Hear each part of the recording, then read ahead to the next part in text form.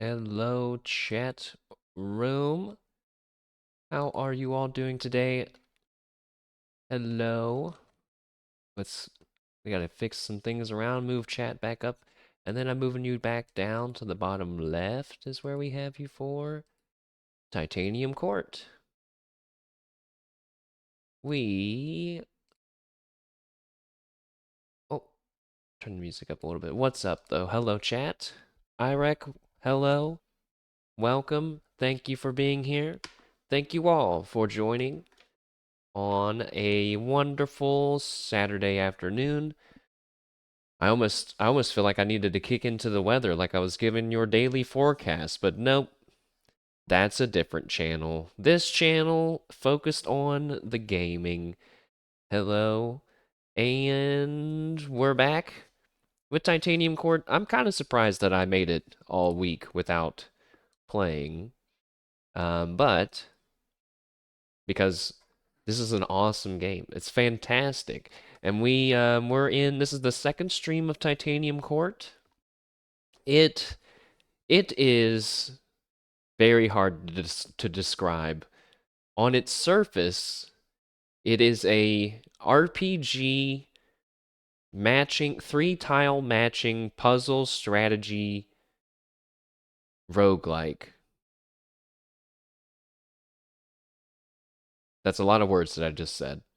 But underneath that surface, which is already nice sounding, is a wonderfully art directed piece of gaming that I feel like is a gem just waiting to be discovered by many people. So we have part one on YouTube already. We'll recap what happened, although a lot of stuff has happened on genuinely. It's an interesting game. I have no idea how long it is. I do know for a fact that there are multiple endings. I do not know if we will do all of the endings. I think it depends if the game has, you know how some games, when you beat it, it kind of puts you back at like the halfway point because it wants you to get to the other endings, versus some games, they just put you right at the beginning and you gotta do it all again. It's not a long game, but I'm just not sure. So depending how long it takes us to get to our first ending, we'll just see. It could be some more Titanium Court in the future. Maybe, maybe not. Maybe I'll leave it to you all to get your own endings. So, let's see. Where are we at in the game? I believe, wow, a powerful 4 hours, almost 5 hours of gaming. That's on top of the almost 3 hours of the demo that we played. Also, look at that number 8. Look at this font. Hold up. Hold on. Now, people that have watched me for a while, they know that I'm a bit of a typography and a font nerd. That 8, and not just the 8, but the counter, the top part of these numbers, like the 9 and the 2 and the 3 and the 0 even. That is such a crazy angle for the curve. It's got so much personality. Although I know when I talk about fonts, I kind of sound like a crazy person, but like you get what I mean, right? It could have just been two squares stacked on top of each other, one square being slightly bigger on the bottom, kind of like a snowman shape, but instead they gave it this squished, oblong, angled slant. Very cool. Very cool. It matches the slant in the A. I mean, the N has a natural slant. But anyways, great stuff. Um, 3 hours on the demo, 5 hours on our gameplay so far. So, let's jump back in. I think there's like 3 acts to the game. And we can go ahead and pause our music now, because the game does have in-game music. Just a little quiet right now. Why is that? It'll kick back in, I think. So this is Titanium Court, and we're in our office apparently. Apparently there's new things that we can do in our office. I don't really remember where we left off exactly. But if we look outside the window, there appears to be a bike race proceeding along the inside of the court's outer walls. Neat. Nice. There you go. There's that art direction side that I love so much. Just looking outside our magical, kind of medieval castle court into our courtyard, and we see a bike race happening with modern day bicycle equipment, everything. Time period in which this game takes place, don't even know if that's possible to place. I guess you could say it's in the modern era, but we are not in the modern world. We are the queen of this magical court in a world that is controlled by the tides, which means the world and the outside world are constantly shifting and changing. That will be a lot easier to understand later into the game. If we go to explore the court, there's a handful of things that we need to try to remember to do. Before we get to the part of things that we need to remember to do, we've already found a new thing to do. Someone has left a magic book on the table. Perhaps we should read it. I wonder if this will interact with our potion of liking baseball that we drank last time. We drank a potion, a love potion, that the game was very clear to say does not make you fall in love with something that you don't love, but will accentuate the existing love that is within you at that time. So you kind of have to like baseball a little bit for the potion of liking baseball to work. Let's read the magic book. You're wandering through the libraries of the court when you come across a book abandoned on a table. That's a big-ass book. That book's taking up, like, at least 50% of that table. Or alternatively, it's a very small table, but comparing it to the bench to the left, kind of hard to say. Normally, this wouldn't be anything out of the ordinary. The court has no lack of books, many of which you have fruitlessly opened in an attempt to make sense of your situation. The title of this book, however, catches your eye: Magic Words. You've known the court to be a place of magic since your arrival, yet any details about the nature or practice of this magic remain elusive. Until now, perhaps. Oh, we're sitting on the bench and oh, look at that. We even got a little cup of, I'm gonna say, tea. Showing little hesitation, you open the book to the first page and begin to read. The page contains a list of phrases, all of them coherent, but seemingly unrelated. Phrases like, "My name is Magnus von Braun. My brother invented the V2. We want to surrender." Or, "At trial, they will face a Philadelphia jury." Or, "Now that you know the difference between right and wrong, it's time to give you a gun." Or, "After a large storm, strange birds emerge in new places." Or, "It is now safe to turn off your computer." There don't appear to be any instructions on the use or application of these magic words, if that's really what they are. You try to speak a few phrases aloud. Nothing happens. You flip to another page. Under the heading Potent Chants, you find this phrase: "Exacto knife, not quite-to knife, dead wrongo knife, spoon!" This time there's a handwritten annotation in the margins, most potent when repeated rhythmically with crescendo. You follow the annotations and begin the chant at a whisper, steadily rising. Oh, someone appeared.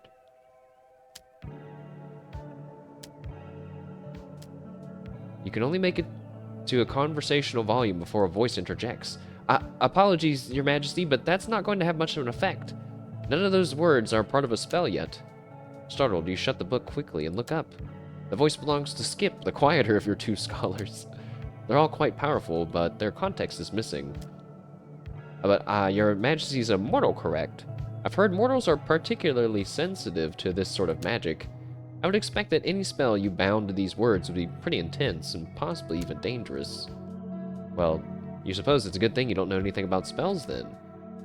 Oh, you don't? That seems pretty unlikely. But if you'd like to learn, I'm happy to teach. Just drop by my office sometime. You can find it by wandering around the library looking for a bathroom. That's hilarious.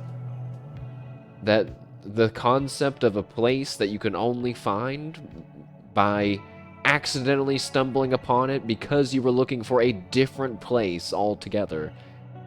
I've not watched Severance. That seems like something that could happen on Severance. Or a show similar to Severance. But no, I wanna go. We need to find. I need to refresh my memory on the extracurricular things that we can do within the court. Perhaps we have time for another shower? Okay, but first I'm gonna take another shower. Yes. You turn on the water and wait for it to heat up before stepping in. Oh my god. It just reminded me of my dumb asshole roommate who, without I mean, I've lived with this guy for years. I can confidently say that he was not fucking with me in this instance. We were talking about the shower one day, I guess. I don't know why. But he said, man, I hate taking showers because I hate when you turn the water on and you have to hide in the corner so that way, because it's freezing and it sucks so much. I hate it. I don't get how you can like taking showers, mashed potato. And I said, what the fuck what do you mean? You don't just turn on the water and don't get in the shower until it's warm. And he stared at me for like 10 seconds without saying a single word. And I was not sure what was happening in this social situation. I just was staring back at him. And he slowly, awkwardly smiled at me and he goes, I've never thought of that. I should have known right there, that this dude is too stupid to be around and that I should not be living with him. But somehow that wasn't enough to tip me off. Oh my god. I mean, I can believe him because he said it and like looked embarrassed. You know what I mean? Like Okay. All right. Anyways, let's get back to my real shower thoughts. While there's no consensus on the full extent of your duties as queen, everyone seems to agree that you're in charge of the war. And by the way, we're seeing an example of the 3 matching tile system. In this case, we're matching soap and water and shower thoughts.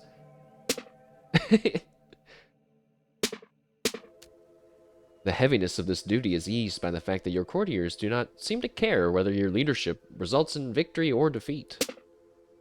I forgot to give the recap, but we'll do more of a recap once we stop finding new stuff. But if you had your choice, you would pursue a third option, peace. The true ending. Is that the true ending? Peace.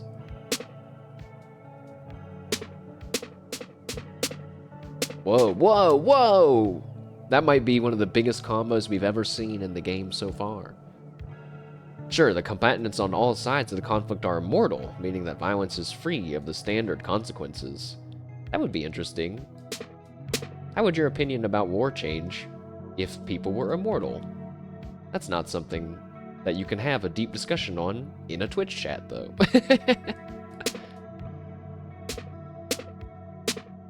Ooh. But that doesn't change the fact that the court seems to be trapped by this war, are we? Actually, yeah, I guess they're in like a never-ending state of war. To hear your courtiers describe it, the war's been going on since before any of them can remember. None of them can speak to its origins, none can speak to its purpose. They go through life every day expecting to be violently conquered as a matter of course, for reasons beyond their understanding. Mortal or not, such a life strikes you as needlessly tragic, so you have resolved to end this war at the earliest opportunity. To do so, you suspect you'll need to learn a lot more about both the enemy and the court. As loath as you are to leave, you think you've spent enough time in the shower. So I like that. I like that the game is kind of hinting at maybe there's a way, a true ending of peace. But I am kind of lost in the castle. Like, I'm just clicking random places to try to find... I'm trying to find the cat, I'm trying to find that door, and I'm trying to find... There's like 3 things, right? There's... Oh, okay. There's the maze, which doesn't require any resources. It's just you exploring it and exploring it in the right order, and you only get one chance per successful chapter or stages. Not campaign run. There's the cat, which you have to donate 20 resources to, and I think it's gonna need at least 100 of at least one kind of resource to have a chance at stacking up all the way to the top. And we have to have varied resources because it plays by the match 3 tiles rule, which the game tricked me into and then told me to save scum, and I didn't. That happened last time. There's the maze, just walk around. The cat, need resources. Then there's a door that needs like 30 coins or something. I think 30. It's not that many. So those are kind of the goals of the next run that we do. But first, let's eat breakfast. So we got some breakfast. Given that you have no desire or qualifications to be the queen of a court of fairies, you propose to instead abdicate your position. Abdicate? Is it even possible for Her Majesty to do such a thing? Such an action would leave our system of governance in tatters. You must not, Your Majesty. Yes, well, you could first help them establish a new form of government, something more equitable than a monarchy, at least. Ah, like a democracy, or perhaps a democratic republic. Uh-oh. We're getting into Stellaris territory again, with all these very specific types of political parties. I can foresee a very smooth transition to such an arrangement. Really? How so? Well, under popular rule, we could simply elect Her Majesty to a permanent position of ultimate authority. Oh. So, I was going to establish democracy, but then they were all say, okay, but we'll just vote for you, and then you'll be the permanent leader forever. Interesting. You sigh. You're not going to bother abdicating if they're just planning to immediately elect you. Such tyranny! Our dreams of liberty die on the vine! Oh well. As a result of eating breakfast, you get a small bonus. I got 10 bread. You always gotta eat breakfast every day for your bonus resources. Okay, and so yeah, you're only allowed to walk around to so many things during the day, and then you have to do some levels, and then if you win, you get to walk around at night, and that's when, right, the big thing, the gameplay loop.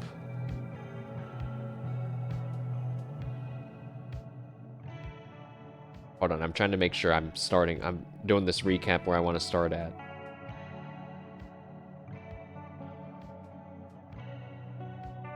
Right, so it's like, it is almost like an isekai, actually. This game is kind of an isekai. Because, well, I don't know if we died, but like we woke up in a different world, and now we're the queen of a magic court, and we don't know anything that's going on. Last time, we learned how the game works, we learned about the high and low tides, which we'll see that happened during the game map, and we eventually encountered a dragon that we simply paid off by giving 50 food away. Later I was told, in the game, was told by the game itself that maybe we should have just killed the dragon because he's just going to ask us for more food again. And then, surprise, surprise, he came back and asked us for more food and we didn't have it all. And I don't remember what happened then. I don't think that he killed us.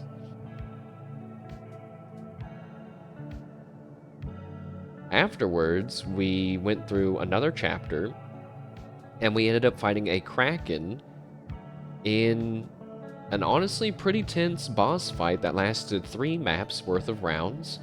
We actually killed it. We managed to win and kill it, and I don't know if that was the right thing to do either.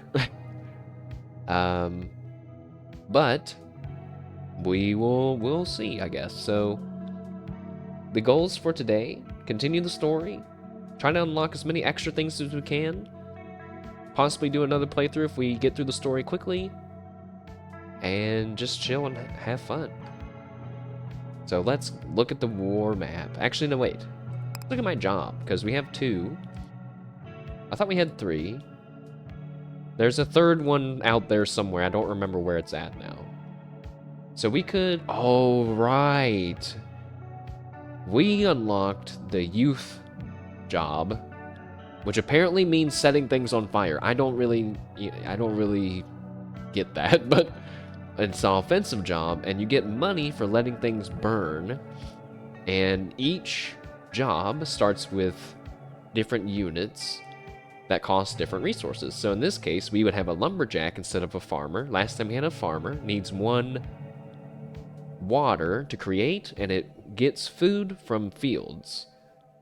In this case, we need 2 bread to make a lumberjack, but he gets wood from forests. But then how are we getting the food, you know? So there's a burn, like a spell, where we just light stuff on fire with wood. And then there's a storm, which removes fire and flammability. So I guess with this kind of a job, instead of this one where you're sending units out, this one you're doing like map control with the fire and everything. And I am really curious about the fire spreading mechanics, but it also really worries me. So I think I'm just gonna stick with the Monarch for now. And I don't know. I just don't want to set all of my people on fire. That's basically what I'm afraid of is gonna happen. Let's stick with this one, nice and simple. So here, oh, right. And we need 4 keys so we can unlock some gate at night, presumably ending the game, but not sure. Wait, was that always there? Achieve sufficient personal change so you can safely leave the court at night. I don't think that was always there. Oh, there's a thing to use the youth job in battle, huh? Okay, I'll use it. Let's use it. You sit on your throne in your office and, for the first time since your arrival, you relax. Damn, we lit up! In response, you can feel the court change in appearance and character. Whoa. You wonder what these changes might mean for the war. Tooltip Chan's back. So glad you asked. Allow me to answer. First, your starting cards have changed. In particular, this card's essential to your new job. What do I mean by new job? Look over here. Your new job is to watch the world burn. Instead of earning money by destroying strongholds, you'll earn money by burning any tiles. Any tile. And one more thing, while you're using this job, you're immune to fire. Oh. I didn't know that. That's fantastic news. Wonder what's the point of not setting something on fire then? If you can't be put on fire. But let's go. What's at the end here? A toll booth. I'm gonna be honest. I don't know. I don't know why I'm still getting surprised by this game, and yet there's no way to predict anything that could happen in this game. But what the heck is a dire goat? I mean, I've heard of dragons, I've heard of krakens. A dire goat? That sounds like a World of Warcraft mob. Alright, let's go. I say let's go. How do I go? How do we play? Oh, go to war. After breakfast, the court goes to war. And we have the game's difficulty modifiers, the comfort or strife. And of course, we're going to try to strife it up. Let's see. So we can't gather wood in our first battle. We need the one... Oh, begin the war at half health. Oh, now that one's +2 strife.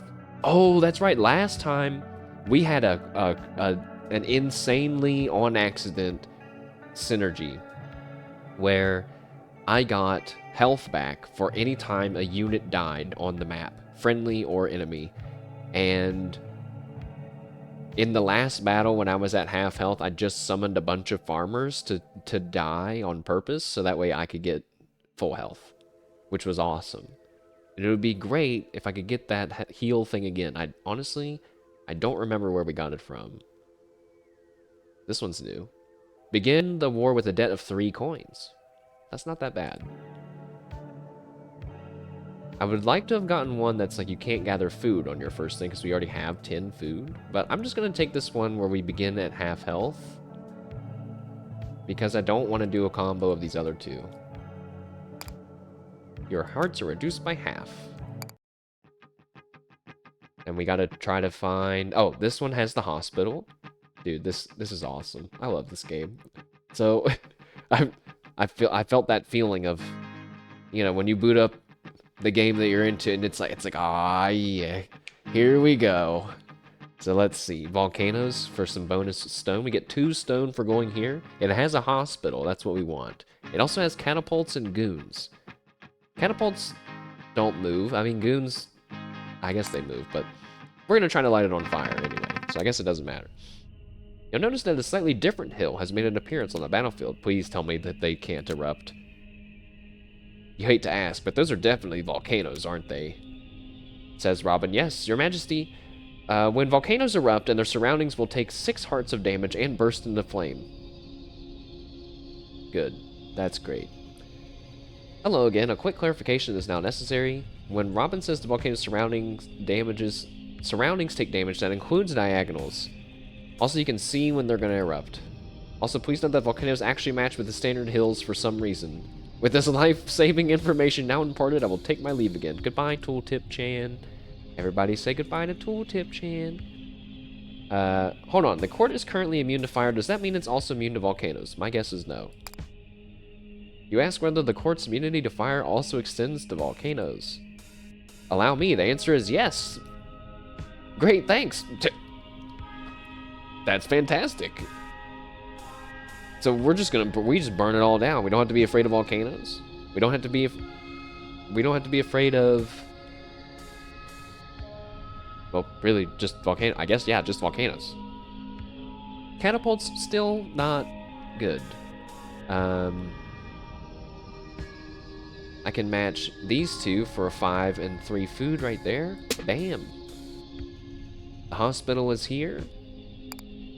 And we can increase our max health or recover health whenever we get water. And I bought this last time. It has like 10 charges, I think. I don't know. It's like not that. It feels worth it. So we need to keep this tile that has the hospital on the board if we can. Sometimes there'll be more. A merchant machine? What does that have? I love that you can see it ahead of time to know if it's worth saving or not.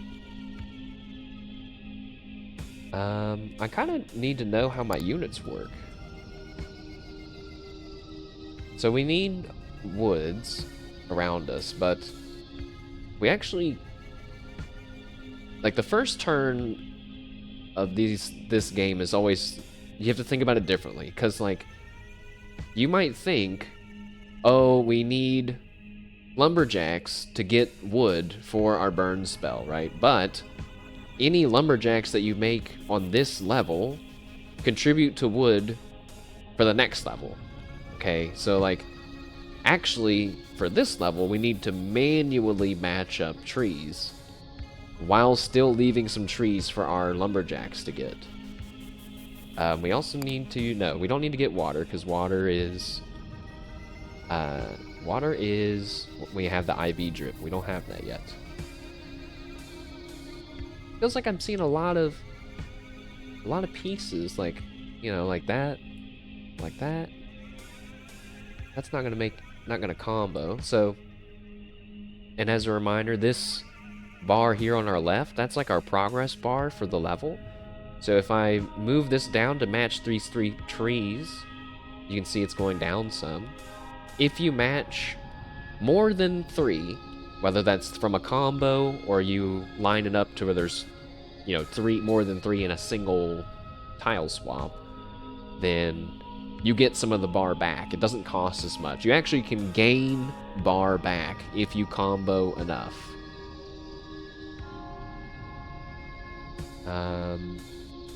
But I need to pay attention to these catapults too. Actually, the catapults are a big problem.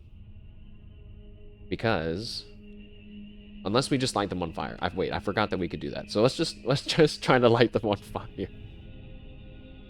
Yes, it's a genius plan. I'm just gonna swap this guy down, and then swap them. There's 3 food and 3 stone. My hospital's right there. I'd like to keep it. some water right there.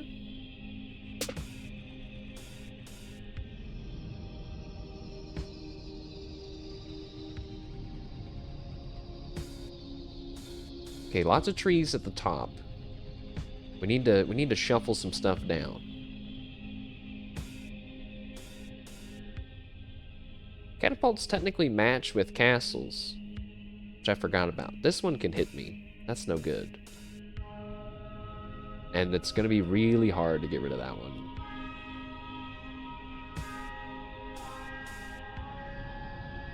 Especially because I can't match... Oh god.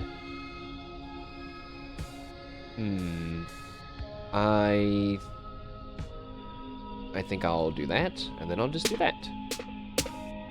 Okay, stuff happened. Oh, here's 4 wood. I think I'm safe from catapults. There's actually... Oh, there's 1 catapult. Ah, you dick. If I move that stone there, that's gonna go away.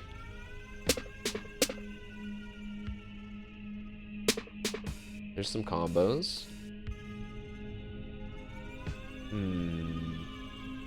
Now it's gonna hit a rock, right? Ah, shit. This one also not hitting. Oh, damn it. Wait. I'm safe. Just do that, and I'm super safe from everything. Aw, yeah. What? Oh, okay, yeah. So there's some water there. I'll take the water. No, my hospital! No! Oh, there's another one. Phew.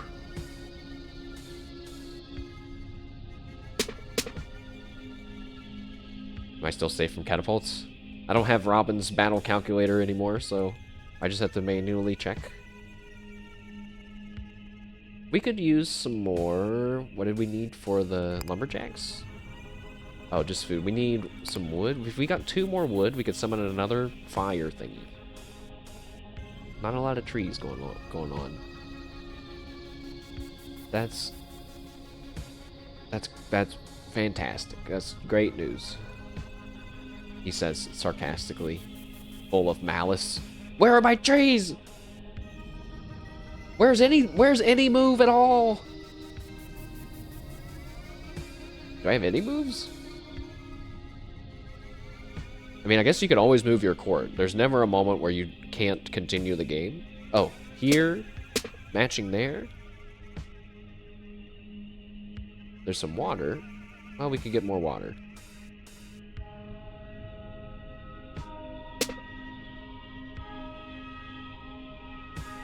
Trees? I need another tree! No! No! Just one more. Oh, it's right there! Alright, so that was high tide, when all the stuff is movable, and now we're in low tide. So everything's locked in, the map's locked in. If we look at our catapults, they're gonna hit some rocks. That one also hits a rock. There's only 2 on the board. I just noticed the catapults shoot baseballs. We can go ahead and... That's so tragic. I actually don't have enough money to buy... Oh. I could sell stuff.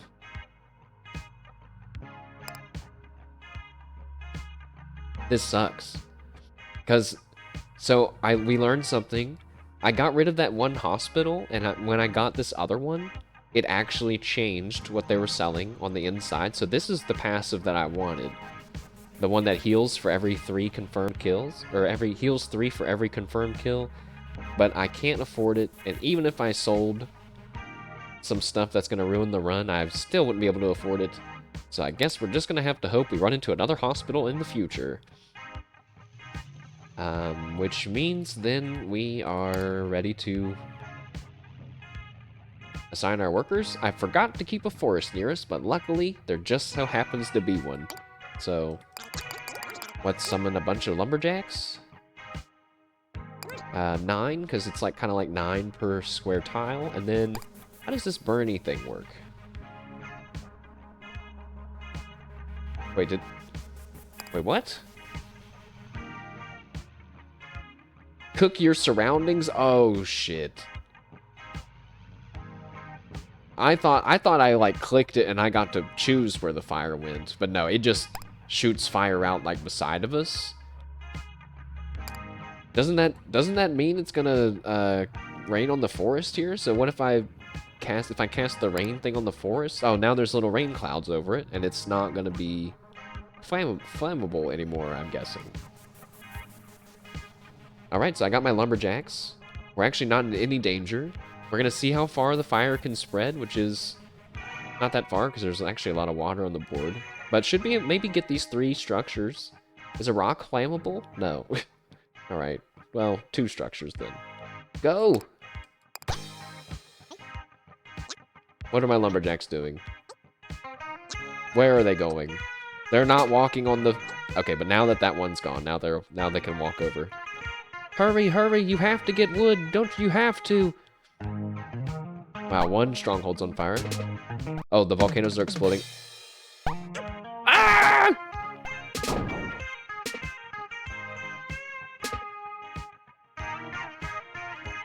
Wait, what if we can buy stuff afterwards? Please let me be able to buy stuff afterwards. Nope, it's gone, isn't it? Ah, shit. Okay. Good news, we're rich. Bad news, we have no food or water. Let's check out this hospital spot. It has wormholes and goons. That's not good, but I've not like had my shit rocked by a wormhole yet, so I'm not scared of them. But I know it will happen.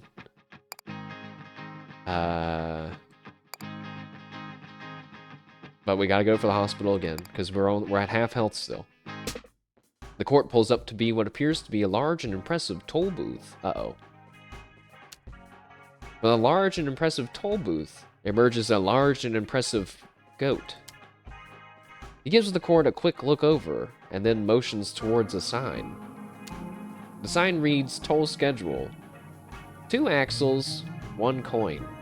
4 axles, 2 coins. A fairy court, 4 coins. Your Majesty, that appears to be a dire goat. I would definitely recommend paying its toll if we have the means. Yes, they can be aggressive if we don't do what they want. What? What? So it's just on the field, huh?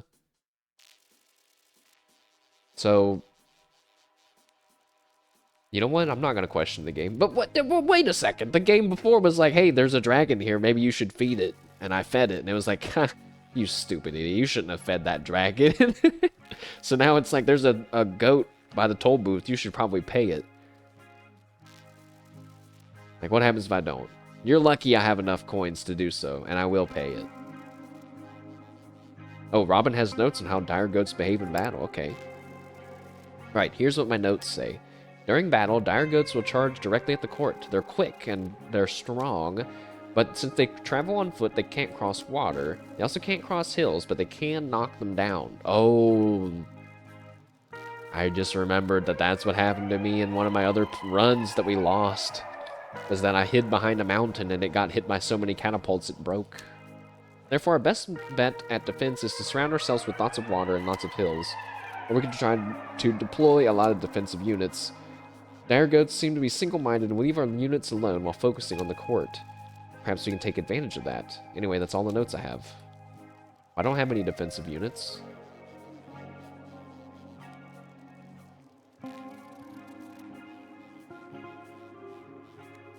Yeah, you know what? I'm just gonna pay him.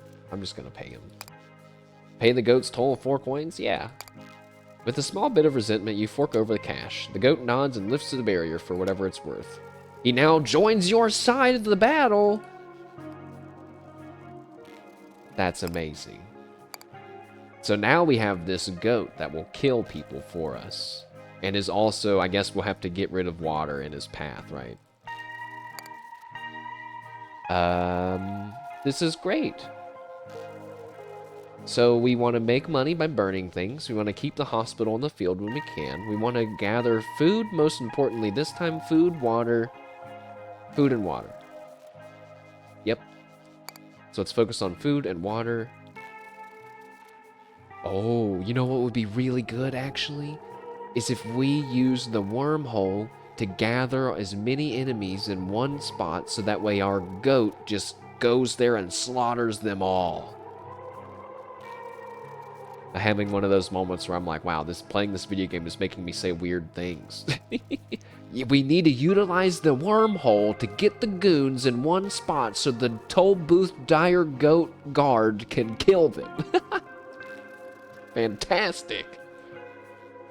Let's see, let's do that. I'm gonna try that. So, now there's one guy. Oh, God. Lots of stuff happened up there. Now there's one guy in here.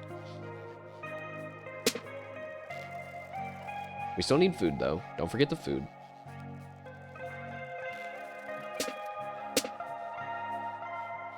Not a lot of strongholds with people in them yet.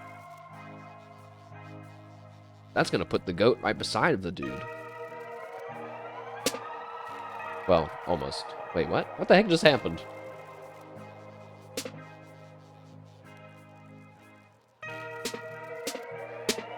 Oh! What a nice combos. So wait, remember, we need food and water. Food and water.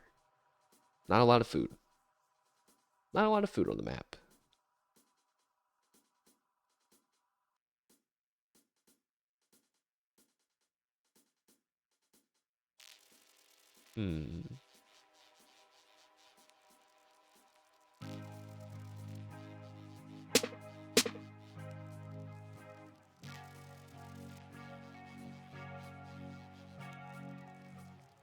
So there's a double combo there. Oh, shit. No, no, it's not. I'm an idiot.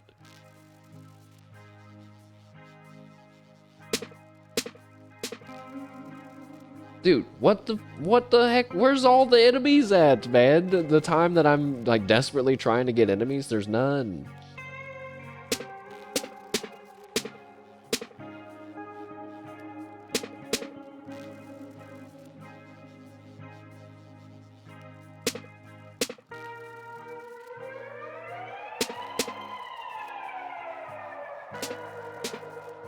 Whoa, my goodness. This map is crazy. Yes. More enemies. Now don't combo that. I'm just sometimes I end up trying to combo things just because it's like a nice amount of things. It's not always the best reason to combo things. But I have 2 people in here. There's a 3rd guy there. How am I going to get these things closer to each other?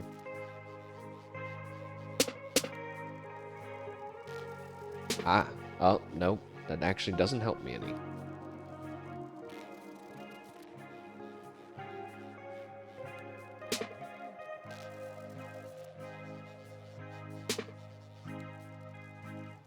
We're making a lot of resources off this level.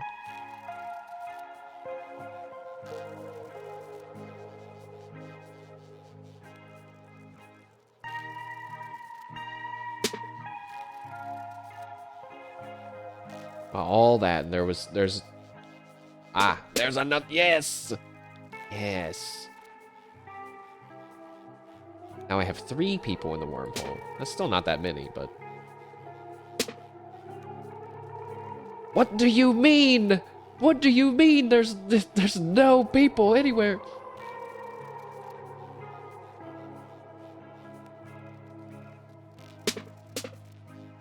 Oh, I got another turn back.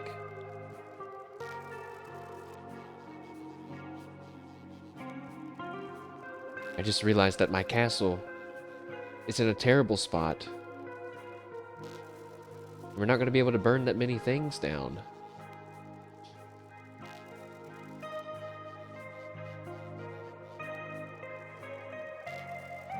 I'm going to go up to separate myself from the people below me. And hopefully let the goat do everything? Does that make sense? Over here? Well, definitely don't want to stay in where I'm at right now. I guess I'll go there. Okay. So first, oh, the hospital. That's a new thing. What is that? Repair. Healthy spell. If you can provide the raw materials, stone, your health can be repaired. I'm gonna be honest. Okay, it's much cheaper than the other thing. I was gonna say the other thing was better. But only giving up 1 stone for 2 health? Oh, no. This is not one that you can keep reusing. It costs 3 each time. Well, I'm gonna do it a little bit. At least get up to 30 health. I don't want to use all of my stone. So we have a little bit of money, a little bit of stone left. What's in the safe? It's locked. For our units, we... Oh, man. We need to make it storm on this forest? And I'm gonna cause fire. Apparently wormholes can catch on fire. Good to know. And we'll summon some lumberjacks to get more wood.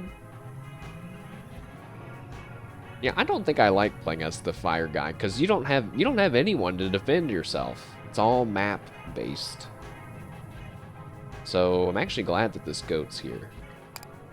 Let's start. So they're just lighting themselves on fire.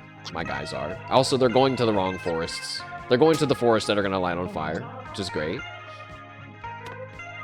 My goat is in. He's attacking the thing. Uh-oh. Oh. Never mind. Oh, shit. He's invincible. Wait! Goat! Help us! Kind of takes you a while. Yeah, he just ignores enemy units. That's right. I should not use the goat defensively. With the toll paid and the battle weathered, the dire goat gives you a nod before returning to his toll booth and drifting away with the tide. You're once again drifting through the gap between battles when you receive sudden word that a visiting dignitary is one of those words that I've read a bunch, but I've never said out loud until right now. Dignitary. It's like a high... It's like a powerful person, is my understanding. As the official representative of Titanium Court in all external matters, it falls on you to meet and entertain this man. I don't want to entertain this man. He shakes your hand and gets right to the point. Listen, Your Majesty, I don't do small talk. No, sir, no, ma'am, I'm all about the big talk. I'm talking macro talk, cosmic talk, big questions, big answers, big numbers, big stakes. Big subjects like the point of it all. Big questions like why. Big worries like all the inevitable decay and death of all things. He stops and considers. Yes, a classic icebreaker. Let us discuss death. Entertain us, the dudest chat. Listen, no trauma dumping in my court, you dignitary. Your death, my death, civilization, art, culture, all of this headed to the trash bin. Eventually, but definitely, everything we are, understand, and love will all be gone. We won't exist. Poof. Pow. Maybe not today, probably not tomorrow, but in the grand scheme of things, soon. Got faith in an afterlife? Worship some sort of higher power? That's nice. But I bet you a pretty penny that all of that also has a sell-by date. And this isn't even a pessimistic prediction. Oh no, I'll have you know I'm an optimist. But I must say, friend, all evidence we have so far suggests that this future, that this is a future that is 100% capital G guaranteed.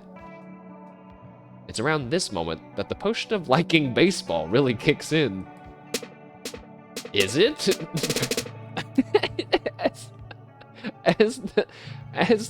as he continues his best attempt at existential assassination, your mind rings with that sound of a bat striking a ball. Since as long as you can remember, you've suffered from a pattern of intrusive thoughts. In moments of embarrassment, stress, or anxiety, disturbingly violent images would cross the threshold of your mind, unbidden and unwelcome. These spasms only last a moment and have no real effect beyond being unpleasant. You've always assumed that they were another piece of the familiar noise, something to tolerate. That is, until now. As you walk this person through the courtyard, you realize the intrusive imagery has changed. What once were scenes of bloodshed and fear are now the graceful motion of a batter striking a ball and sending it skyward. The pain and revulsion you once felt are now the aches of muscle and bone after the labor of play. It feels like something in you has been unlocked, releasing a pressure you've never been without. And you're contemplating this minor but welcome change to your internal machinery. You briefly turn your attention once more to the person. Think you're all part of some sort of cosmic cycle of life, death, and rebirth? Well, I got some bad news for you, bucko. Death is coming for that noise, too. You'll be fine. You let your thoughts drift and play ball. We just get right back to the game? Like, are we mid-conversation with him? What's happening? I don't understand, but let's go. Let's continue. We got some fields for some food. We do need some food. Actually, we need food really bad. That one has a market, though. The market lets you change resources for other resources. It also has fairies. Or no, it has birds. I'm not fucking with birds. Okay, there's a lot more dudes on this enemy map. I'm mad about it. Let's start getting some food, though.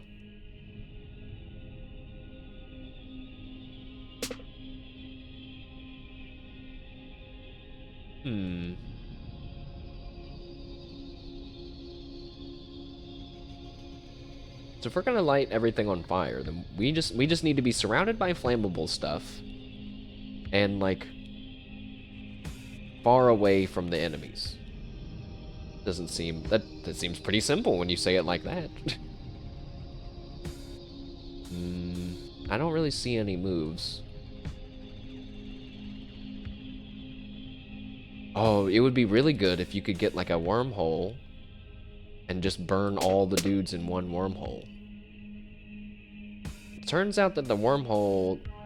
So enemy units, for those that maybe missed part 1, they spawn when the progress bar hits the spot on the bar. Like once the game starts and it's in its auto battling mode, they'll spawn. But even if they're in a wormhole, they actually still spawn in an order.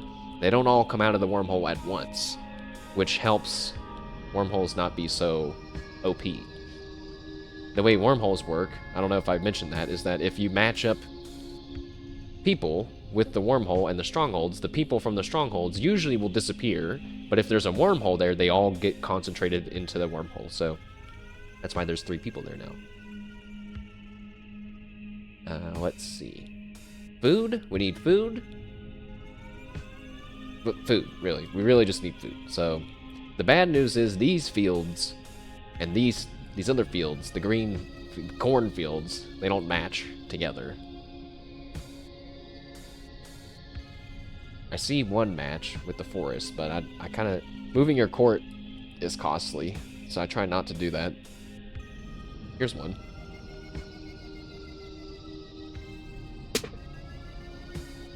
There's one.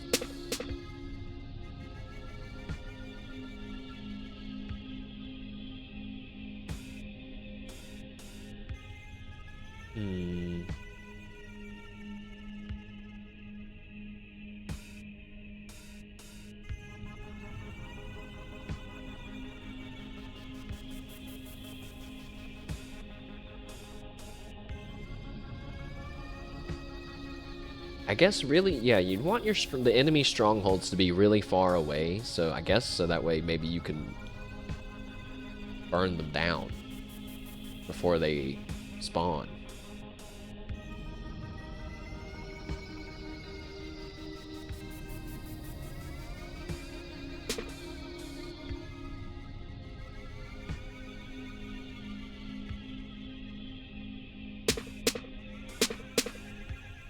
Nice.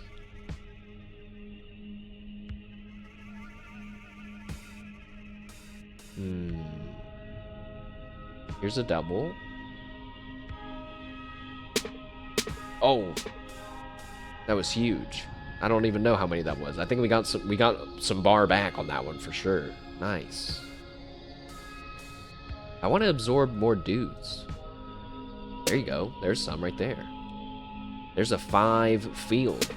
And another combo that I wasn't paying attention to.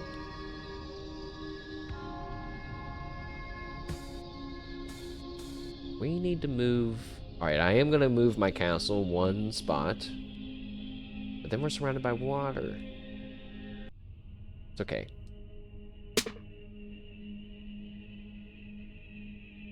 You know, maybe it wasn't okay. Actually, no, it's okay. This is either gonna be a game over or it's gonna work perfectly. I don't really like that those are the only options, but it's kind of where we're at right now. Because my thought is I'm gonna cast a fire spell right at the beginning, and it's gonna burn the wormhole, and it's hopefully gonna kill all these dudes before they spawn. If not, we lose.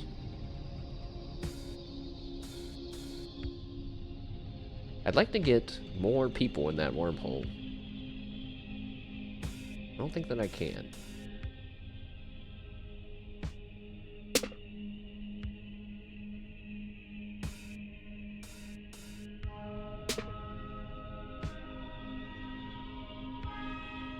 Nope.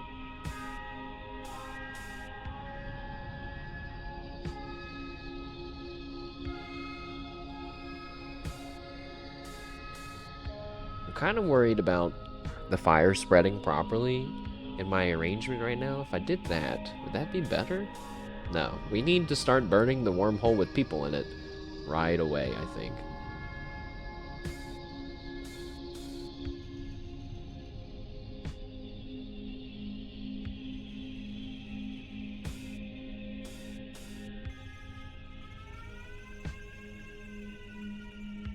Alright, just get rid of those people at the minimum. Now we're only worried about the people right beside us. So there's a chest, we open the chest, and we get... Dragon's Cough raises tiles above me one at a time. Oops. Okay, I just picked up everything. But I mean, I'm pretty sure it's free to pick up stuff, so it doesn't matter. Oops. Wait, I don't want to do that. What's this? A knight. Oh, shit!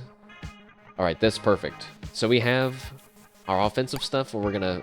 Yeah, it's lit the wormhole in the forest on fire. We don't want to save anything.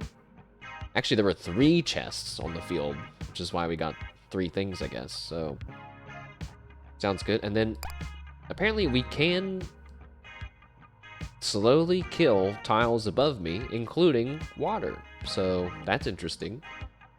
I actually don't want to rain on this forest. What do you mean that the location's already immune to fire? It's on fire. Okay, maybe because it was on fire? I think something weird was happening there. But now I put the rain on the forest.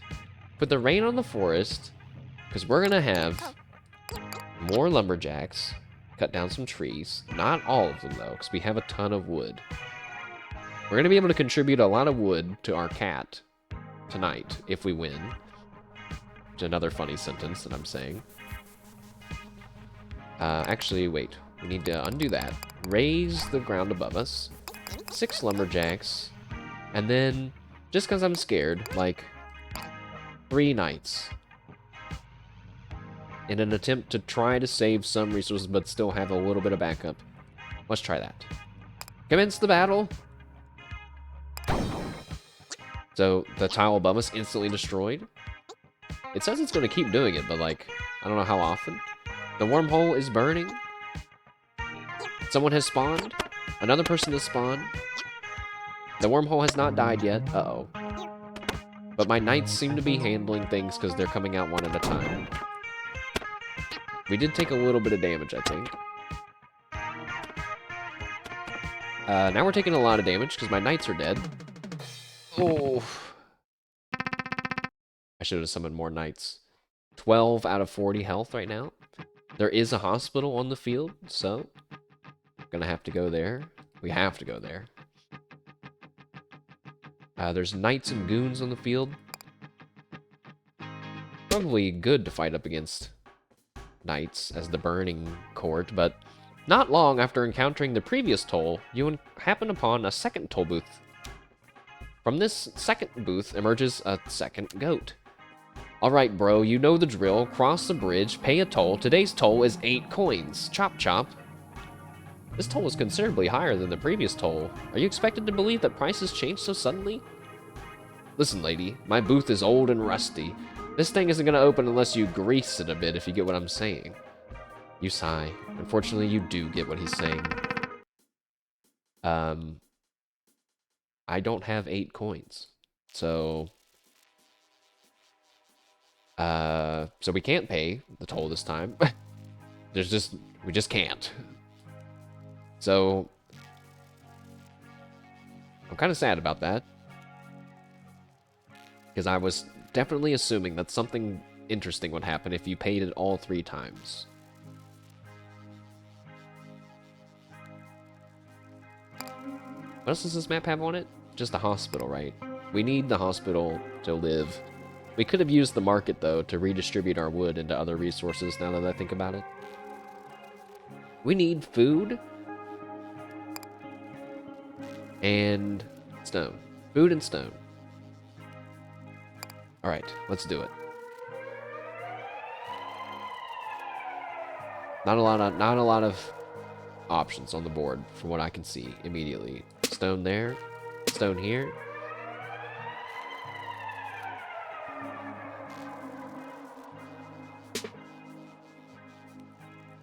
There's our hospital. Oh, let's check the hospital and see if we want to get rid of it. No, we want to keep it. No, I need another coin. Oh, and I'm not going to get another coin because you get money and stuff after the level. I'm selling this. I'm selling the Dragon's Cough, which gets rid of tiles above me one at a time. Which, now that I think back, I don't remember it ever destroying a second tile, but I wasn't paying enough attention. I'm just going to sell it, though. No healing is... What? No healing is possible during the high tide? Okay. I thought I could buy it now. Maybe I have to wait until the map's locked in?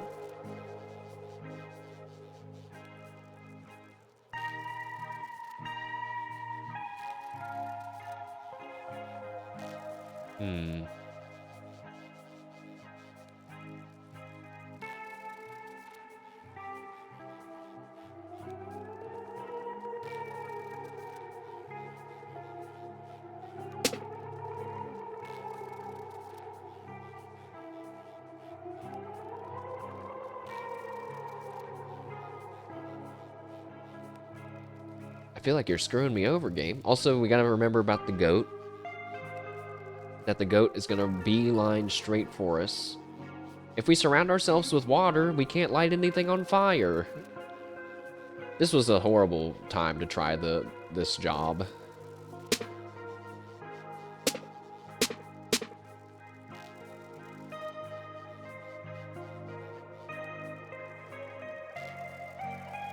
That's going to get rid of the hospital, and I want to keep that hospital. That's also going to get rid of the hospital. Oh, damn it.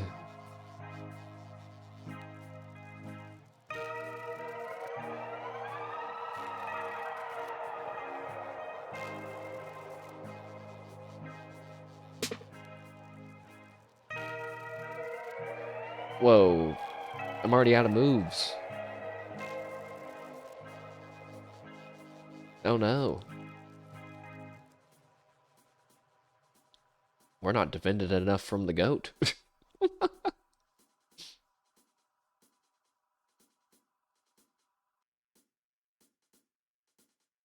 Uh-oh.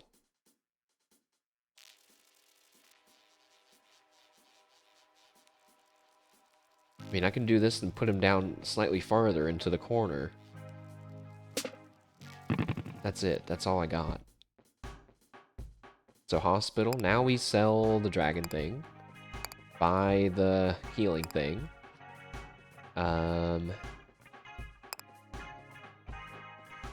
know, at least we have the knights now. We don't have any stone. We don't have any stone to defend ourselves with. I think we might lose. Spread some fire. We don't need to rain on the hospital. I mean, the goat is gonna have to, like... I hope he hits this hill. If he starts hitting this hill, and then has to, like, go all the way around, maybe he won't be able to make it to us. I don't know. I also can't even summon that many lumberjacks. Oh, shit.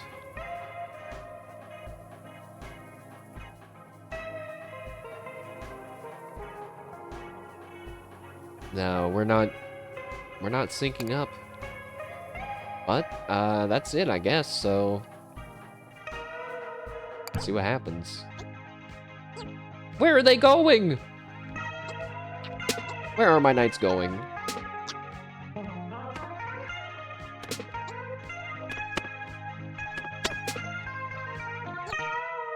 Alright, the goat is coming. Oh god, he walked right by the rock.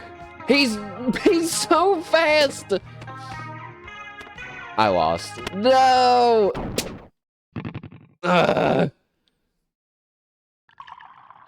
My cup runneth over. With time and repetition come comfort. You feel your maximum comfort increase to 3. Damn it. Like a cartoon rabbit burrowing through the earth, you suspect you may have taken a wrong turn recently. I want to change jobs. I'm taking a stupid shower. You turn on the water and wait for it to heat up before stepping in, unlike your idiotic college roommate. Let's have some shower thoughts. The people of the court believe in many things. In magic and science, in the power of words and metaphors, and in beauty and poetry. I just realized I lost all my resources! No! My wood pile! They believe in superstitions. They believe in the morning news. They believe in the tooth fairy, the colon fairy, and the toenail fairy. Ah, the lesser-known fairies. One thing they don't believe in is your perpetual astonishment. To your perpetual astonishment is cars.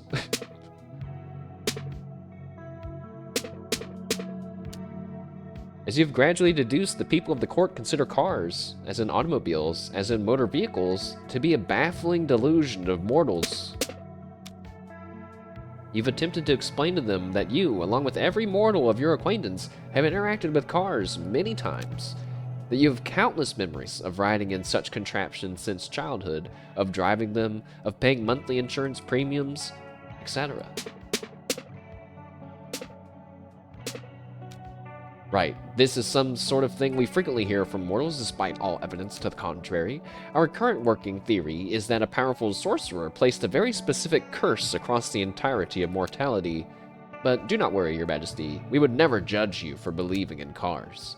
Yes, all of us carry a curse or two. Believing in cars is a fairly harmless one. It is nothing to be ashamed of.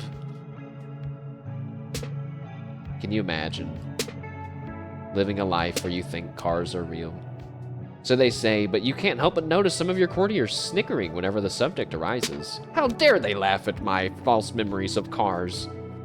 As loath as you are to leave, you think you've spent enough time in the shower. Well, I don't know how much there's going to be for us to do since I failed today. Apparently there is something new.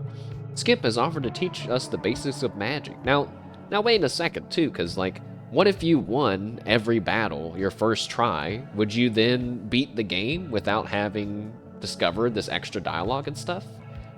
Or maybe the game only ends once you've opened that door at night with the 4 keys.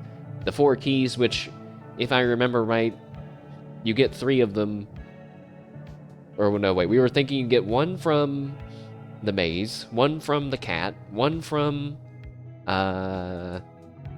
the paying the 30 gold coins, and maybe you get 1 for beating all the bosses of the game. I don't know. But Skip's going to teach us about magic, so let's see what she has to say about that. You decide to take Skip on her offer to teach us some magic in the other corner of the library. As an individual possessed of decision-making power within a magical institution, you feel it's in your best interest to learn some of the basics. I love that the people are represented by what is essentially 1, 2, 3, 4, 5, 6, 7, 8, 9, 10, 11, like 10 to 12 pixels. I love it so much. I really love how this game looks. I can't stop praising it. Unfortunately, one of the first facts you learn about magic is that there's no such thing as basics. Skip stands before you wearing a powerfully luminescent academic robes. Oh, wow. Wait, they're actually, they're a gradient. Magic. I mean, it's magic robes. She waves a piece of chalk as if it were a wand. It might be one. Magic is you know, there's another word that I've read a lot, but I've never tried to say out loud before. Magic is finicky and flighty. A leaf enamored of the breeze, its rules change with irregular regularity. To attempt to wield it is a task for scoundrels. To attempt to teach it is a task for fools. Fortunately, like all wizards, I'm both. Hop stands in the seat next to you, both a clown and a criminal. Ha ha ha ha. Whoa. Just another frightened ape hurled naked and screaming onto this hell of an earth. Skip takes a bow and Hop claps. Right, and that is my first lesson on magic. Any questions? What? That reminds me of when I took my psychology class, one of the psychology classes in college, and the first thing the teacher said was, you know, welcome. We're gonna learn about psychology stuff. Something, something, something. And then she said, in this world, you're born without asking, have to do things you don't want to do, and you die and then you die when you're not ready to, or something like that. I was like, oh my god. She like took all of human existence and crumpled it into a small ball and threw it and hit us right in the forehead. It's like, yep, and this is how it is there, you know, like, oh, thanks for the existential reminder. You look at the list of questions you prepared in advance. Did I prepared questions in advance? Many relating to the second law of thermodynamics, and feel a tiny bit foolish. While you consider, Hop jumps in with a question. What's with that outfit? So glad that you asked. Do you like it? It's stunning. You're stunning. But what I really mean is, what's the spell that it's got on it? Oh, this? Just a modest enchantment that enhances my teaching ability. I see. Trying to impress Her Majesty, I suppose. Obviously. Well, it certainly worked on me. How is it constructed? Skip begins a long and technical explanation of the enchantment on her robes, but the important parts can be summed up thusly. Skip claims that her robes draw their power from a collective understanding of what a lecturer looks and dresses like. By imitating an archetype, in this case the archetype of lecturer, Skip is able to draw on some of its power. Skip now bows again, and Hop claps. You, however, retain a certain amount of your mortal skepticism. This explanation rings a bit hollow to you, particularly since contemporary lecturers generally don't wear formal regalia while teaching. If anything, modern regalia is more commonly associated with inexperienced recent graduates. As you voice this thought aloud, the glow on Skip's robes promptly fades and sputters out. The two scholars both stop talking and stare at you for a few seconds. You aren't sure what happened, but you definitely have a distinct feeling that it's definitely your fault. You're on the verge of apologizing for whatever it is you did, when the two of them break the silence. Well done, Your Majesty. Oh my, oh geez, I would never have expected such an elegant and powerful disenchantment spell. You simply must show us how to cast it. I nominate Her Majesty to lead the next seminar, and I second that nomination. All in favor? Then the cat. The two of them raise their hands to indicate their affirmative votes. The cat, also asleep in the corner of the entire lecture, also raises a single paw. Then it's settled. We look forward to your lecture, Your Majesty. And so the first lesson on the fundamentals of magic concludes with you on the hook to prepare and present the next lesson.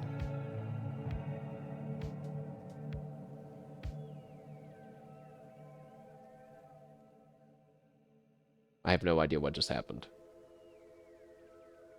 Let's go to the dining hall for some breakfast. I would like my free breakfast, that I'm assuming is free. At breakfast, you ask your courtiers what any previous queens of the court may have remembered.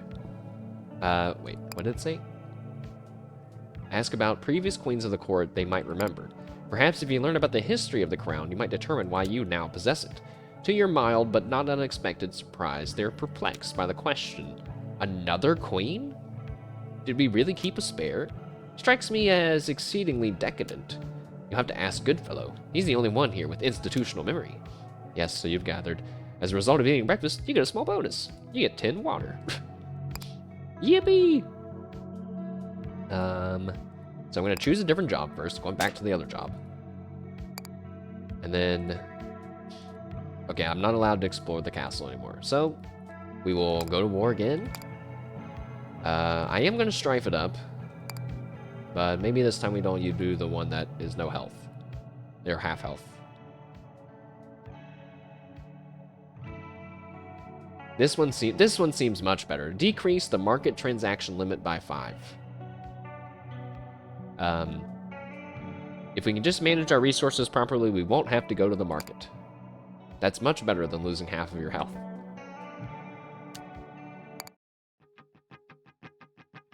So let's see. And remember, avoid the market. That is the chest. That's a chest and a shop. So we can go to any of these. We need not water. Wait, we have the farmer again and the soldier. So we need, yeah, a little bit of everything. Water for farming. Food is the most important thing. Now this one has volcanoes and centaurs. Do I get money? Earn coins when you destroy strongholds. Does that include when a volcano destroys a stronghold? Because if so, I could get rich off of this level. This one's missing wood, so I don't want to go there. Boats and goons? Or centaurs and goons?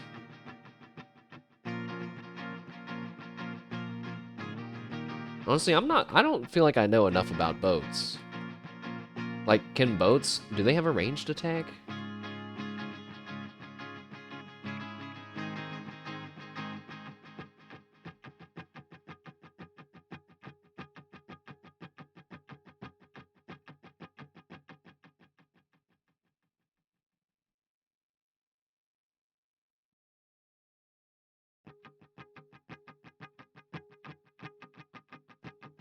I'm gonna go for the boats. Let's try to fight the boats here.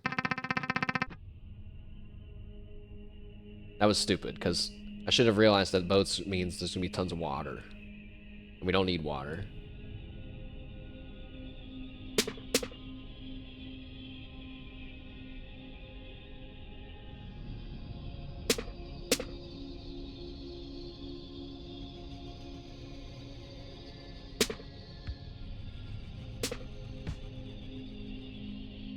So much water.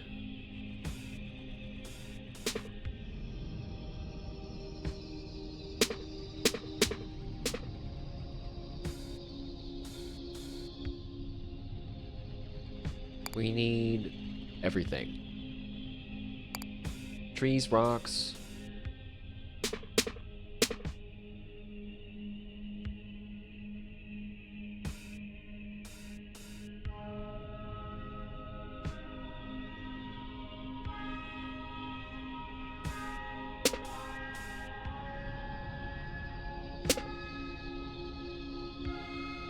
Now we're nice and far away from everyone. Need more trees.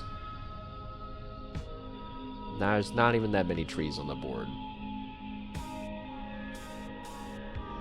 They're all just so perfectly far split away from each other.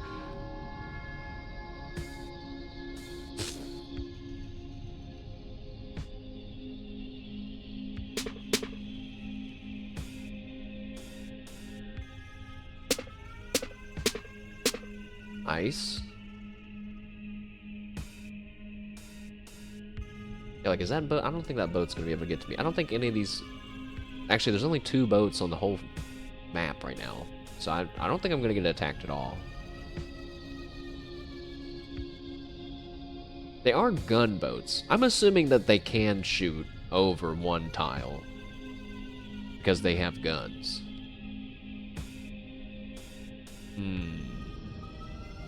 Don't need water. Still need wood. Not that many wood spaces around.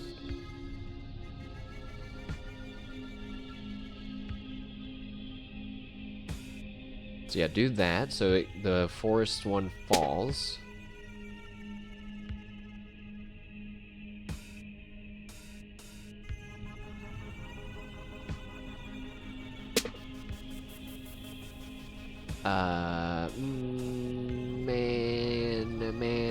Man.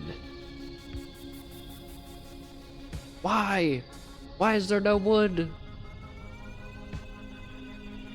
It's really going against my whole don't use the market strategy, which really isn't much of a strategy at all.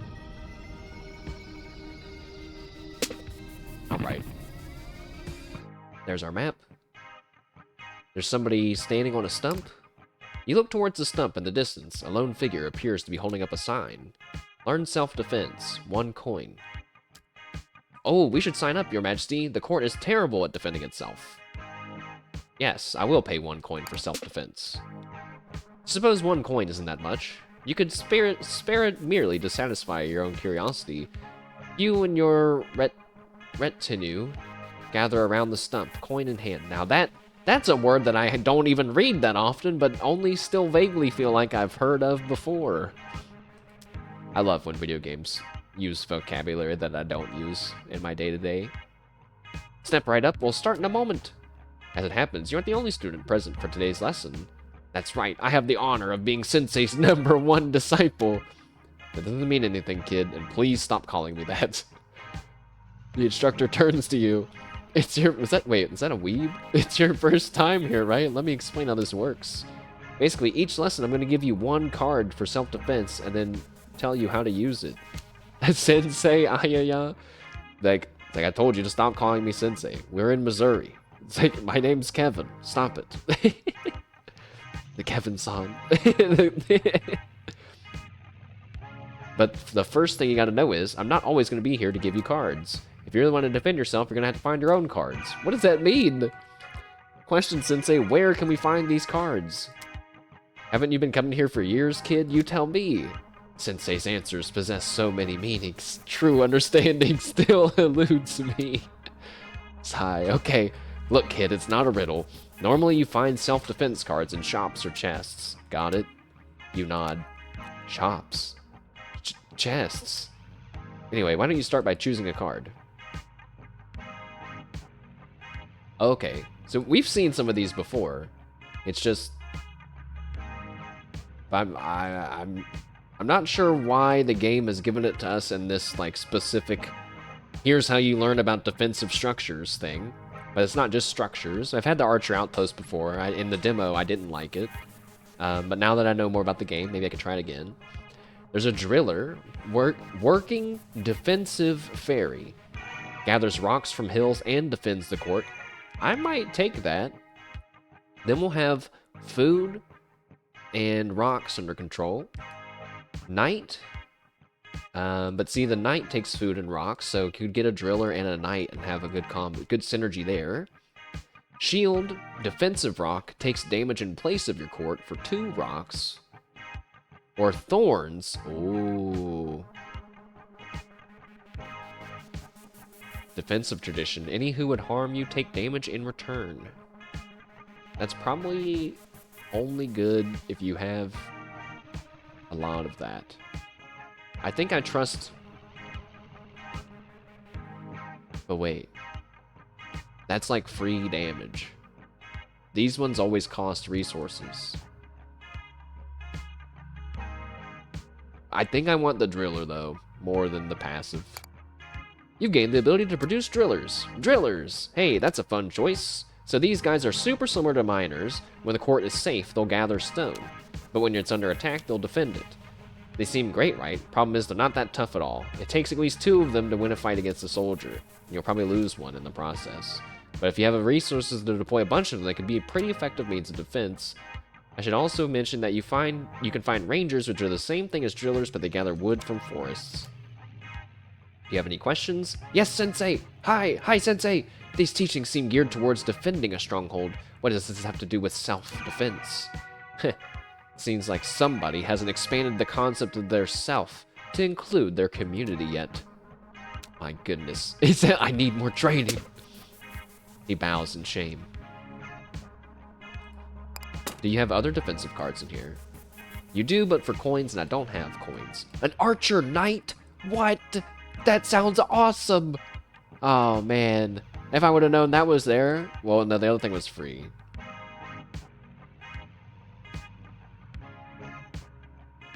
Huh.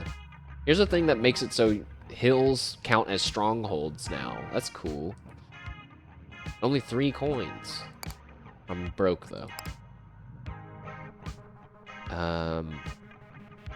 Great news. My castle is right beside of a rock. And some fields. Wow, that actually worked out perfectly, and I didn't mean for it to at all. So, I'm gonna summon some mining, or some drillers. As many as we can, because it costs wood. And then we're gonna summon all the farmers. Okay, wait, that's too many farmers. Enough farmers to harvest a good amount of food while still having enough for the next round. So then we'll be getting a lot of stone and a lot of food. We have water. Next map, we concentrate on wood. Let's go.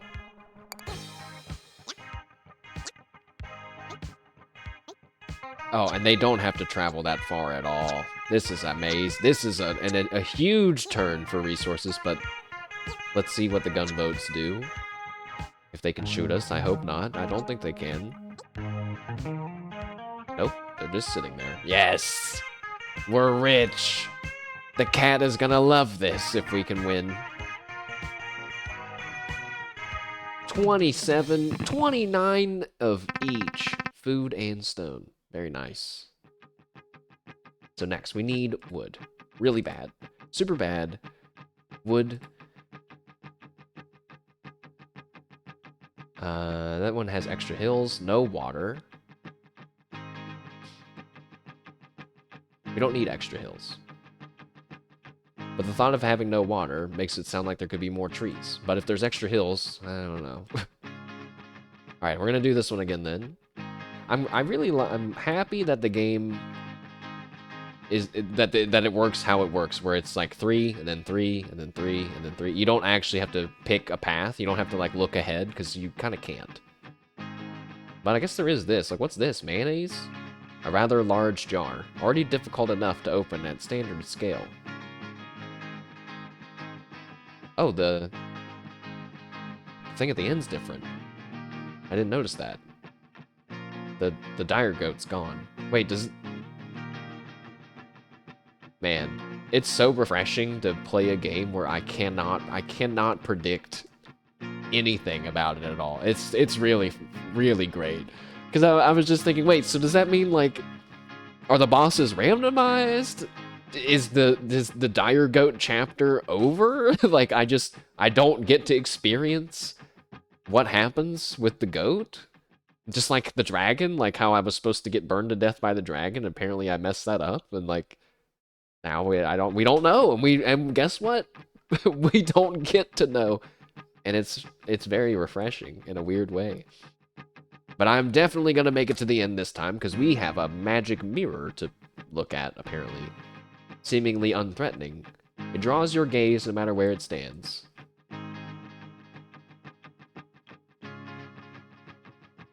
I think chests are better than shops. Chests are free.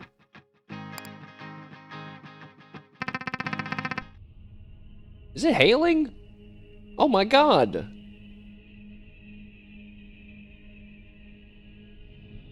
It's hailing outside, guys. Help. There's considerable excitement surrounding the rather large jar that's drifted into view. From among the detritus scattered by the tide, a large and imposing jar floats into view. Upon catching sight of it, Robin groans, "Your Majesty, I advise you to steer the court away from that thing." But the other courtiers object. "Nay, Robin, such advice is in error. We must steer closer to that jar if we ever to hope to open it." Robin explains her reasoning. "Every time we wage war in proximity to that jar, Our soldiers neglect the battle in the favor of attempting to open it. But we're still making progress. Surely by now we would put a dent into it. Robin sighs. The decision is yours, Your Majesty. But if we must attack the jar, let's at least do it when the court is relatively safe.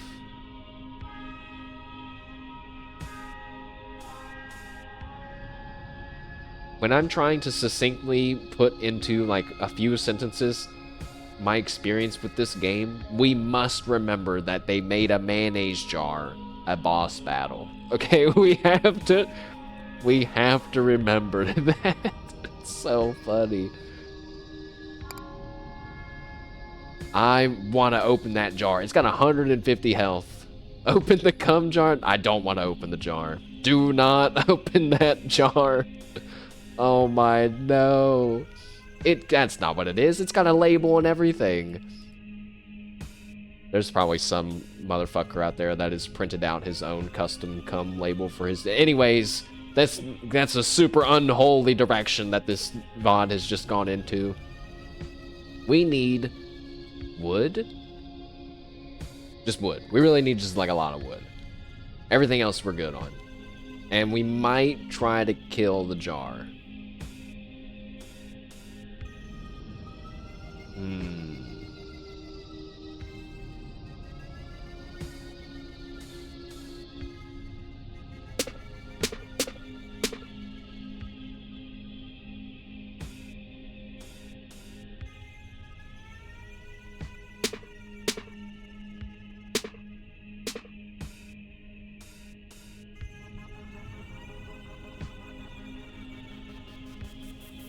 I mean, we have to go for that. Everything in this game is too tempting. It's like oh, man, you can pay the goat to go through the toll booth if you want. You don't have to. I'm like, of course I'm gonna do that. What do you mean? It's like, well, you can open the giant jar of mayonnaise, but just be warned that it's gonna take a considerable amount of time. It's like, what? Yes, we're gonna try to open the mayonnaise. What do you mean? It's like, yeah, well, we have to. I could do that and then go down.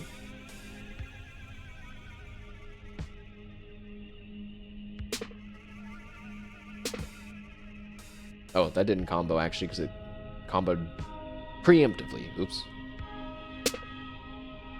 Wait, the jar, it's so far away.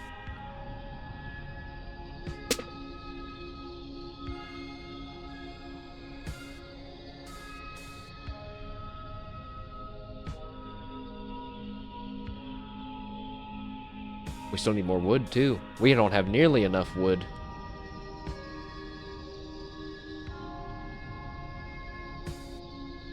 I hate to get rid of my chest. I'm gonna have to, though. Did not get that much wood. Oh. No, no, why did you do that? Ah, fuck.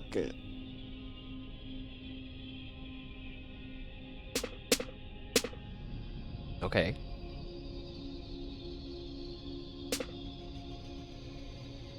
More double combos.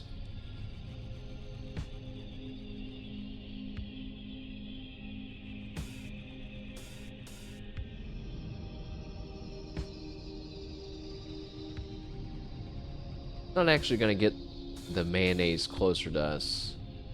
Need to get rid of these 3 fields.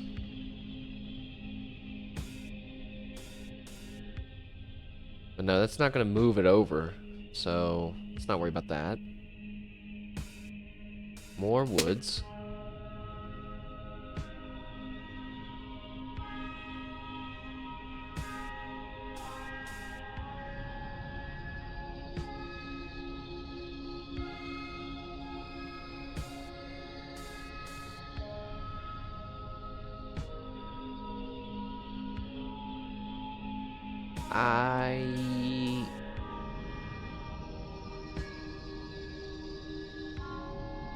I might just move that over, and then we're gonna move over a tile and go to the jar.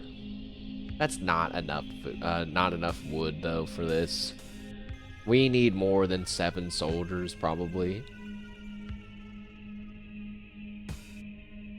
Everybody pray that we get some wood from those chests on the board. Please, please, God.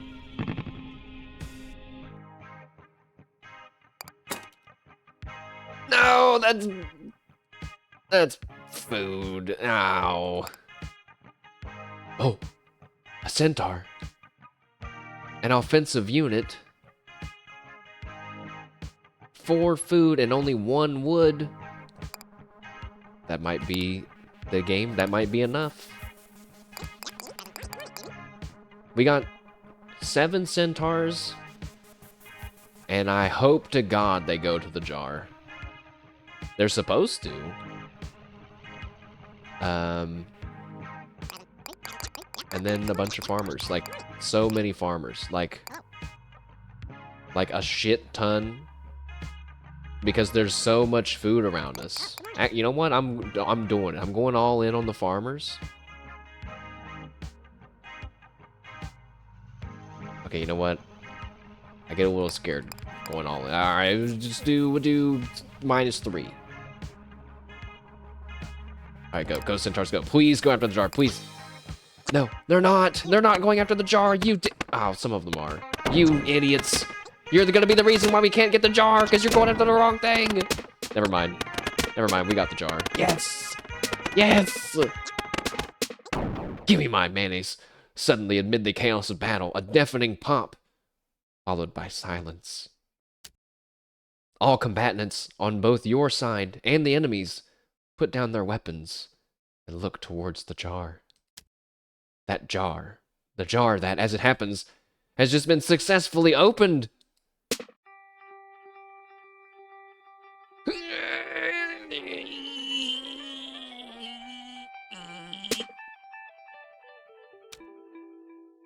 It's full of something. From within the jar emerges an aroma. You can't immediately identify the smell, but it's something familiar, something that unlocks memories from another place, from another time and place. Springtime, moderate humidity, classes are winding down, and the new warmth is rekindling the smell baked into the walls of your residence hall. You're about to move out, and you're looking at a period or 2 or 3 weeks before you can move into your new place.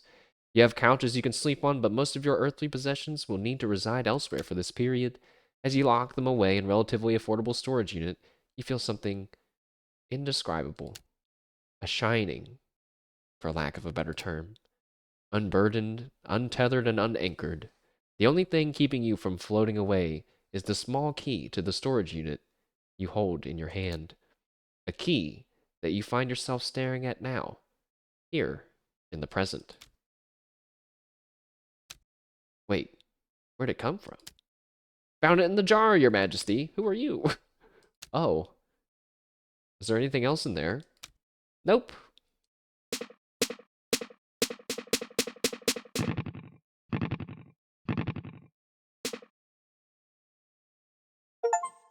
A curse is lifted. On this day, the Queen of the Titanium Court did unburden her people of the curse of resistance, and there was jubilation. Okay.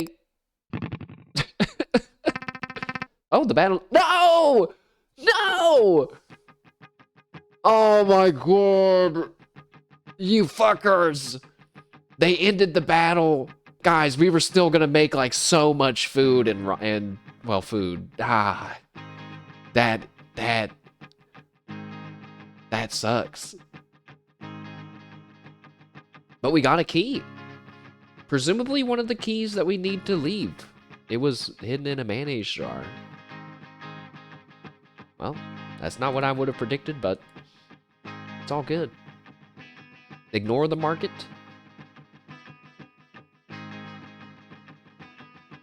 This one has extra woods.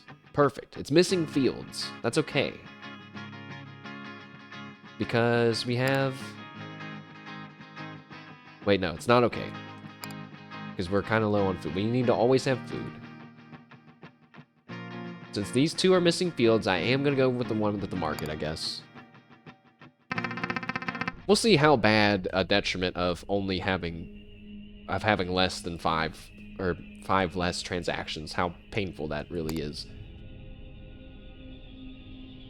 So we need wood horribly badly, like super badly. There's not a single instance of trees that I can link. I hate this game sometimes. He says in a loving way.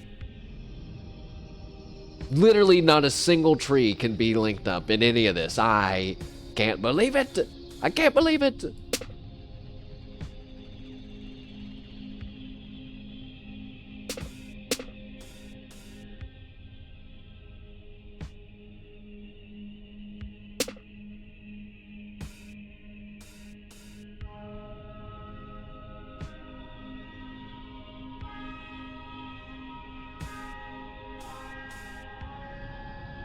Man, These are bad. This is bad turns. It's already almost time to for the low tide to come in. Is that an archer? No, no. Oh shh.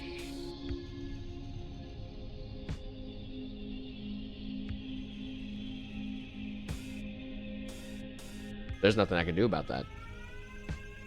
Except move away.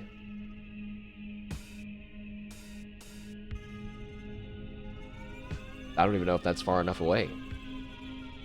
Calm down, mashed potato. We got all the time in the world to think about what move we want to do. It's all good. Don't worry. It's like playing RimWorld where I'm like, oh shit, oh god, what do? I'm panicking. It's like, calm down, just pause the game. Just pause. You have infinite time. Oh. If I move up, nah, I think I'd rather move to the left. I don't know if he can get me. I don't know. I'm gonna move to the left and hope that he can't get me. No. I'm gonna move up and hope that he still can't get me. Oh wait.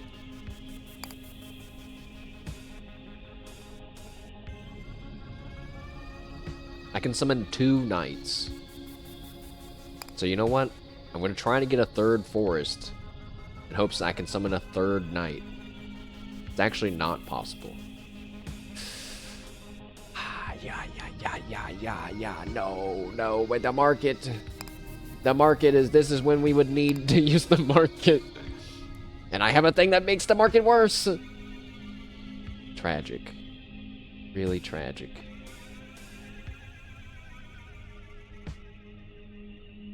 Alright, just move up. Move up and pray to whatever gods we believe in. To the market. Now it says 5 less. The market transaction limit has been reduced by 5. But it doesn't say anywhere how many I can have in the first place, so I don't understand that. 20. So the strife things are not always, I would say, equally balanced, right? Like, spending 20 coins would get you 40 resources, up to 40 resources of any kind.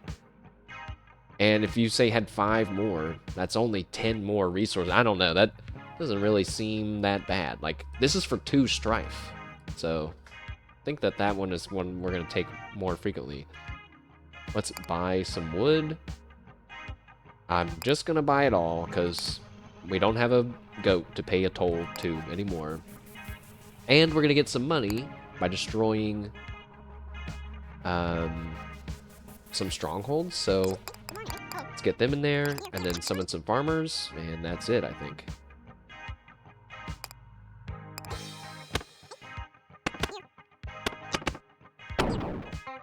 Now that one is going to get the archer. Hopefully he can actually kill it before he spawns, but it's looking unlikely. Never mind. We got lucky with the stronghold spawns. We killed all of those things. It's 5 knights. Guess I didn't need that many. Getting a handful of food back. Not bad.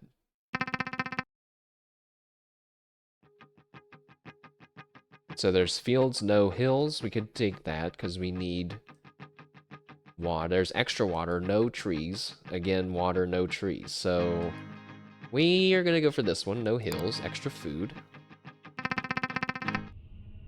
And we need... now I can feel myself playing it a lot faster now than before, which is good. Kind of hard to tell the cornfields from the forest at first glance. They're both very green. Here's a giant present. A gift shop offers articles of permanence for purchase. What does that mean?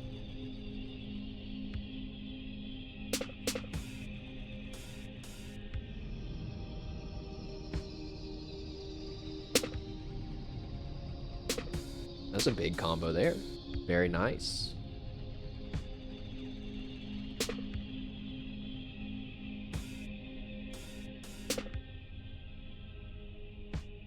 And again, we need trees and water.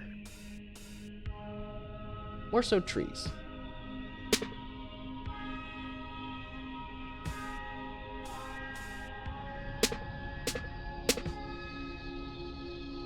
Trees and water.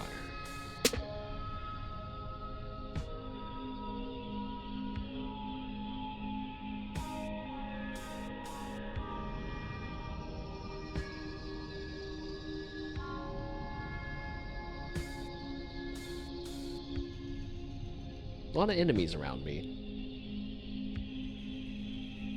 It feels like there should be a big combo. There's like lots of stuff almost touching.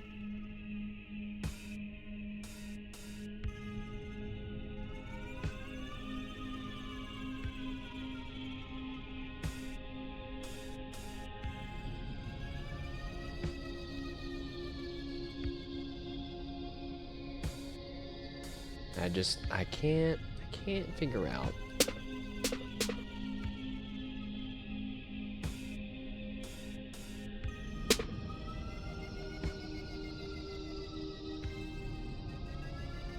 Still need more trees. I'd like to not be surrounded by water, but I guess it kind of helps my Centaur crusade.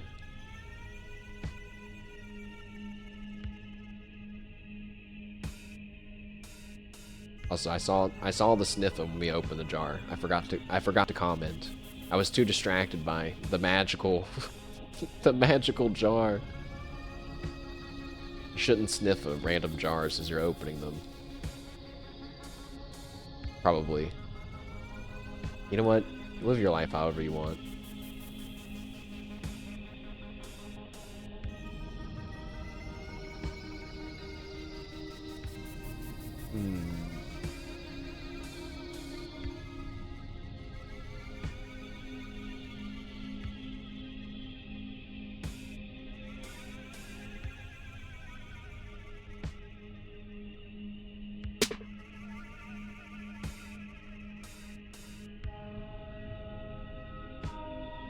And less and less things happening. It's gonna get rid of one of my chests.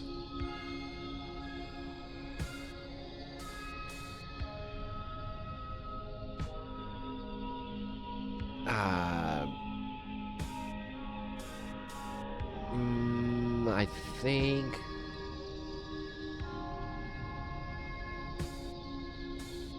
could just move over a slot.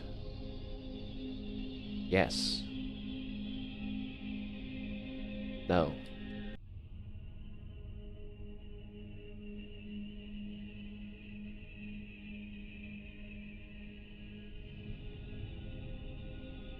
I'm trying to think, how can I best control the direction my guys are gonna do? If I have it over here, they're definitely gonna get these 5 strongholds, 5 strongholds, I can count, to the right, because they can't get that one in the bottom left corner now. But we're really close to all the enemies, so just the part I don't like. Open the chests! We got some water and 20 food. I'll take it. A gift shop advertises immortal souvenirs. You aren't surprised to discover that the gift shop has a second location, this one outside of the court. Gotta meet the customers where they are, you know?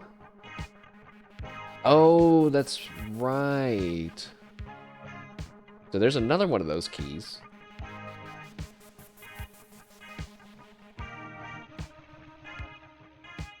Oh.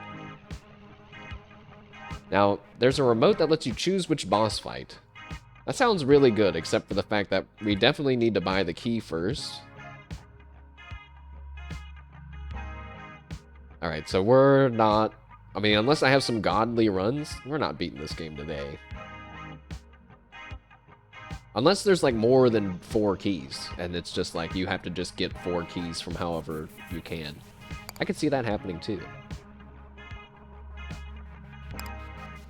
So I'm not buying any tickets right now. I only have 6 coins. We might need them to win the run. We need to summon the knights first. I'm just going to summon them all. And then a bunch of farmers.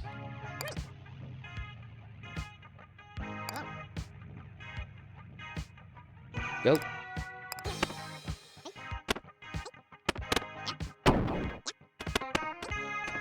It's actually good that they've split up this time. They quickly beat up one dude, now they're all moving on. Beat up another centaur, they're all moving on. Oh my gosh. We actually got all the strongholds in the map this time. They're so fast. They're even making it back. I love that this game... Like, they're like...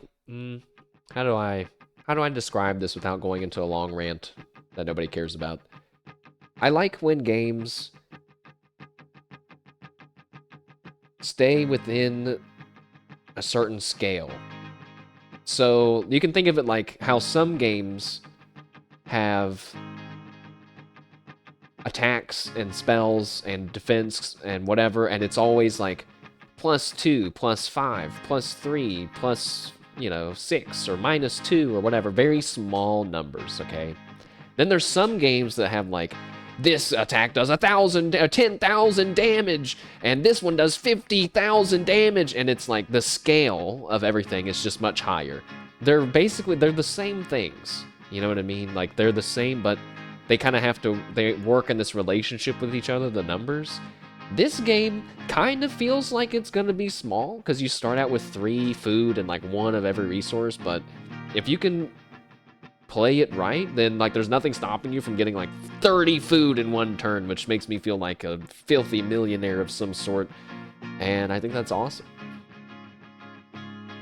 Now we have a ton of food and rocks. In fact, we've just had that many rocks this whole time, now that I think about it. So we don't need that one. We need water. We always need water. But we need wood the most. This has knights and goons. They're defensive. It's gonna be harder for my centaurs to kill. Let's go with the scamps and the goons. And then I don't have to have as many knights to defend myself, I think.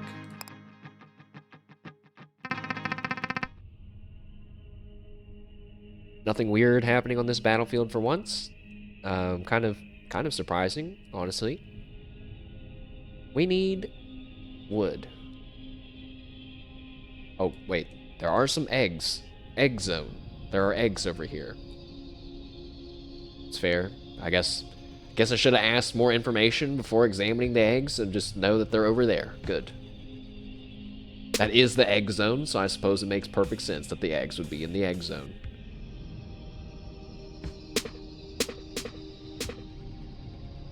Nice combo there. The shop has appeared.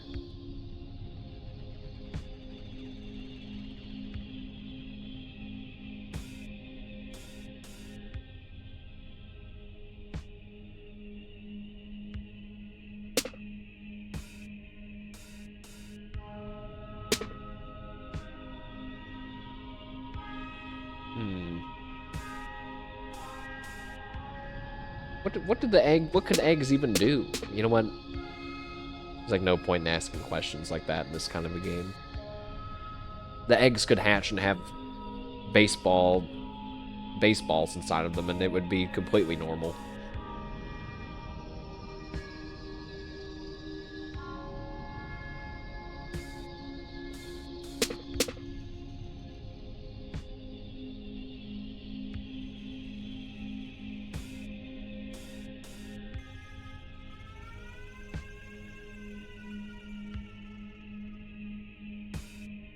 You know, I can see why maybe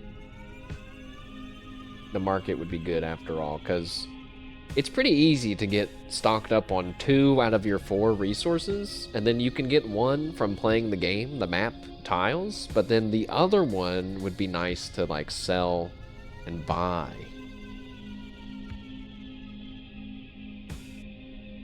Trees, trees, trees, trees. There's just not that many around.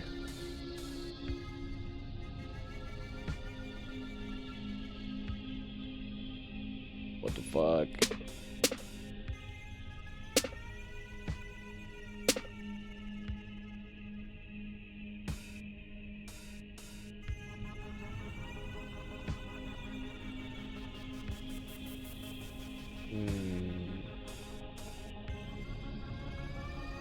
Cats and stuff, what up?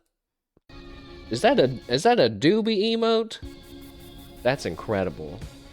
I'm also a doobie fan. Welcome, welcome. I never seen that one.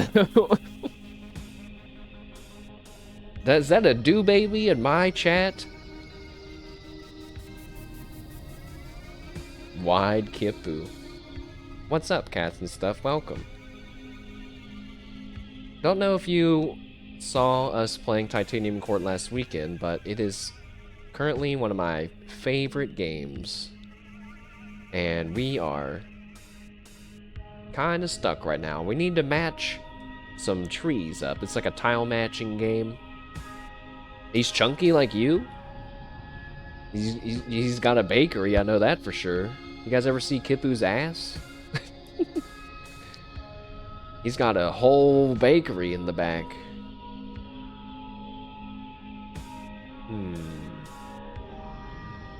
Did you happen to see Doobie in the Marvel Rivals tournament yesterday? I watched it for a little bit, but Subaru was doing her weekly talk show as well. I was kind of flipping back and forth. You never seen this game before, but you'll watch in silence? Hey, it's all good. Thanks for dropping in. And it is fantastic. I'm sure that once I get past my indecisiveness right here, you'll get to see some of the charm. I want to keep the enemies around, because we know now that only a handful of centaurs are required to kill everything, which is awesome. But we need like just like a littlest bit more wood, like the teeniest, littlest bit, but I can't connect any of these, so... Ah, there's some wood right there. And that's gonna surround us with some stronghold. Okay. Now, I've never been surrounded by more enemies than this. But let's see, let's check the shop. Let's see. Have I heard of the game Sulfur?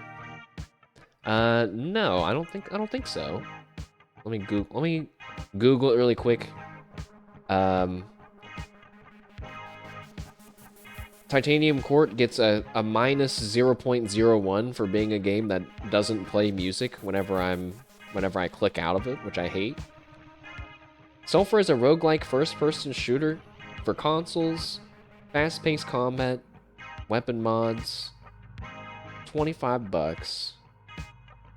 Modern old school, came out 2 years ago, 2024.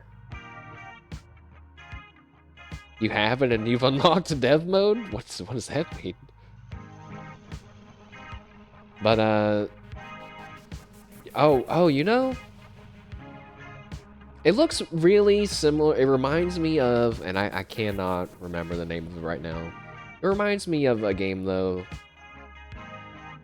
that I'm pretty sure was about, like, killing animals and getting their animal parts while you ran around and did a 3D shoot 'em up kind of a thing like this.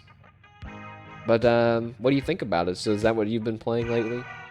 I've been playing some Pokopia off stream. Portable wall, we don't need that. The Dragon's Breath thing, we don't need that. Oh, the Ranger. Oh, or trade wood at the market. Wait a second, trade wood. I do need wood, but I could buy the ranger. Do we want the ranger? I think, yeah. We have the farmer, the driller, and the ranger, and the knights. Oh, no, we don't have knights. I'm gonna buy it. Wait, the eggs. Maybe the eggs are important. A mysterious egg is on the battlefield. You receive a fascinating offer from the egg zone that has appeared on the battlefield. Your Majesty, great to see you again. Still trying to get home? Anyways, do I have an offer for you? He gestures at the large pile of eggs on the battlefield. That's right, you could become the proud owner of your very own football. The eggs are full of footballs, not baseballs, of course, because I'm an idiot. You've almost beaten the second level, or world, or whatever you want to call it. Nice, nice. Is it like supposed to be super hard, or is it more like just about the action, you know? Is he talking about the eggs? Oh wait, is he saying the eggs are footballs? Eggs? What eggs? I've only got footballs here. Sir, it's called the egg zone. They clearly look like eggs. Your Majesty, they are likely American footballs. I hear those are shaped like eggs. Hey, if you're gonna call your football an egg, call it an egg. Who am I to judge? The important part is, I'm prepared to part with one of these footballs for an incredibly low price. In fact, I'm prepared to pay you to take one with you. If he's willing to pay you to take one, there must be a downside to doing so. You'd like to know what it is. Well, raising a football is a big responsibility. Too big for me. But you seem like you've really got it together, Your Majesty. You govern a whole magical court. You command vast armies. You ask questions before agreeing to stuff. I can't think of anyone better suited to carrying one of these babies to victory. But, well, to answer your question, you know how the game of football works, right? You lose the ball, you get a penalty. I can't keep racking in those penalties, Your Majesty. I'm gonna go broke. But I doubt that'll be a problem for you. So, what do you say? You consider assuming guardianship of a football. Collect 10 coins for taking the football. Collect 22 food for taking the ball. Or collect 22 stone for taking the ball. Well, clearly we're gonna take the money. It's rather hard with 2 billion enemies on you at once. You've managed to chisel an LMG to accept 50 caliber BMG big massive gun. I don't know what BMG stands for. So it shreds. It doesn't kill, it shreds like a cheese grater. That's cool. So there's like some weapon modding, weapon customization mechanic in the game. I guess that's where the roguelike bit comes in. I bet you have different characters that start with different abilities, different guns at the start, and you can still change it as you go. It seems cool. Maybe we'll add it to the list. I'm going to take 10 coins in your football egg now. You collect the signing bonus along with the egg. That's assuming your responsibility for shepherding it to victory. I'll be rooting for you. Oh God.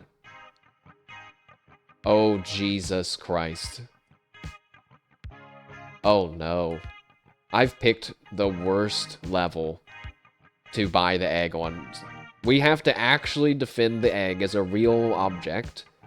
And it only has 20 health, and it's literally surrounded by enemy strongholds from all sides. It's good.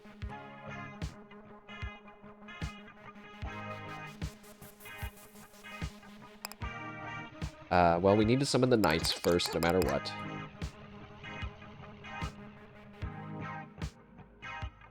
Oh, did I not buy the ranger? We need to buy the ranger. No. Yes, buy the ranger.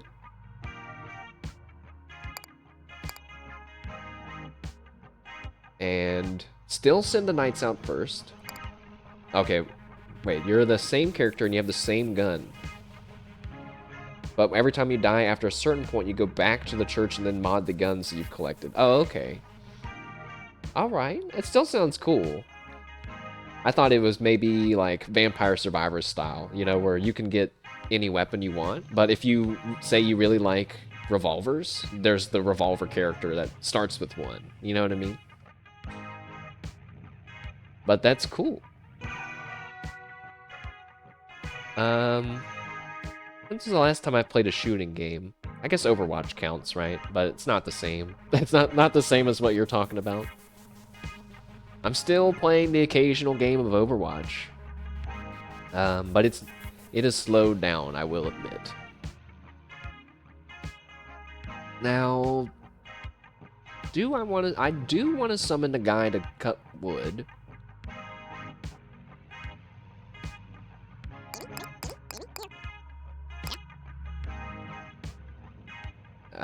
We need... I don't know how many of these guys to make. Is this guy gonna defend? Oh, he defends the court too. Okay, wait, we need... Yeah. These guys are gonna be our backups that hopefully help protect our egg. And then we have farmers come in at for the last bit. There's a snub-nose 38, but it shoots 9mm. It's probably confusing to people that know guns in real life, but to me, I can keep that straight, you know?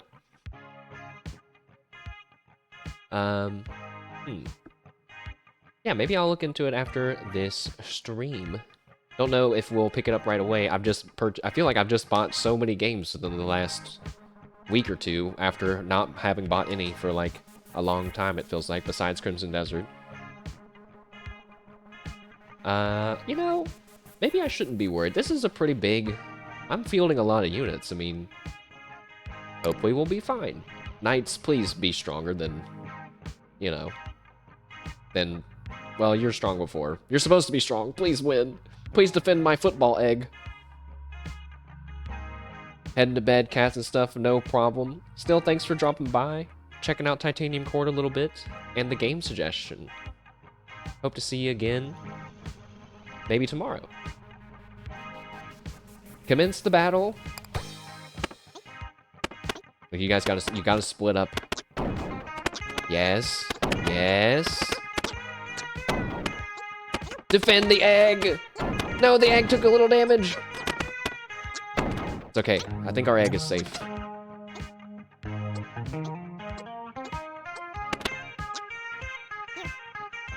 Yes. Oh, but my lumberjacks, they prioritize defending over chopping, so we only got 12 wood, but our egg lived! We have a new to-do list thing. Bring the football to the end zone. You're hilarious, game. You're so funny.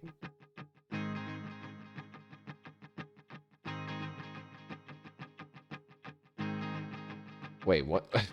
Why does it say danger? All volcanoes, like... What does that mean? Does that mean that there's no hills? And that they're all volcanoes? Clearly the map is not just volcanoes, because there's...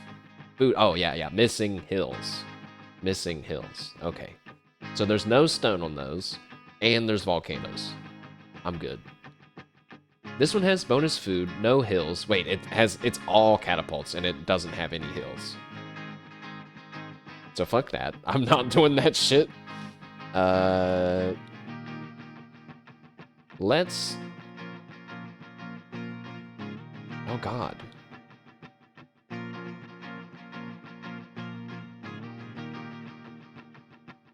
Catapults when there's hills aren't a big deal. Catapults when there's no hills feel like guaranteed death. Scamps and goons, if we have a lumberjack to defend against the scamps that are going to rush us, a few goons might not be too bad. The volcanoes spewing lava in every direction, that's going to be the bigger problem. Something's new. No. The glass house, oh, there's so that we can buy some potions if we make it to the end. But what we really need is water. We really just need water, and we need to send some lumberjacks in. And we need, yeah, just... Actually, we need to get water to make soldiers.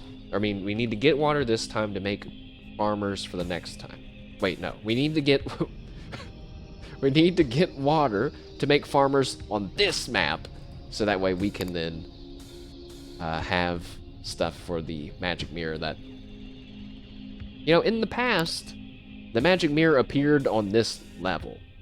We didn't have to go to another level, but I guess we'll just see. So my egg is there. I kind of forgot about my egg, if I'm being honest. And I said we need water.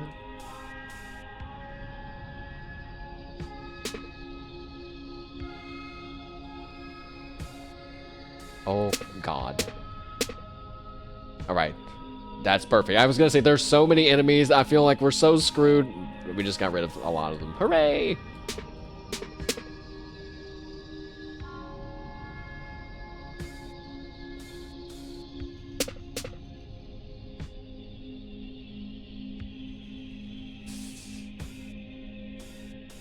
Water. Need to focus on the water.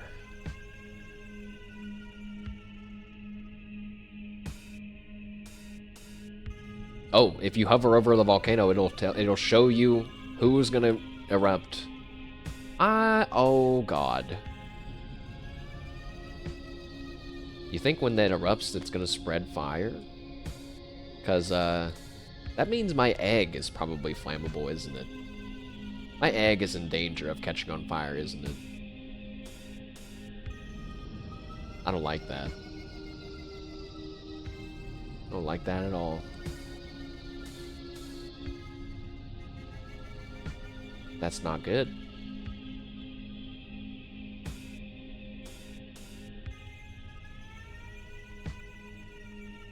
So I both need to keep water around to keep myself safe, but I also need to get rid of water to summon farmers. Actually, we don't need to summon farmers if we just match fields, now that I think about it. Getting rid of the chests so I can be free from being near a volcano. That seems like a good trade.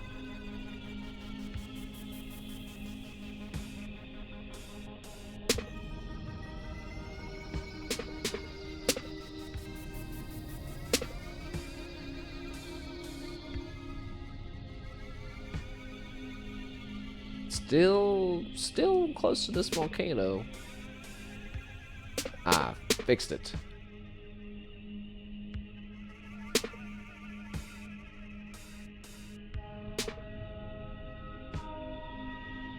Lots of enemies around still.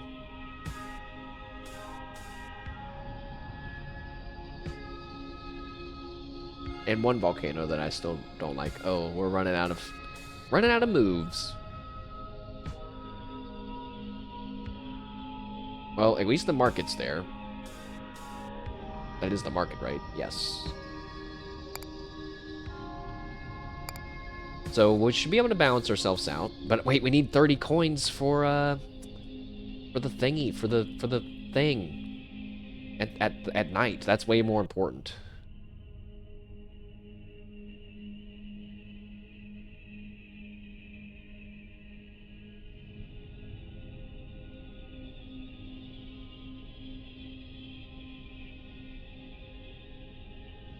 Oh no. How am I gonna keep my egg safe?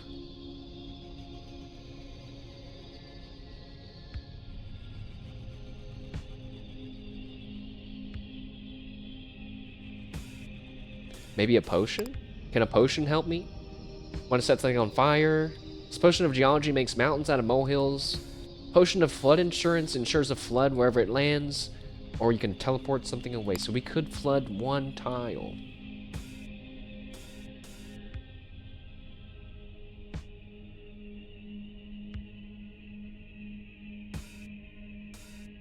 I'm just not sure if the volcano erupting, if that's gonna light the glass potion thing on fire and then spread a fire to my house. It says water is not flammable, but it doesn't say if the glass house is flammable or not.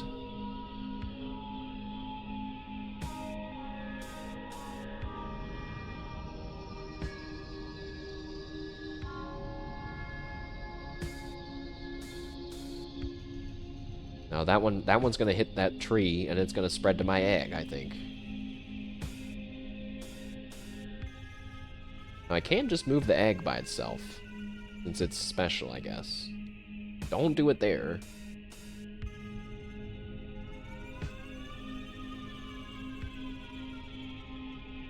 If I move the egg there, then I move that wood, the woods up.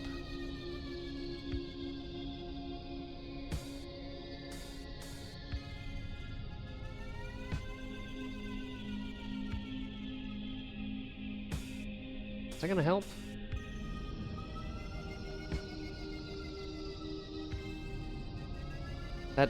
That might help. What? Goddamned Canary 3 SRQGBAVD5. I kill you. In the name of having a clean Twitch chat. I feel like I have to read their full name out, like I'm banishing them, like that's undoing the curse that has been placed upon my channel. That's like the way to reverse the spell. So if I move that egg... Fuck! There's a volcano right there! No! If I move the egg right there... That's not gonna work.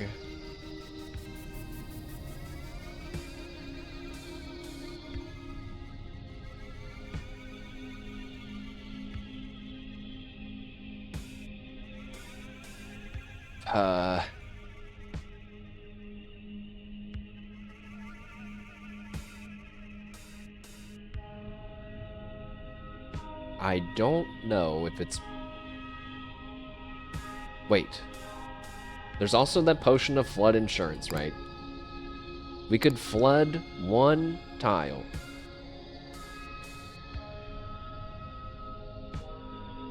Does that mean I could flood a volcano to turn into water? If so, we're good. If not, we're gonna lose our egg. I guess I gotta try it.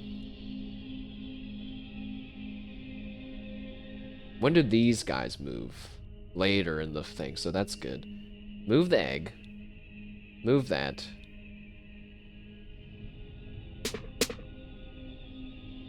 Those volcanoes are surrounded by water now. Oh, and it comboed enough that we actually get another turn. This is great news. Maybe. This could be great. Or it could be not that useful.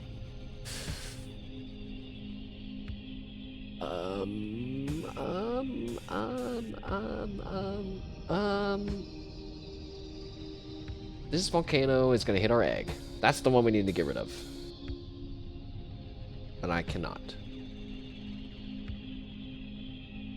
Which means that's the one we need to turn into water, I guess.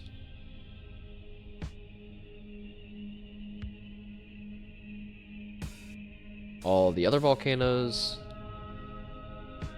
I can't really do anything about, so do that. Please pray that we can flood... Oh, wait. We get a treasure chest. It has a thing where we get some money. Wait a second. Receive 2 coins at the start of each low tide, but this is like the last level. Which means we would need 2 levels to make up for the 4 coins that we could get from just selling it right now. I'm just gonna sell it right now. Double beam. Offensive spell. Raise your entire row. What the fuck? 20 food, water, wood, and stone, but you have a laser beam that can kill everything in your row. That's awesome. That's actually sick. There's no way that that's worth the resources, though. That sounds ludicrous. I'm gonna hopefully buy this water potion. And you can put it on a volcano. Thank God. Flood that volcano. Now our egg is super safe. Unless, I guess unless this thing can hit the glass house and then it spreads, then we're fucked. Buy another water potion. I don't care. Buy another... Wait. Can I flood the potion shop? I bet you I can't do that.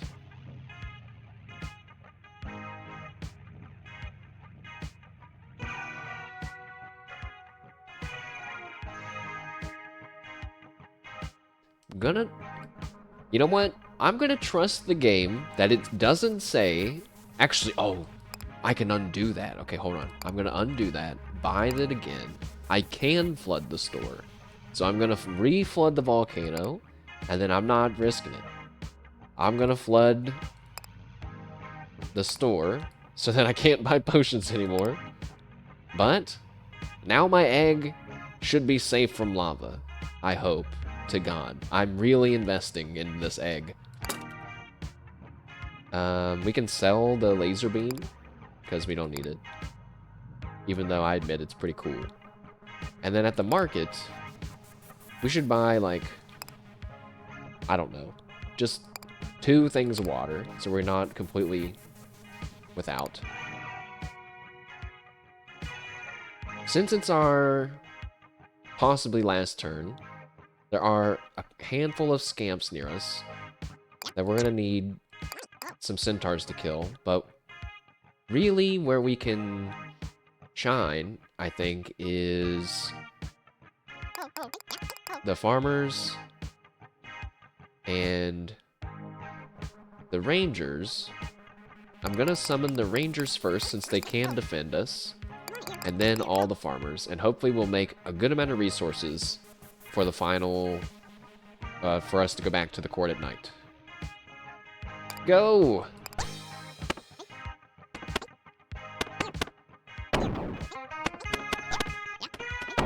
Alright, that's one volcano exploded. They're all exploding. We're good. People are working their resource tiles. I'm even getting some money, I think, when these other strongholds burn up. Let's see. Oh, they're taking a long time to die? Oh, I didn't get any. That's cringe. My egg! You notice with some satisfaction that the court has acquired a considerable amount of wealth during the war. You're not the only one to notice this wealth, however, as the priests of the cult of the market soon arrived demanding an audience. Uh-oh. They surrounded me. Our business is simple, Your Majesty. It has been known to the Church of M.A.R.K.E.T for quite some time that the Titanium Court has been operating without appropriate spiritual guidance. I.e., you do not have a bishop of M.A.R.K.E.T among your upper management. In fact, as far as we can tell, you don't have any upper management at all. Yes, despite drawing power from the market, you don't have any executives, a board, or even a mission statement. Your cash flows are unoptimized, and you have no representatives to your corporate retreats. The church considers these infractions to be nothing short of fiscal heresy. Of course, we were willing to overlook all of this when the court was operating at a consistent loss, but now that it's profitable, they would like a cut, you assume. A cut? Hardly. In fact, or the opposite, in fact, the Church of M.A.R.K.E.T demands a merger.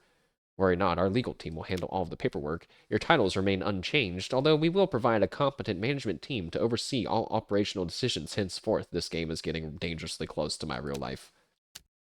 You suppose you might as well ask what the consequences of your refusal might be. Futility. We're prepared to pursue a merger by force if necessary. Oh, you weren't aware that the court was listed on any sort of public index that would facilitate such a takeover. Could they tell you which one?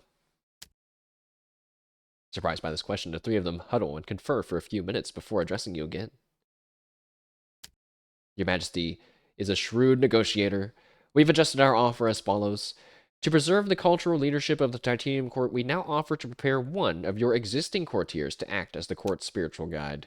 Whoever you choose will accompany us to our cathedral, where they will be trained and ultimately ordained as a fully fledged priest of M.A.R.K.E.T. This offer certainly seems a bit more reasonable, but you refuse to send anyone unwilling to go. Could there really be anyone among your courtiers who would willingly enter into the power of this sinister cult? The answer is yes. Your Majesty, I've been thinking about getting my MBA for a while now. Please send me. You have absolutely no objections, and thus Leland, so that's his name, leaves with the cultists to go to business school. Bye. Back to my football egg. A strange monolith emerges from the tide and begins to drift. Correction, Your Majesty, that's no monolith. That's a mirror. Fine then, a strange mirror emerges from the tide and begins to drift alongside the court. As you're observing it, you receive a phone call. Hello, Your Majesty. It's me again. You won't believe what I have in stock today. Is it a really big mirror? Close, but it's actually a really big magic mirror. That's nice, but wait. I found it. I found a typo. Developers, I found a typo. There's an extra quotation mark around the exclamation point. That's nice, but you don't think you're you don't think you're in the current... Sorry, that's nice. But you don't think you are currently in the market for a large mirror, magic or not. Now hold on. Wait until you've actually seen the thing before you make a decision. Through a spyglass, you witness the salesman tugging on the mirror's cloth covering. Very slowly, the covering begins to descend, revealing a bit of the mirror as it does. Okay, well, I guess it's gonna take a while for that to fall off. It is pretty big, huh? Suddenly, someone pulls the phone receiver away from you. The culprit is Puck. Are you a complete fool? Do you understand you are currently attempting to show a fairy queen her reflection? Without the receiver, you can't hear the salesman's responses, but vaguely conciliatory noises emanate from the phone. I don't care about your excuses. Just do whatever you can to stop it. He slams the phone down, hanging up. You're beginning to tell him off for hijacking your phone call when he interrupts you. He's not going to stop it. Listen, please, you must not look in the mirror. We must find a way to stop it before it's too late. Oh. Now this time, just like the last boss with the Kraken, there are a few more stages afterwards, so... Bad news, because we have no water. But there's a water stage, so... And it has knights and goons. Well, if there's a bunch of water... Oh, wait, knights are the defensive ones, so... We're probably good. Let's go for the water one. Let's see. Robin has notes on how the mirror behaves in oh god. Alright, Robin. Right, here's what my notes say. Wherever the court deploys a unit, the mirror will deploy an identical unit. This makes it a nightmare to attack, as it will meet any force we deploy with an equivalent force of its own, but it also makes it easy to defend against since it won't attack us if we don't have any offensive units. To defeat it, well, we have to find a way to break the symmetry. One option, the mirror only reflects units the court deploys directly, while it ignores our satellite structures. We could therefore attempt to outsource all of our offense to tiles other than the court. Or we could find a way to make our units stronger than the mirrors. I'm not sure how we'll do that though. Maybe we could somehow convince the enemies to attack it for us. Either way, that's all the notes that I have. Also, the game is not afraid to layer on the strategy, like new strategies and new things to really make you scratch your head, because you know, I kind of wish I had the laser beam now. Could the laser beam have killed this whole thing instantly? I wonder.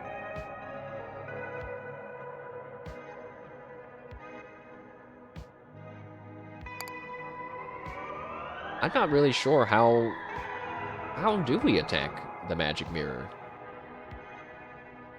I mean, so we can't summon units to fight it.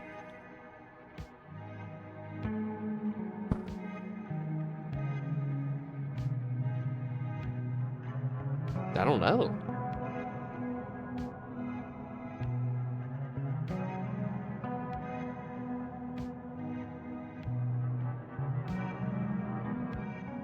Oh.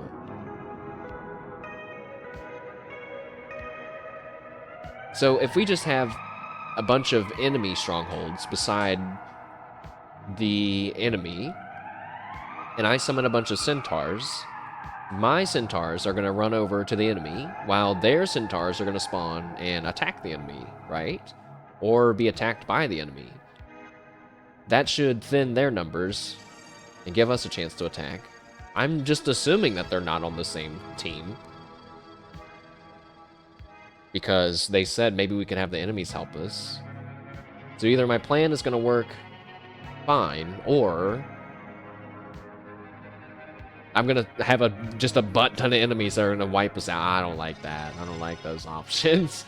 I don't like that. Oh.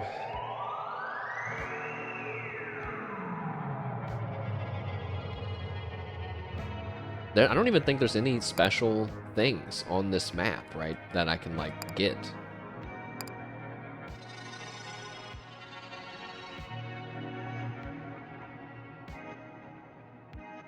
like a potion store, or like something that can mix it up for us.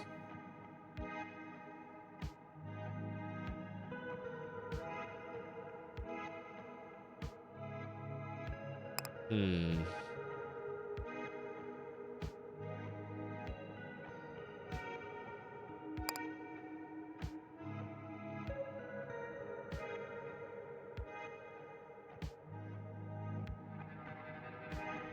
Troubling. This is troubling. Ah, there is a shop. Ah.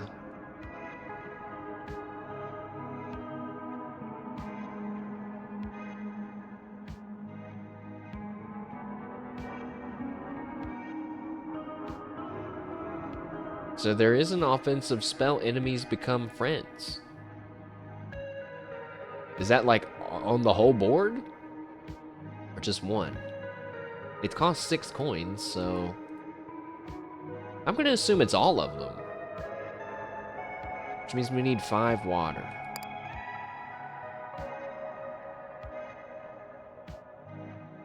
Surely we can get 3 water before the thing runs out. Look at that, there's some right there.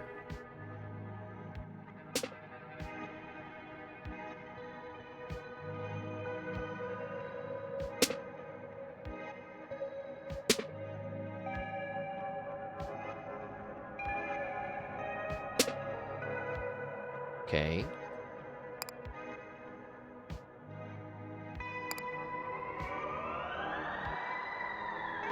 And now we just want to try to get as many strongholds by the mirror as we can.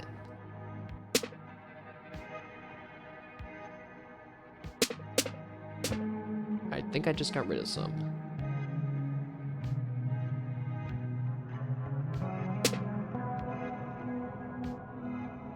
My egg is completely surrounded.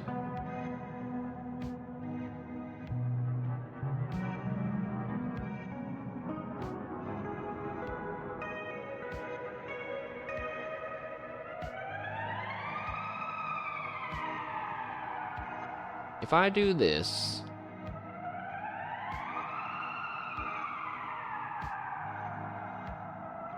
my egg. I don't know if my egg's gonna make it, guys.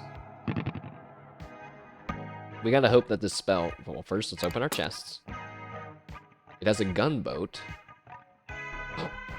It has the magic spell thing in it for free. What the heck?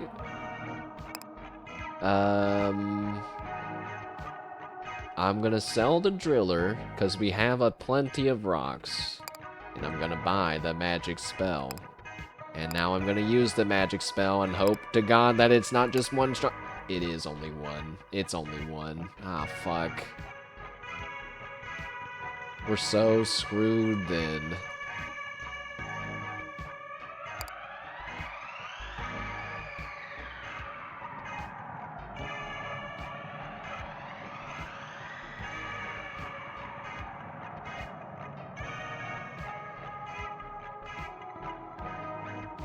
I don't have any fields around me, so I was gonna say maybe we don't do it, but I think I am gonna have to do it.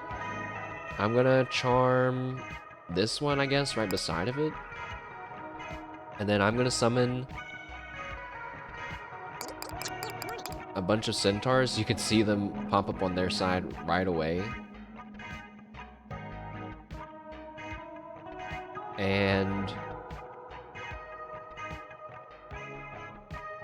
that's it, I guess. This doesn't feel very good. It's not. It's actually not good.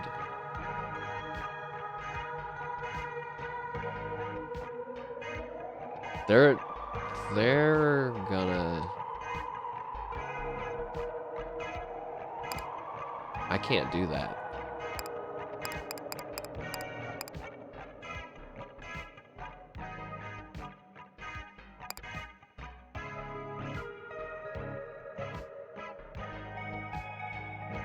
If I charm that enemy court...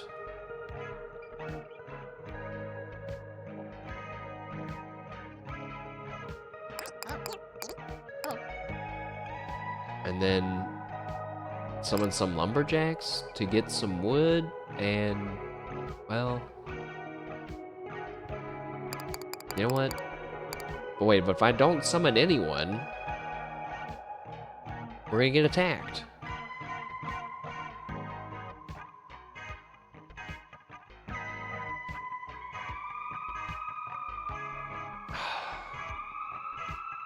Kind of stuck here, kind of not sure what to do.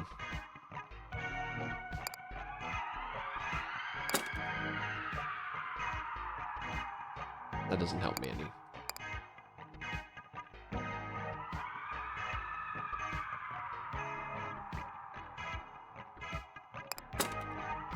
I forgot to check the shop. Absorb surrounding water to get health back. Tactically place a water tile. Doubles in sell value every battle. Lumberjack. Or some... Oh, wait a second. We can buy water. 2, 4, 6, 8, 10. 5 coins for 2 spells. 1, 2, 3, 4, 5, 6.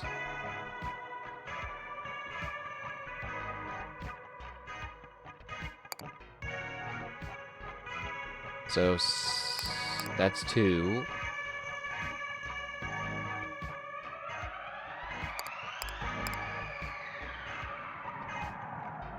That's 3 strongholds we can convert.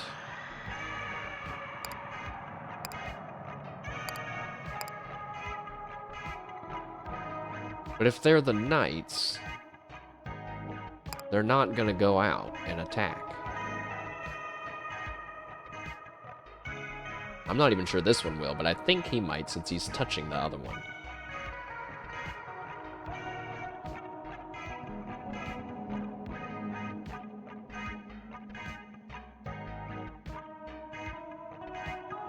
Okay.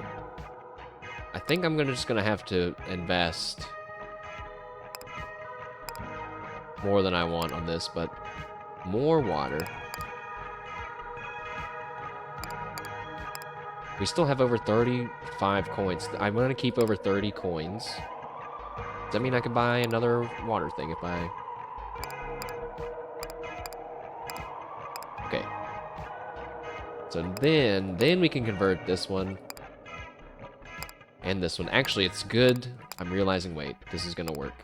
It's good that there's some knights here. Because what I'm about to do is summon a bunch of centaurs, after all. My knights are gonna slow them down. And hopefully we'll have enough oomph to still get over there and kill them. So, dude, I'll see. Commence the battle! They are destroying my strongholds before the people that are supposed to defend them can spawn. All my units went in. Oh my god, they won! I don't know how. We won!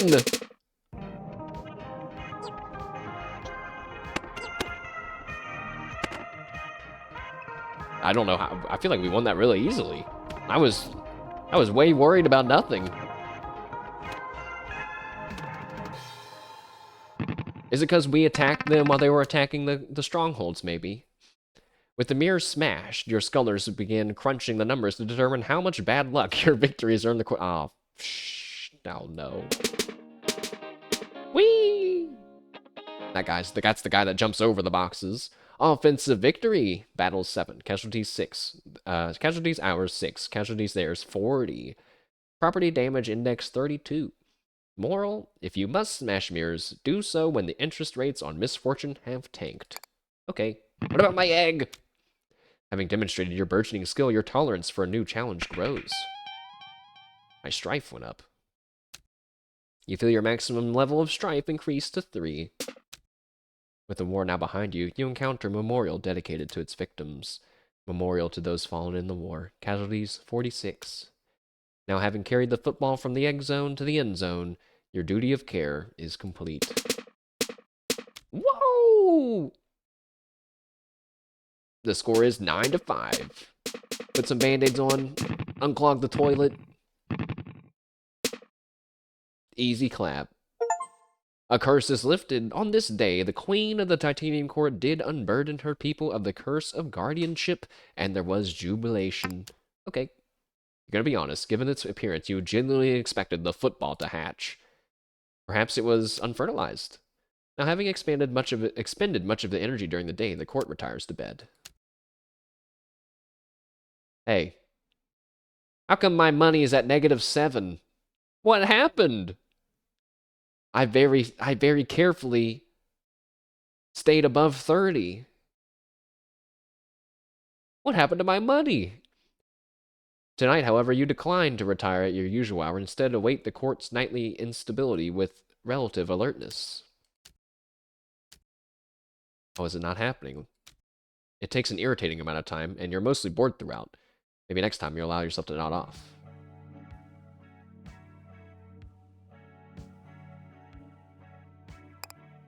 I'm sad about my money. My money that I extremely desperately paid close attention to.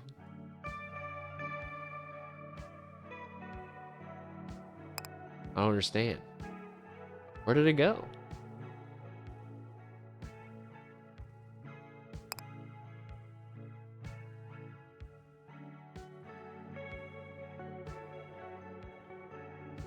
I mean, it never said that I lost any money. I might have to check the bot.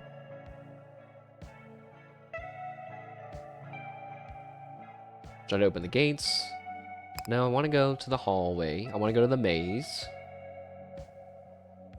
Head towards the library. Now, I haven't been writing down where I've tried to go, but the library is somewhere in this direction. You're not sure if you remember the route. Okay, so we keep going. I'm almost positive that I've tried the stairs. We should start going from left to right. So let's start with the ladder. And I end up getting... Okay, well, it's not the ladder.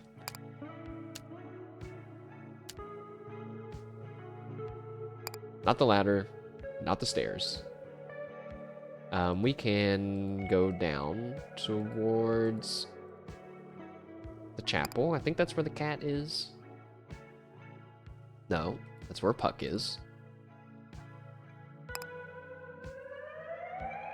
Like, I can never remember where the cat is.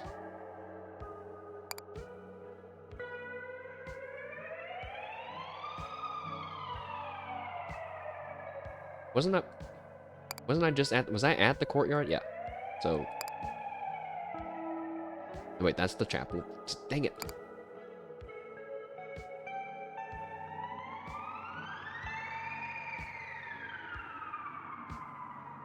Is it head towards my office?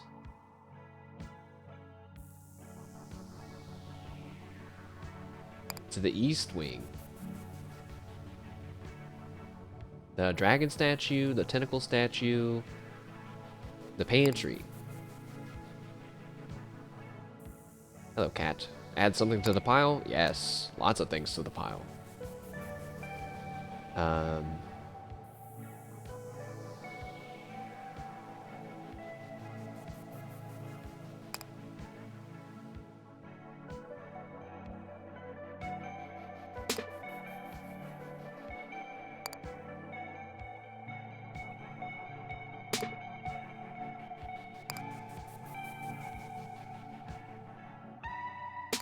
I'm so scared that I'm gonna do this wrong again.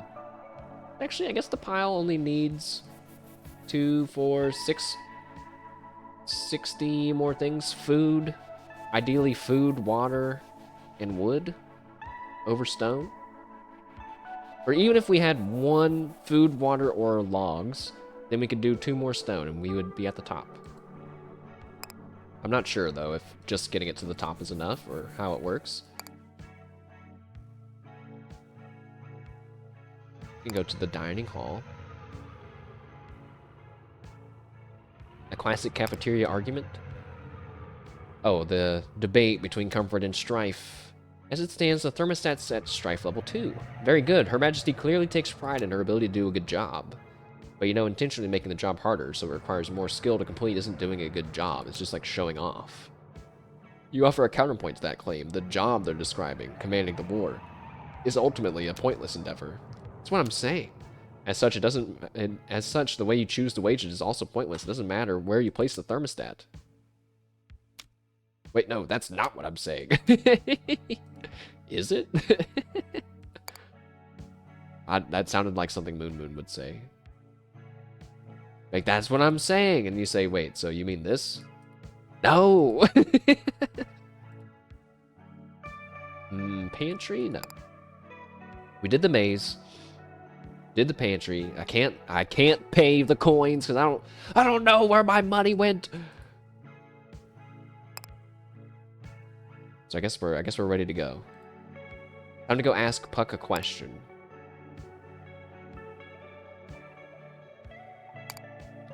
Puck looks up at your approach, eyes sparkling and fearful. As usual, we have time for one earnest answer. Ooh, there's new questions. Wait, there are only new questions. Why did he proclaim me queen? Why has his demeanor changed? How do I return home? Why does the court collapse at night? What exactly is the court? Can he tell me where any of my missing keys might be found? You know what? This seems like a trap to get baited, for sure, but I'm going to ask about the keys.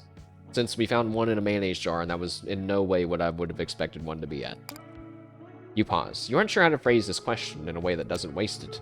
You're seeking information about your missing keys. Specifically, you want to know the location of your missing keys, but the most common approach for gathering this information would involve first asking if he knows the location of your keys, but if you ask that, he'll just say yes or no, and the court would shatter and your question answered. So you would like to phrase the question in such a way that an affirmative answer from him would also include the additional information. You think too much, my queen. You're permitted to simply ask, where are my keys? Fine. Then that will be your question. I cannot speak to the location of your missing keys. You son of a bitch, Puck. Why are you like this? But I know the location of at least one of them. Here. He produces a single key from his pocket and tosses it to me. It's one of the spare keys to my apartment. You can tell because in the hardware store where you had the copies made put the sticker on them and you never bothered to remove it. But this key was not on your keyring when you arrived at the court. You always keep your spare keys in a drawer in your desk at home, only removing them to give to guests every once in a while, so how did he get it? Did we lose track of one of them? You remember making additional copies at one point because you couldn't find any of the spares. Did it move from guest to guest until it arrived in Puck's pocket? Or did it somehow travel with me to the court? Naturally, there'll be no answer to any of these questions, at least for now.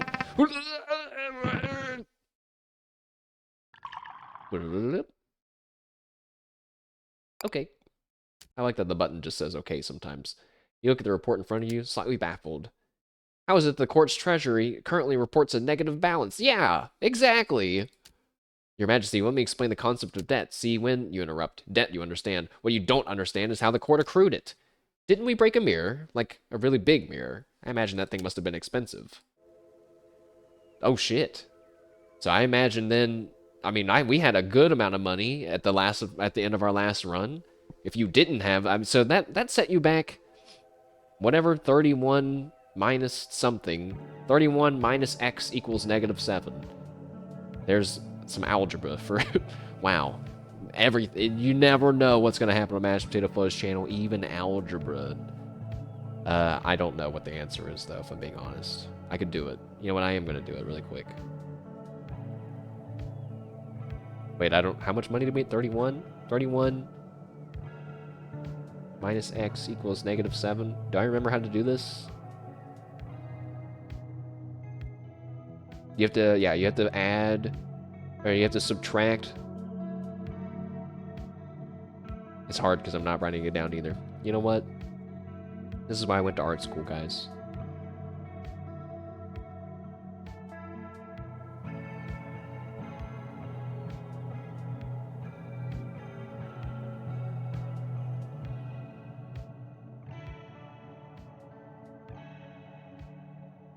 That can't be right.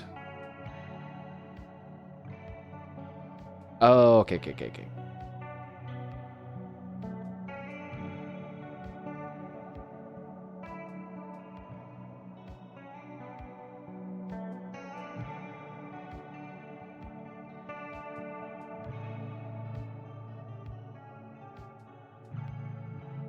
38 coins? That's such an odd number to take away. I wonder if it's like a percentage.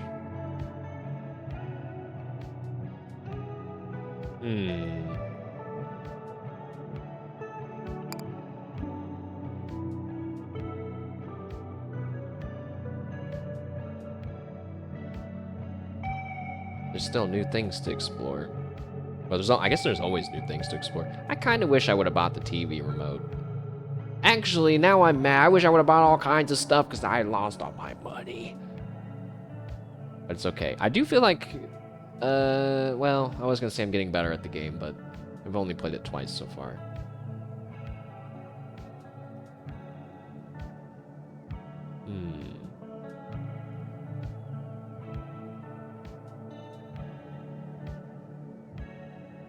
You know, I kind of don't. I'm gonna be honest. I kind of don't like Puck. He's kind of annoying. He's like that character that has all the answers but speaks too cryptically for you to ever understand. Just an ass. He's just an ass about it. Let me take a short break, chat room. I am gonna step away for a minute or two, and then we will maybe do one more run of some Titanium Court. So thank you for being here, and I will return in a little bit. I'm gonna have to put you guys with no music for like a few seconds while I write down a message. BRB, quick break.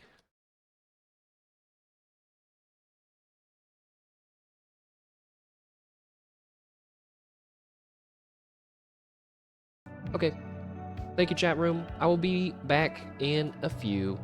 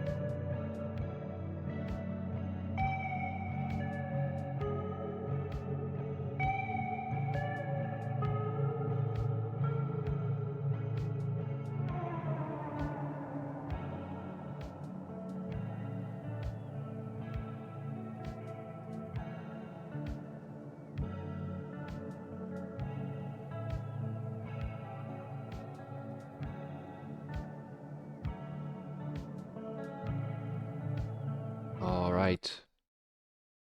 Chat, I'm back. I've returned.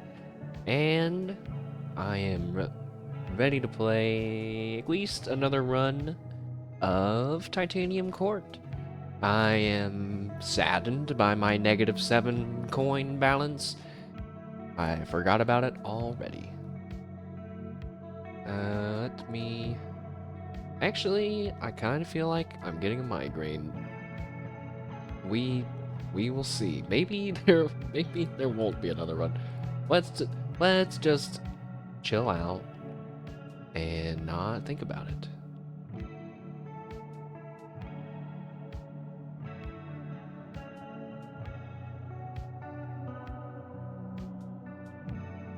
Let me get a tissue.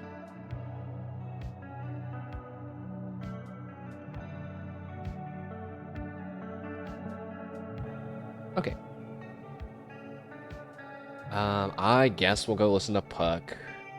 You hear the voice of a man named Puck somewhere nearby. Oh, we're just listening, actually. While exploring the library, you suddenly hear the voice of the man named Puck, echoing from the floor above you. Yep, that's him, all right. You discreetly move to a location where you can listen in. Look at that. Look at that. They are implying that we are slowly beginning to hear him from a distance by making the text smaller rather than putting an ellipsis, which is just incredible, honestly. I mean, being even more honest, I think it looks bad, but the fact that they tried it and went for it, that's awesome. Just put another marble in the bag whenever she comes by. That should help keep the flow of events moving. But don't do it where she can see you. That part's important. Oh, but Her Majesty seems an understanding sort. Why hide it? Puck's voice is tinged with an annoyance. I'm not talking about her. I mean the other queen. Ah, here we are. You always suspected your royal position was merely ceremonial, but you assumed the real power within the court lay with Puck. Now you hear him mention another queen. Very interesting. As you ruminate on this new information, you hear the quick approach of Puck's footsteps. Just as he reaches the landing, you emerge from your place of ambush and take him by the arm. If he's surprised, he hides it well, falling into step casually beside you. My queen, as punctual as ever. I take it you are adjusting well to your circumstances. You have no complaints about your accommodations, but your circumstances are another matter. A matter that he appears to understand, but it continues to neglect to explain.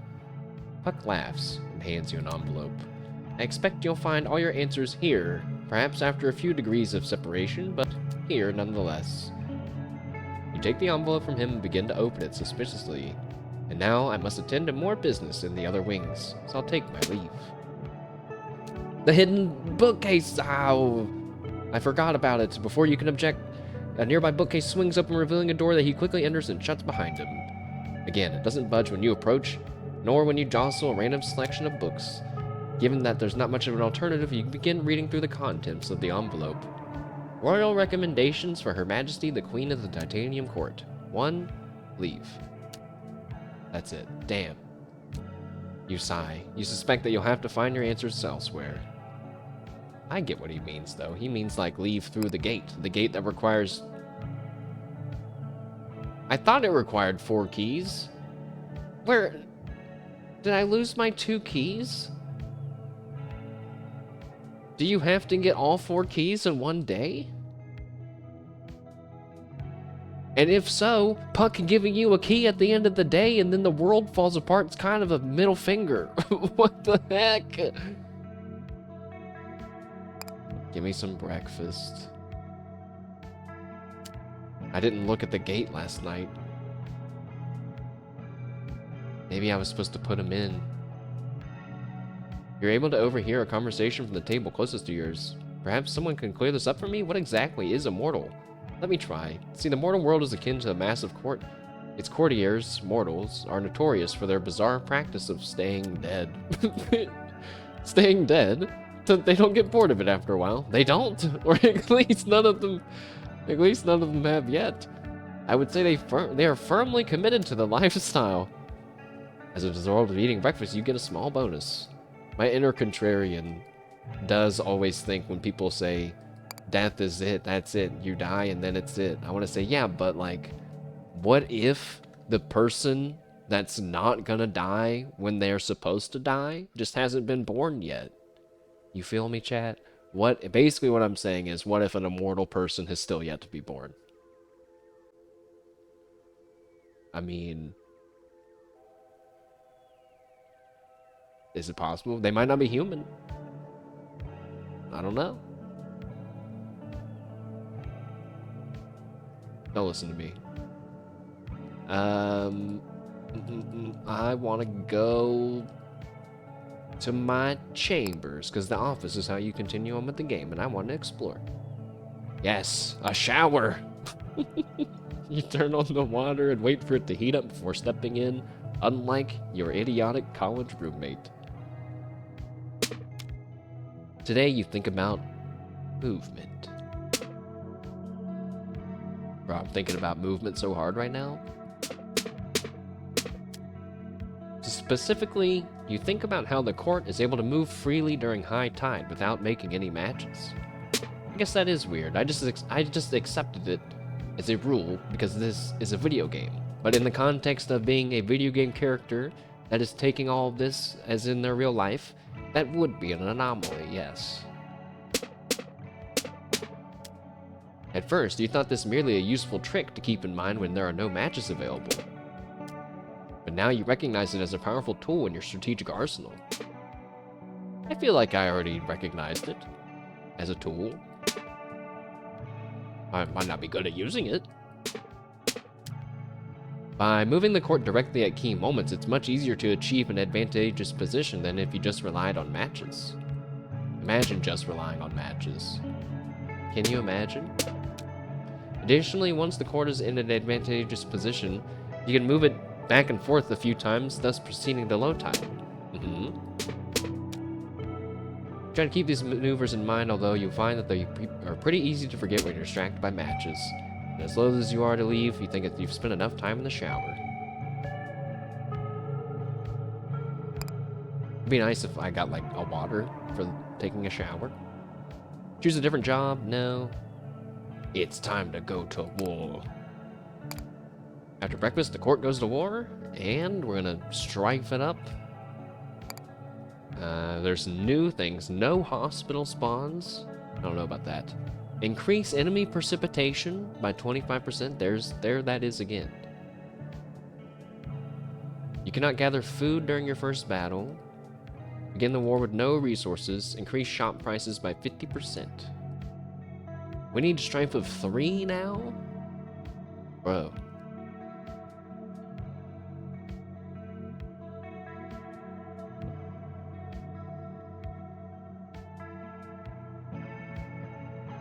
I mean, I kind of wish there were more options to choose from each time. Hospitals not spawning. It's basically, do we want to be more defensive and just try not to lose any health, or do we want to try to be more offensive and just kill all the enemies? If we spawn more enemies, that doesn't mean more money for us, because it's just if we get strongholds, right? Earn money when you destroy strongholds. But if we had that life-stealing perk passive, then that would be good. 25% more enemies. But you know, like, you might have a selection of 3 to 6 map, like 2 sets of maps where there wasn't a hospital that was going to spawn anyway. I'm going to pick the hospital. And we're going to make it so we can't gather wood. Or finally, we have the you cannot gather blank resource during your first battle, aligned with what we got from breakfast. Boom! Very exciting. Strife level 3, and it's the goat. The goat has returned at the worst time. When we have -7 money, the money boss has spawned. You dick. Alright, shake it off. Shake it off, chat. Waterfield with birds? No thanks. Waterfield with archers and goons? Yes. No, because we have warriors. Birds, at least birds are weak. Centaurs and goons? And volcanoes. I don't feel like dealing with volcanoes. I'm just straight up. So, birds and goons. Bird up. And our units, if I remember right, just farmer and soldier. And when we start, we need what? Why can't I not remember? I'm having a bit of a brain fart. We need water for food. And we need some rocks, I think. Yeah, for our soldier. Yeah, we need rocks. Rocks, and we need to have some fields by ourselves. Beside of ourselves. There's a double match.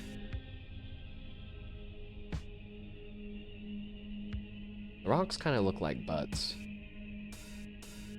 It's like not even me trying to be funny. They just legitimately kind of look like a slice of a butt. Kind of like, from Cow and Chicken? Pork butt. They ate pork butt. It reminds me of pork butt.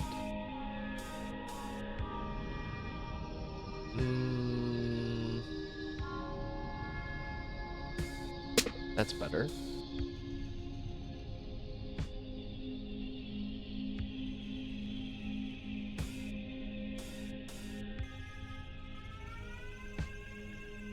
Not a lot of matches down below. There's that, but nah. There's that, but well, that would be a double. That's gonna be a double. Boom, bam. There's a chest there. I'd rather not get rid of that. You can just match that. Get rid of the bird. Because we hate birds. All my homies hate birds. I want to keep those chests.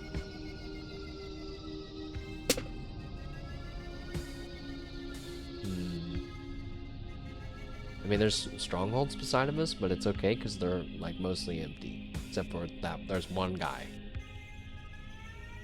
Oh, there's a field right there, and then that's gonna match. Alright, okay. Well, at least it was a lot of stuff.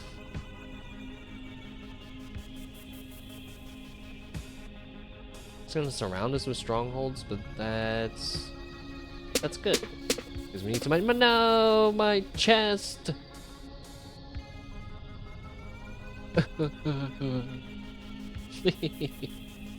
It's so funny when Mizumiya Sue Apollo Live Dead Ice Flow Glow makes fake crying sounds. It's so funny. It's so funny.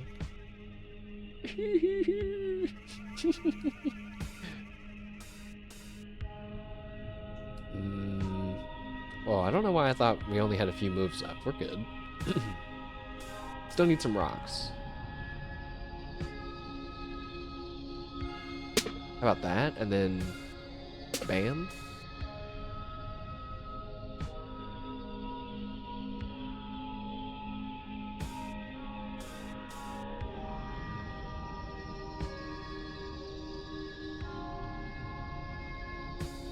There's so many chests on the field. A bird? I don't think so.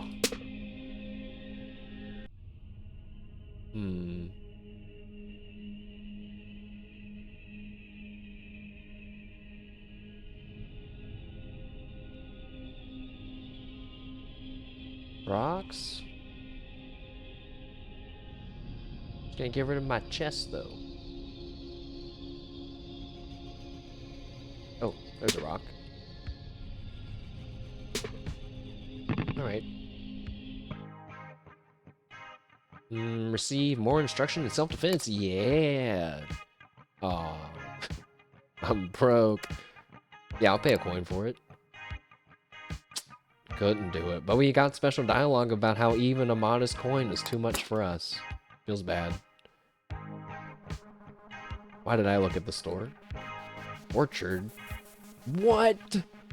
Gain food whenever you gather wood? That's crazy strong. What? Wait. Is it just free? Oh my god. Wait, yeah, these are from chests. This is just free. Yes. Oh my god, yes. This is fantastic. So, we can get... Wait. We can't gather wood during our first battle? But we got a ton of wood. Wait, that makes those strife things even easier, because I thought it meant you couldn't match tiles and get wood. It means you can't gather wood from your characters. We couldn't do that anyway. Oh wait, where's our cat? No, I forgot to put us near planes! But at least we have, we actually have a healthy amount of food, so... Just go ahead and summon some soldiers and have them go to town. I mean, they can technically go to that field, but like, I don't know if it's worth it. Maybe we'll just do 3.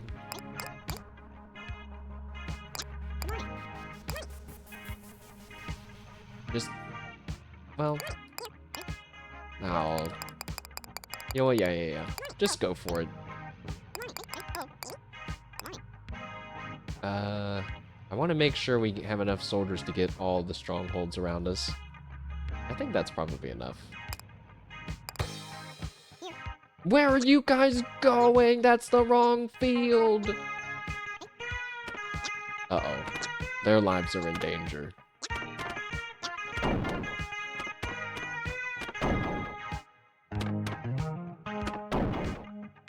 Nope, they're good. Look out, the bird! No, he's gonna get that guy! Oh, Jesus! He's dead! No! Oh, he hit our castle once. Our court. You cock. Water. Missing woods. Can't do that, because we are gonna focus on gathering wood now.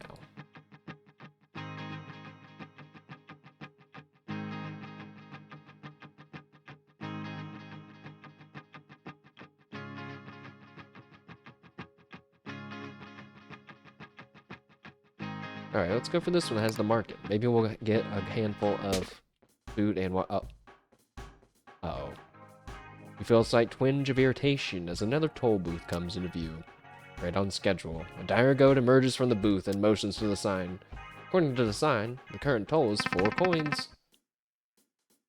Well, still at -2 coins, so... Gonna be a no-go for us. I tried to make a joke with, like, no-go and goat, but I didn't commit, and I failed you guys. Basically, I failed you guys.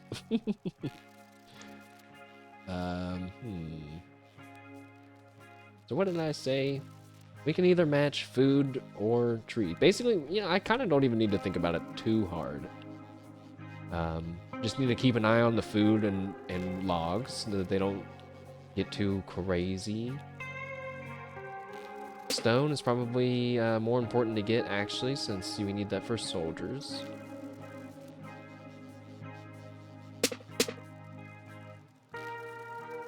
The market has appeared.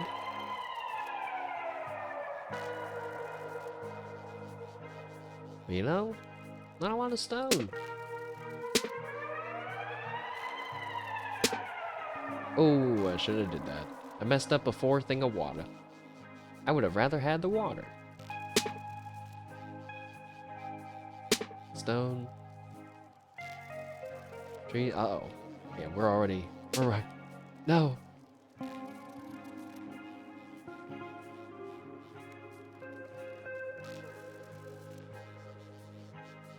Hmm. Is there anywhere I could get one combo to maybe keep it going?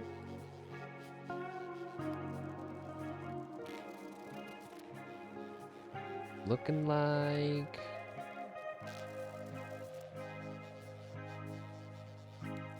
no.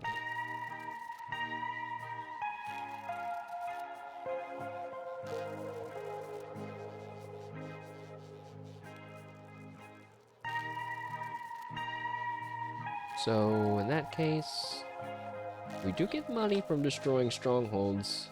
That guy doesn't spawn for a long time. Maybe I don't have to be worried about him.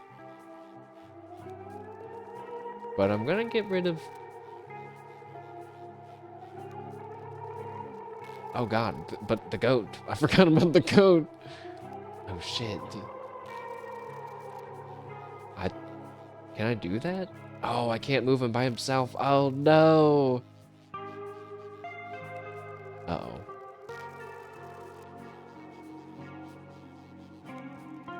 Uh-oh. I forgot.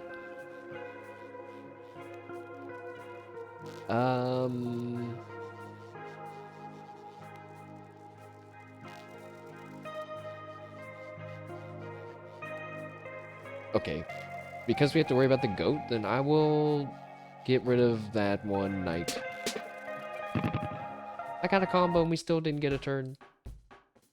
Something at the gift shop. Oh, this is the ticket place. So the market. Can we sell resources? I guess you can't. But, wait a second. We have... The defensive rock takes damage in place of my court. Oh. It's like a literal shield to our health, then.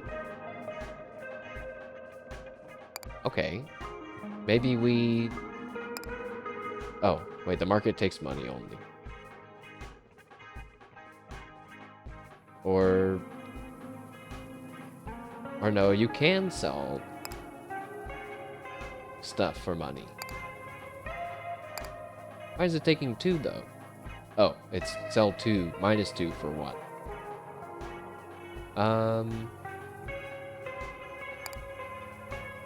You know, we could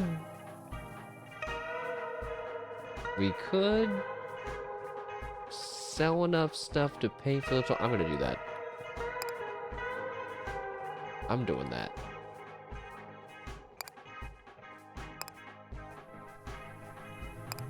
There. I will pay the toll. With a little small bit of resentment, you hand over the cash. The goat nods and lifts the barrier for whatever that's worth. He also now joins your side of the battle. I forgot he does that.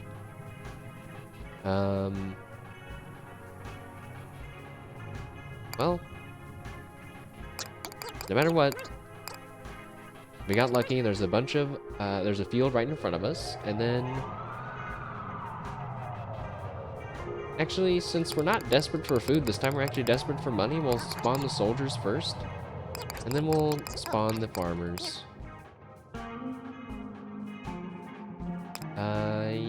Yes. Go. And hopefully my goat also earns us some money.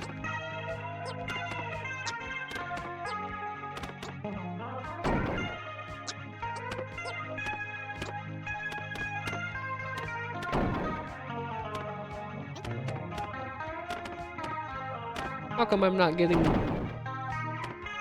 Oh, it doesn't work the other way around. It's just when you gather wood, you get food. So we need to get rid of our farmers and get lumberjacks. With the toll paid and the battle weathered, the dire goat gives you a nod before returning to his toll booth and drifting away with the tide. I wonder what that looks like. I had to use my imagination, but it's kind of like, I kind of imagined someone getting Thanos snapped. They just fade away into small little bits.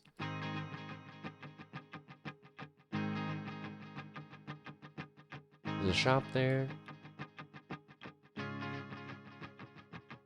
So these two things are normal. You get food or you get water from one. That one has extra fields, no hills, so that's no good. Archers versus knights. I'll choose the knights. They're more predictable.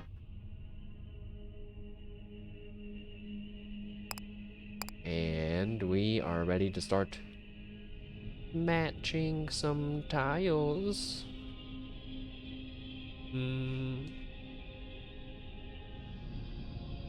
Wait a second. Does this work when I match it with this? Okay, it does.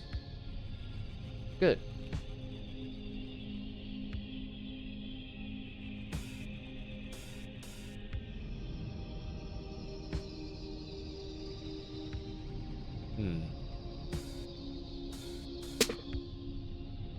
What? No combo?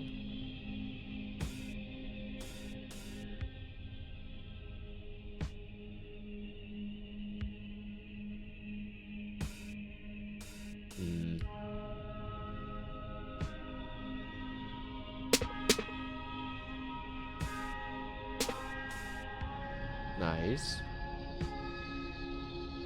Well.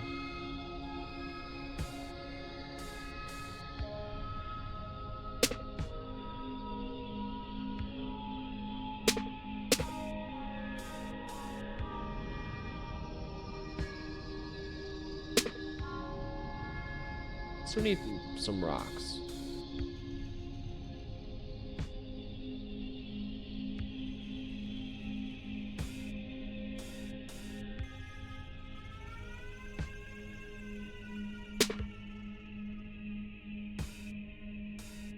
Oh, I'm already out of turns. That sucks.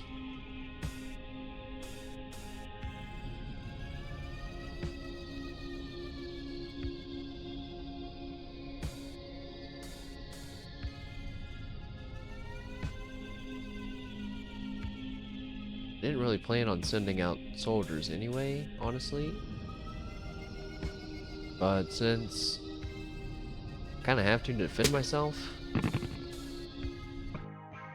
go ahead and move them a little bit closer to me. Check the shop. Stone barricade. Repair. Sidestep. Draining wood.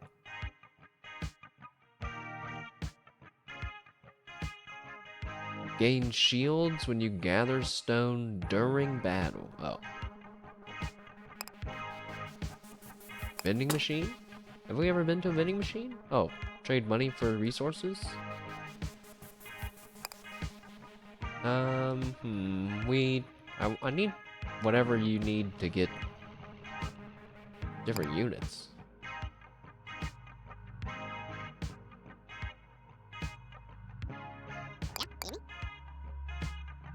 Oh, I can only summon 2 soldiers? We're so screwed.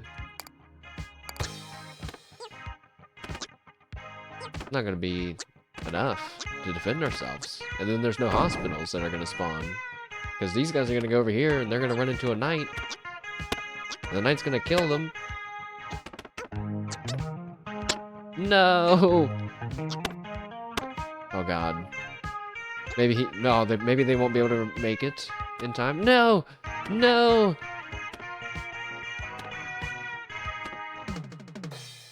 Oh. That was almost half of our health.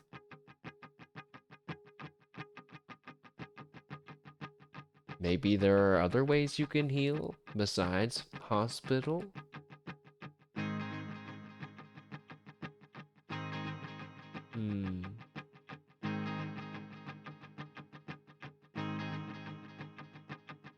I'm gonna go for this one that has the chests. Even though it has volcanoes. Right on schedule. Oh, God. Right on schedule, you encounter the second toll booth, home to the second dire goat. I forgot. Alright, bro, you know the drill. Cross the bridge, pay a toll. Toll today is 8 coins. Chop, chop. I got it. I can afford that. Another sign, another potential cultural misunderstanding. Incredible. sign that predates written language and is comprised entirely of a single hieroglyph. I must say, it's remarkable condition. It's in remarkable condition for something so old. What could it mean? Given the symbol, the scales tilting in favor of one individual, it is clear this sign marks the presence of social inequality in the vicinity. Is that so? How kind of this ancient civilization to offer warnings so we might avoid it. Avoid it? The court itself is literally a monarchy. Yes, well, the sign is here for a reason, wouldn't you say?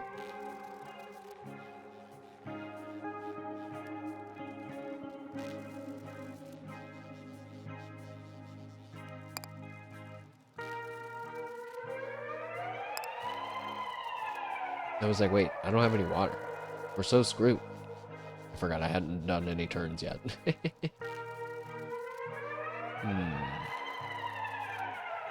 I don't know if we're going to be able to pay off the goat this time. Suisse, hello. Welcome, welcome, welcome.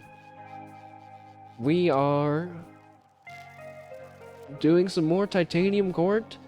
I'm currently being harassed to pay a toll by a dire goat. That's just genuinely what's happening. There's been a lack of streams. Who?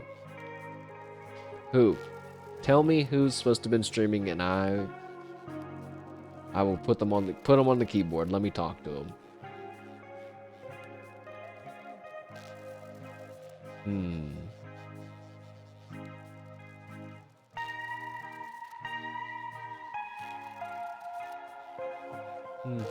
But I hope you're having a good weekend, man. Let's see. We need water. Well, actually, no. We don't really need water, because water is for farmers. Farmers are for food. We have 40 food. We need stone. Yes, we need stone for soldiers.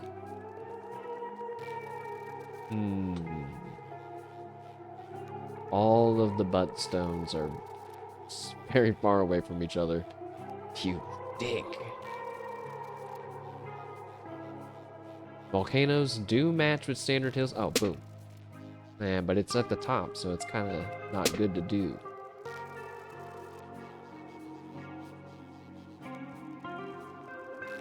Also, wait, that's right. The goat can't swim. So if we could surround him with water, he's so close to being surrounded with water.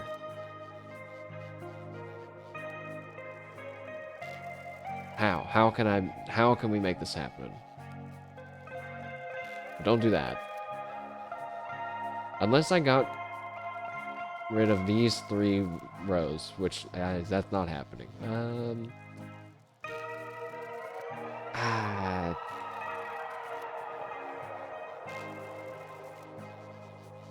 Yeah, don't do that.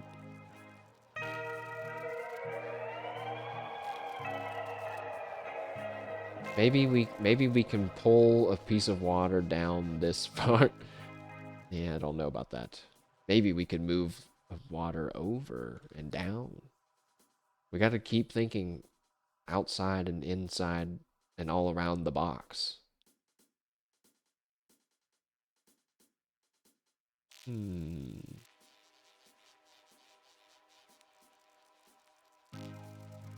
But there's nothing that can match down there either.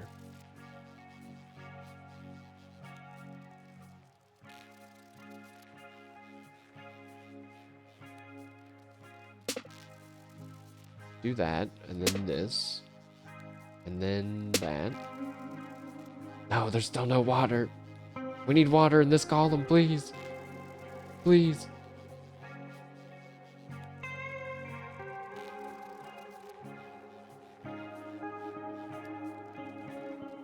Also, I'm in danger. There's a guy right in front of me. Water.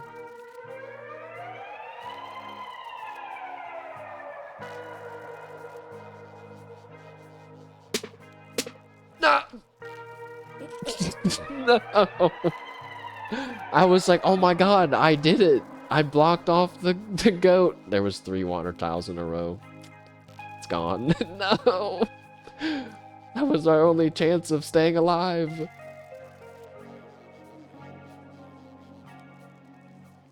Oh.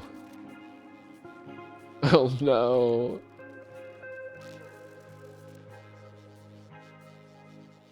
Well, we can kind of surround ourselves by a mountain. No, wait, that's gonna get rid of the damn mountain. Don't do that.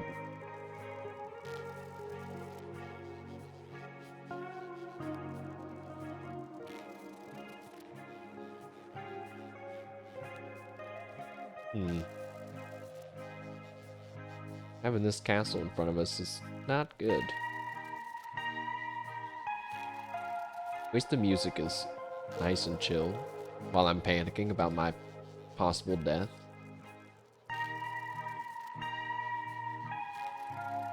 Kind of feels like Rimworld-y.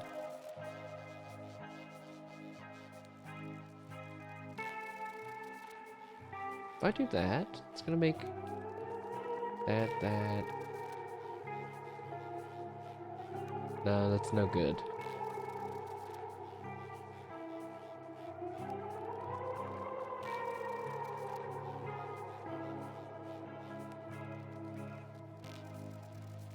I might just have to send it. There's not a lot of options.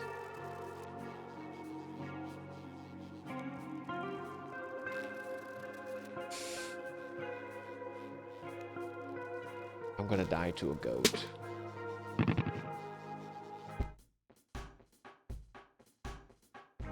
We didn't get any chests either, did we? Ah, that's really bad. Well, summon some soldiers, and then 2 farmers. That's literally all I can do. Commence the battle!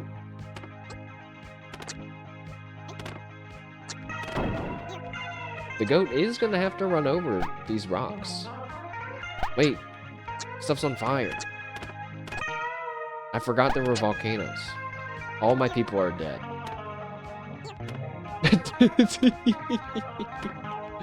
They all died to a volcano. Well, oh god, he's coming! No!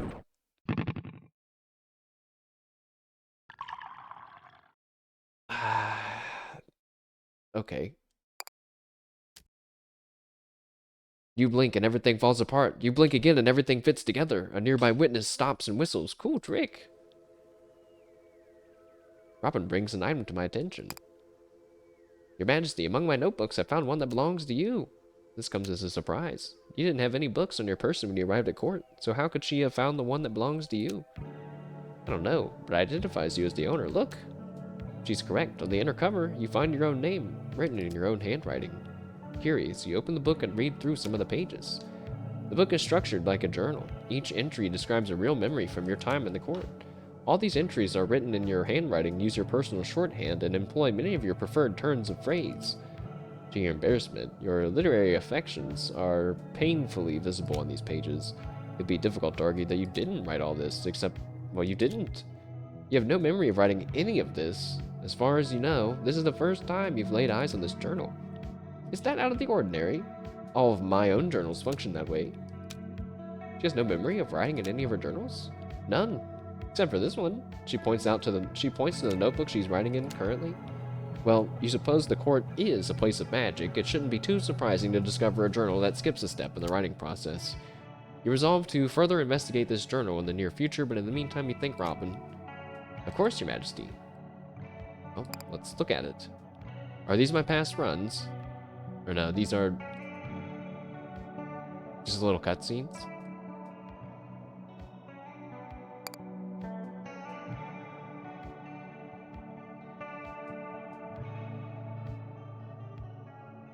Oh yeah, it wasn't a Kraken that we killed last time. It was a Leviathan. Sure. Okay, well. We're actually ready, I think, to just go back into battle, but sometimes new stuff does appear, like this painting, apparently. You've seen this painting before, but did the numbers change? Is it a different painting? Looks like the home team has taken the lead. I don't know what that means. Unclog the toilet. Put on my sunglasses. A curse is lifted. On this night, the Queen of Titanium Court did unburden her people of the curse of losing, and there was jubilation. Apparently, I must have done something to make the score go over the 7. Admiring your handiwork. What does he mean? You know what I mean, Your Majesty. There was a curse here, and you lifted it. Bravo! So, you were just notified of something along those lines, but it doesn't make any sense of what it even means. You don't know about the curses? Really? What's Goodfellow doing? That's what you'd like to know. Well, as far as weighty topics go, this suits me just fine. A curse is a particularly noxious form of magic. It's sticky magic. It's itchy magic. It's dirty magic. Garish, unsightly, unsanitary. Every house has its share of curses, but it's remarkably poor manners to leave them when company is over. You glance at the scoreboard, wondering if you're supposed to feel embarrassed. But for talented wizards, lifting curses makes for a good sport. I have many a fond memory of hunting them down in my youth. Yes, you seem to have a certain amount of talent yourself, Your Majesty. You've lifted some curses already, haven't you? I can tell. Since your steward appears to be shirking his duties, perhaps you should take over. Okay, but you're not even sure how you would even begin lifting curses on purpose, at least. Oh, there should be a book on them somewhere. Goodfellow used to keep good records, but now I've tired of this topic. Come, let's discuss. He's already wandered out of hearing before you can learn of his next conversational fixation. Can I have breakfast again? I can. All the people arrived before I sat down this time. At breakfast, you make another attempt at uncovering details about the war. Specifically, you wonder if there's not some larger purpose for it. For instance, is it fought over territory, resources, or ideology? If one side should triumph, what becomes of the other side?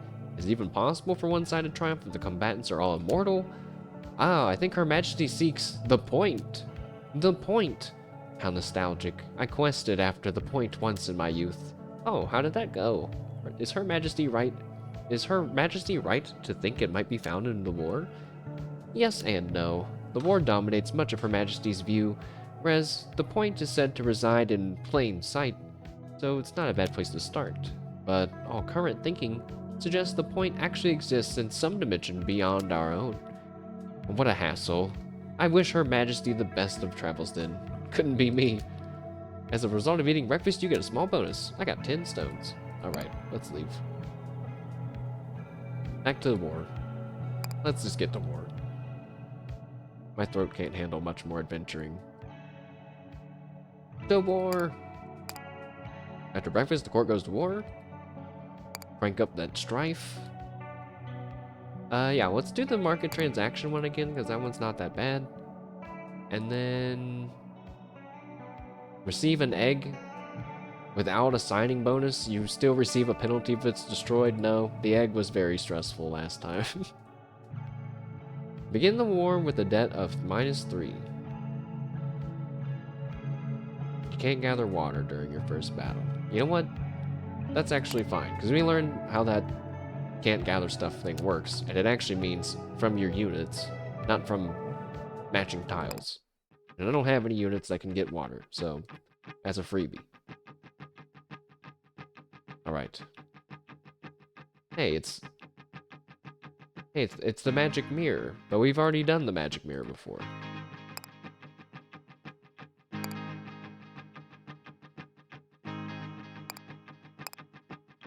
Huh. I mean, I know that there is that thing where you get to pick what boss you go up against. What's gonna happen? I guess we'll just see what happens if you fight a boss twice.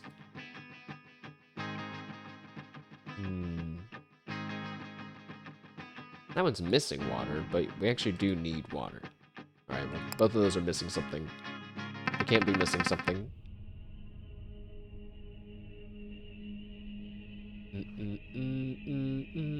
So we need wood.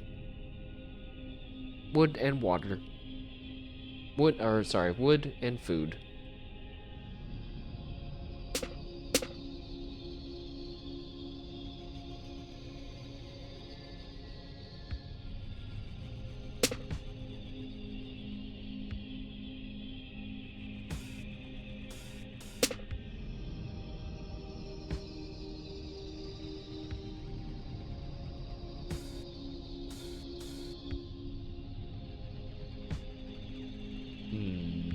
not a lot of wood going on.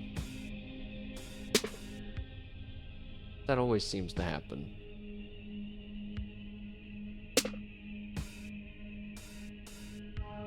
Whenever I need a resource, it doesn't spawn. There's all these other there's like a bunch of strongholds all close together, but I need them to be close together in a different way.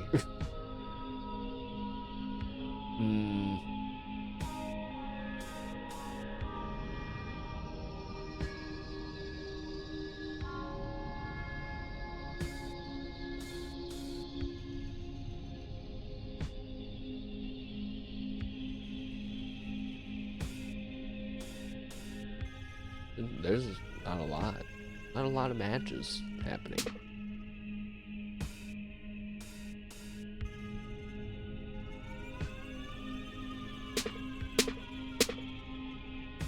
All right, first combo maybe of this run.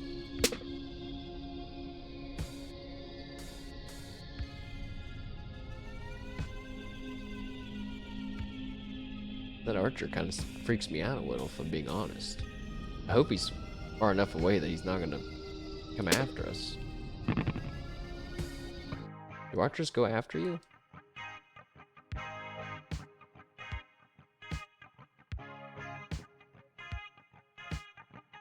I don't get to click and see. I don't get to know, I guess, if he's defensive or not. There's a shop with some different stuff in it, but we don't have any money. There's the banner that improves all the stats of our people. Centaur Archer, which sounds amazing. Green Hills. Hills reveal their true nature as forests. All hills become forests. A workshop, which is a building, produces workers based on its surrounding at the start of every battle. I'm so sad that I can't get that. Even if I sold my soldiers, I wouldn't be able to get that. Unless... No. I could, so if I spent 1 coin, I could afford the bread. And then if I sold my soldier, the soldier's only worth 1 coin. Cringe. Okay, it's literally impossible for me to buy that thing. So I guess I can only afford 1 soldier? And 1 farmer? I've messed up horribly.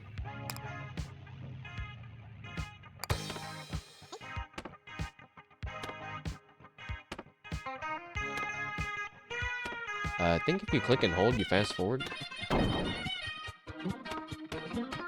Alright, this archer, what's he gonna do? No! Stop him! He's just shooting at us! Oh, it took 1 hit. He did 10 damage to us. Well, I guess there's a hospital, so if that's good, let's go there.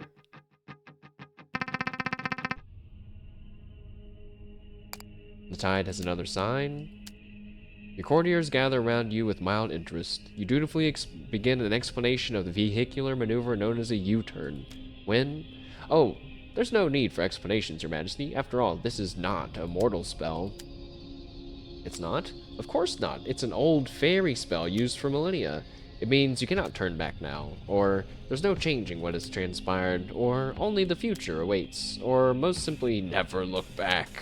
Spells such as these are used to keep the course of events in order, Your Majesty. They even shape the flow of the tide. Your curiosity satiated, your courtiers whisper among themselves as they exit the scene. These words feature quite prominently in the story of Orpheus. Do mortals no longer tell this tale? It must be integrated into their inscrutable mythology of cars. I expect contemporary Orpheus now bargains with a Ford F-150 or some such to retrieve the soul of his beloved. Well, so long as the shape of the story survives, who are we to judge? I don't think that's how that story goes. But actually, because of this game, now it vaguely does, in a really weird way. That was a lot of matches. That was also a lot of matches. Now we're talking. I did all that on purpose, by the way. I accidentally got rid of the hospital. No. Okay, there's a hospital. It's back.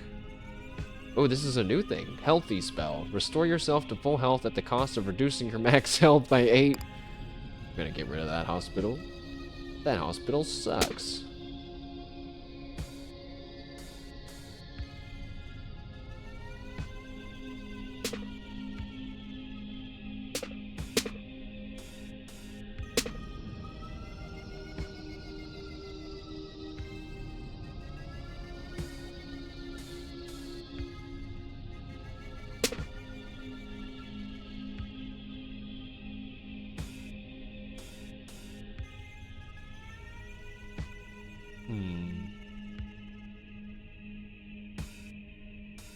I don't even know where my, oh, let's check the new hospital. Aha, this one has the get health when you kill things. Thoughts on Carl's Jr. Burgers? Carl's Jr.? Is that the name of the fast food place? Of the restaurant or fast food place? I've never heard of Carl's Jr.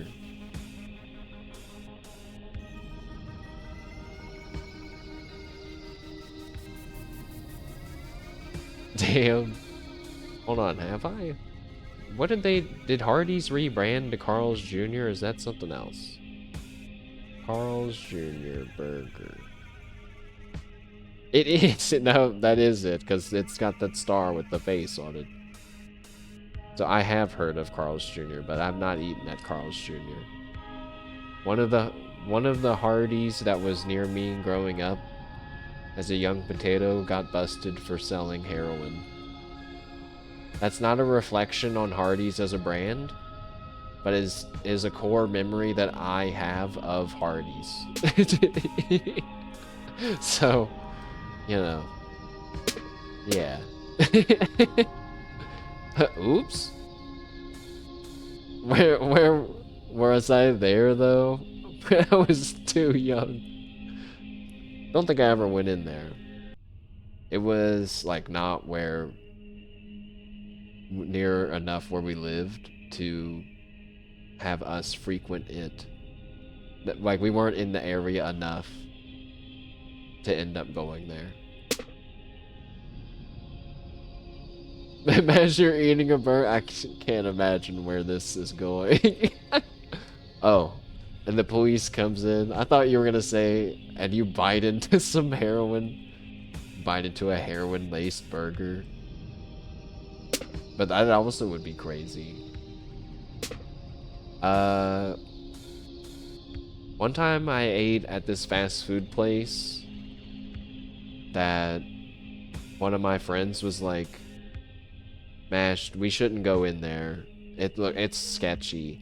And I was like, "But I'm hungry." And this sound and some other people were there. There was like some other people with us, and one of them also wanted to eat. So we went.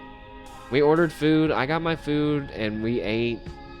And my friend later was like, "That was not a normal fast food place." And then later, it also got busted for being like a crazy drug operation.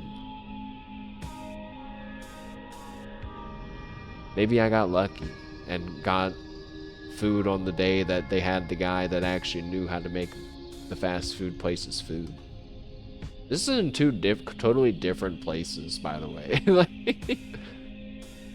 it's like the whole like if I had a nickel for every time it happened, I'd have 2 nickels, which isn't a lot, but it's still kind of weird, kind of a thing.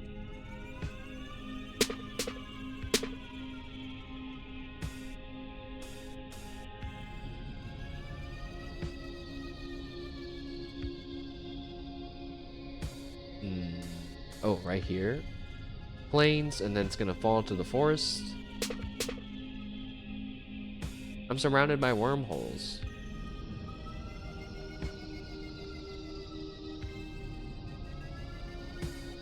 Wait, if I do that, that's just gonna, that's actually not gonna help me any. If I do that, then we're gonna get rid of, oh god, there's a volcano right beside of me. What? Jesus Christ. Okay, bye. See you later. Cool. It's a good thing I noticed that. We would have died. I don't have enough money to buy that thing. That sucks. Buy a bunch of soldiers. There's no fields near us because I wasn't paying attention, so we don't get any food. But we can at least make some money this turn. Commence the battle. I wonder if wormholes have more health than strongholds. We're about to find out. No, I think they have the same amount.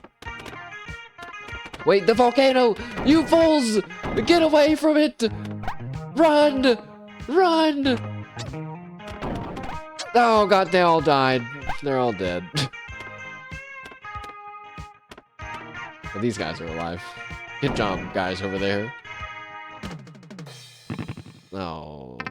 At least you don't keep units between. Oh shit. Sooner than you might have hoped, the courtier named Leland has returned from the cathedral that is of the dread deity known as M.A.R.K.E.T. Oh, he came back? What? Leland is growing as a person and a professional? Is he evolving? Oh my god. Congratulations. Leland has evolved into Business Leland. Your Majesty, all my eyes have been opened to the truth. All along, the court has been going on about this war the wrong way. But now, with the priest of M.A.R.K.E.T on your advisory board, I'm sure we can right this ship. Are you going to give me the money that I've lost? Get a job. You've unlocked a boundless potential for growth and prosperity. Equip it in your office. Okay. Guess you just have to go equip it in your office to get a job, guys. It's that easy. There's 2 hospitals here. It's missing hills, but we got tons of stone. Let's go for this one. A rowdy barn full of centaurs suddenly appears in front of the court. That's not good. That's not good. It surrounds itself with fields at the start of the tide. Maybe it's okay then. Oh yeah, wait, how does the barn behave in battle? At first, it will surround itself with fields. Following that, the barn will attack the court with centaurs. Since centaurs cannot traverse hills, our best line of defense might be to surround ourselves with such terrain. Wait. Didn't this map say it doesn't have hills? Oh.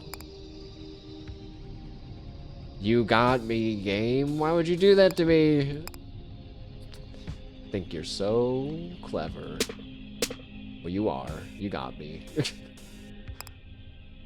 We can buy a bed. Restore 5 health at the cost of delaying my units. No thanks.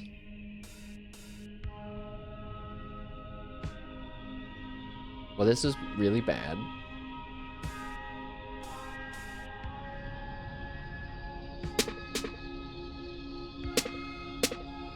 That is not what I wanted to have happen.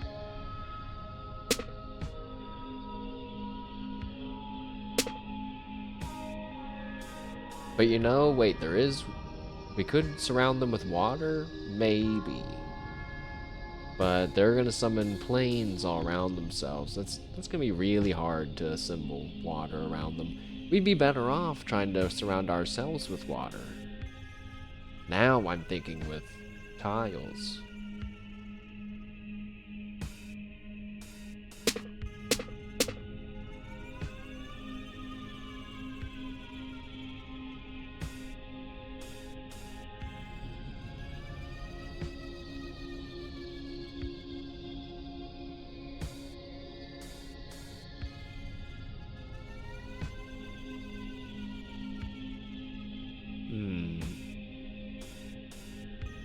I just need to get these pieces of water down.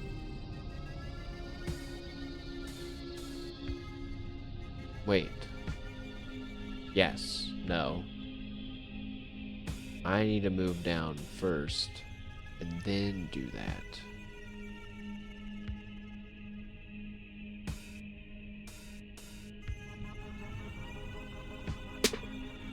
Okay. trying to be really careful not to accidentally match the water and remove it. So if I move down here,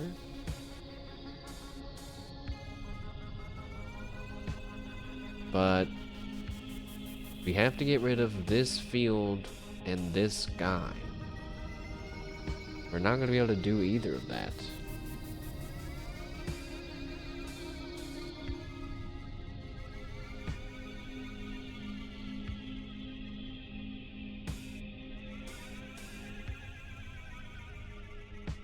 I need to get rid of these trees.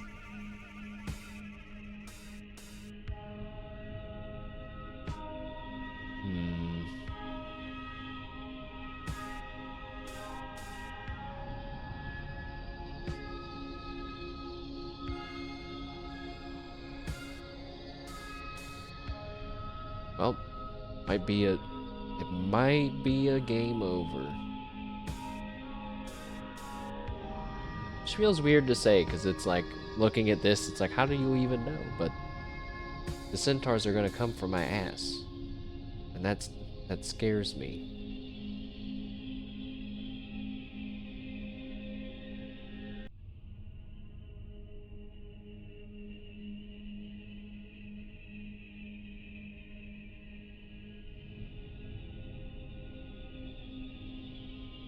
No, there's just nothing. I don't think there's anything I can do. Can I do that? Oh.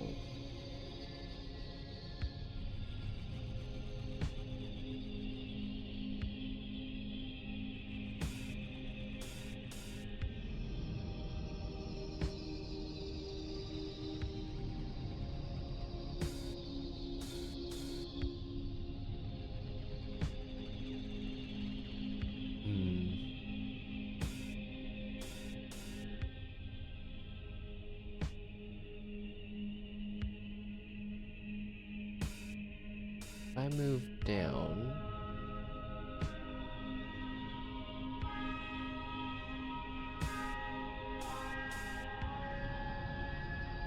they can still reach me. I can move again after this, but that doesn't help me any.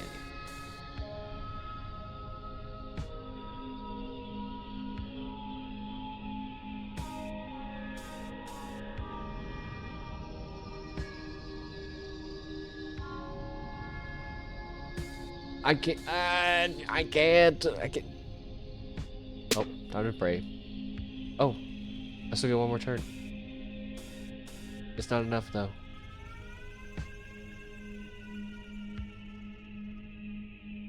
The hospital's back.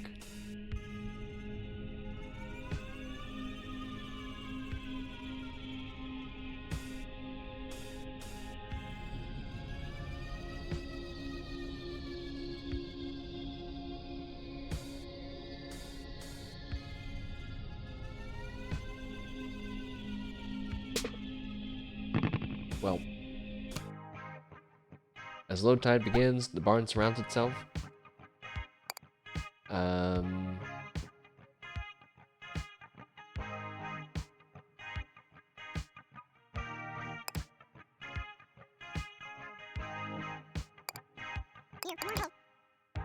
Oh, we're so dead. Only 3 soldiers? We're dead. Look at them. Look at them go. They got one guy. I spent so long trying to save it. We died in 2 seconds. Okay. You wake in your office as you complete a brief nap. You suppose brief was a fair description of the war the court just participated in. You know, maybe you should just get to work right away. You remain a bit restless after that quick excursion. You're not sure in the mood to socialize with the courtiers today. They do tend to go on and on. Pretty sure you won't miss anything if you just return to war immediately. Thanks, game. It's been a while since you last went to war. A new job's been made available. The business job. But there is new stuff that's happened, but let's look at the business job. An offensive job. Receive money solely through trade. Fear not, a market's always within reach. And you have a farmer, but you also have an angler. A working fairy uses magic, transforms water into food.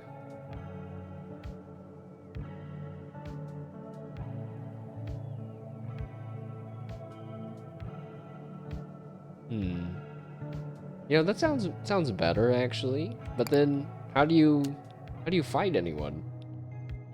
Leland, a newly minted chief economist of the court, proposes a new approach to the war. Perhaps you should at least hear him out.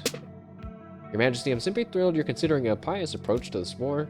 As newly ordained priest of M.A.R.K.E.T, allow me to be your guide through the transcendental world of business.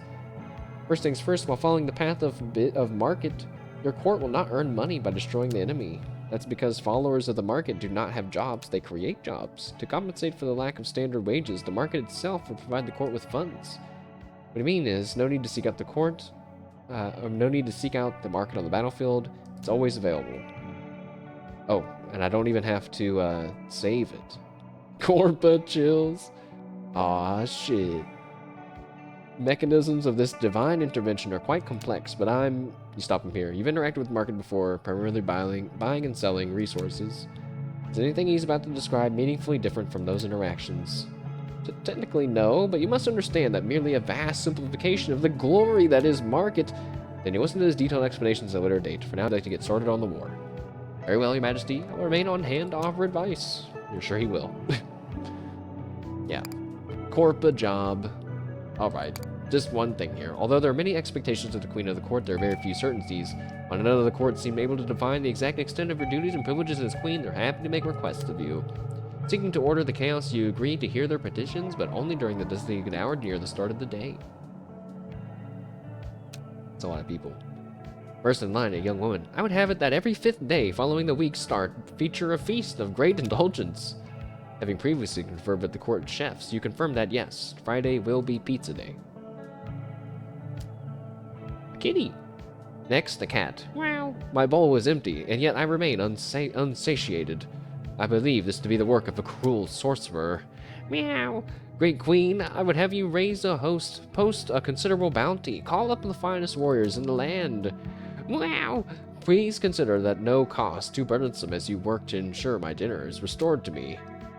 Shake the cat's food bowl so that piles of kibble stuck to the sides collapse to the center. The cat immediately begins eating as you motion the line forward. Next, your scholars, Hop and Skip, approach you simultaneously with dual petitions.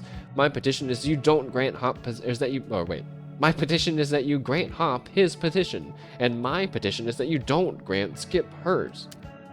They look at you expectantly. Skip even pulls out a notebook. You commend them for constructing a simple paradox, but remind them that you are under no obligation to grant any of their petitions. I told you that wouldn't work. On the contrary, this proves ample data on Her Majesty's capabilities. Thanks for wasting my time a little bit. Finally, the last petitioner, a fairy dressed in soldier's garb, approaches your desk and salutes. Your Majesty, I'm in dire need of some coaching. Puzzled you ask what particular skill or field of study he hopes to improve him with coaching. He looks around sheepishly. Well, it pains me to admit it, but I do not understand the difference between offense and defense. Okay, well, in a competition or conflict between two teams, offense usually refers to the team that's attacking. I see. So say in a football game, the team attempting to aggressively take the ball away from the other team. That must be the offense, correct? Not quite. In most ball games, the team with the ball would be considered the offense because they're in a position to score. He frowns. Despite having to defend the ball, they're not considered the defense? The terms are blurry. You can see why he might get confused. You suppose the distinction comes down to what exactly is being attacked or defended. In the case of football, it's the opposing team's goal that's considered under attack whenever your team's on the offensive. Fascinating. Then, in the context of war, what is the court defending? Well, or are we attacking? Do we even have a ball? Well, sometimes Oh, apologies, Your Majesty. I've already taken up more than my fair share of your time. I will ruminate on your considerable wisdom. He salutes again and marches away, leaving you to your own devices for the rest of the morning. I'm glad he left, because I did not know how to answer him. To war! Rank up that strife. I forgot to eat breakfast, so I don't get free resources. Receive a treacherous wormhole that follows you across the war? Oh no. That sounds bad. Let's get the stone one, and you know what? I guess we'll get the one that boosts enemy precipitation. It's the goat again. Well, at least it's a boss that we haven't beaten, so we gotta try extra hard this time.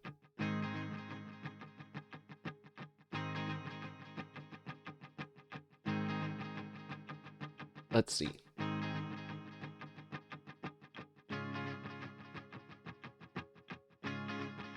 That one's missing water. That one's missing hills. Let's just go for this normal one. Oh, my court's changed. It's a... Oh, we are now Titanium Court LLC. The court has donned enchanted armor that protects its leaders from excess legal liability. Excellent. We have the market with us at all times. But yeah, how do I defend myself? I can't. I kind of can't defend myself, can I? I literally can't.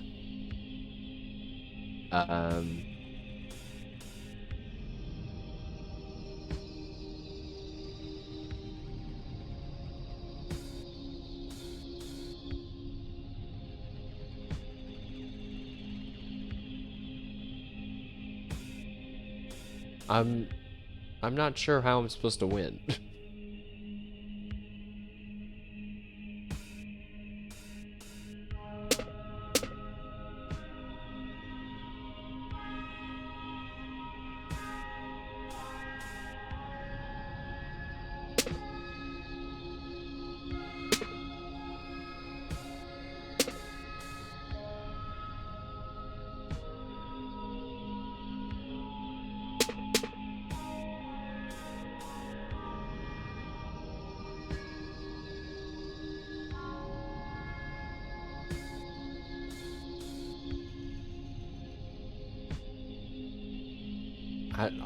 I don't know how I'm supposed to trap myself in a corner with water.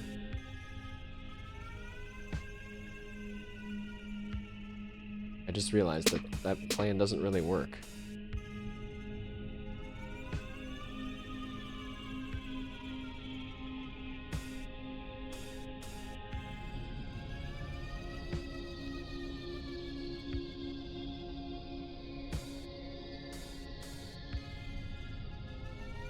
We're so screwed.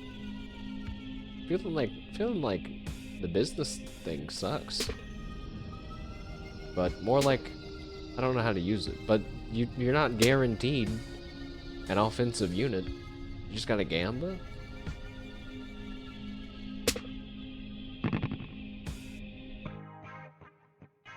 Uh-oh. There's a knight right there. He's gonna attack us. We can get a lesson on self-defense. You know the drill, grab a card. An archer tower, a knight. We don't have enough stone for the knight. Oh god, oh, the market. I have 1 coin.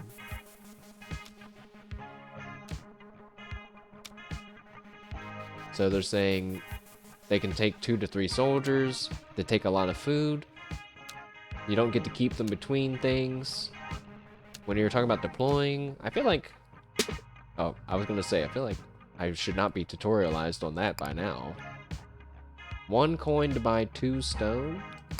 That enough? Oh, wait. Yeah, that's right. You can sell resources, too.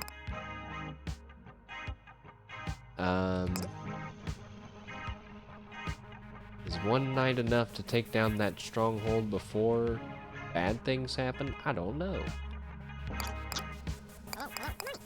Wait, we don't need farm. Oh. I guess the farmers...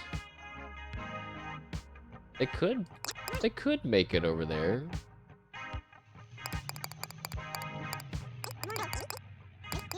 Alright, I'm really spending everything. I was gonna try to maybe make another night. It's 1 night against 1 night. And we get to attack his base for a while before he appears, so we'll probably be okay. If not, I guess we'll just start over. Kind of been on a losing streak lately. Where are you going? He's not even attacking it. You dumb asshole. Some of my farmers aren't gonna make it back. You better get up there.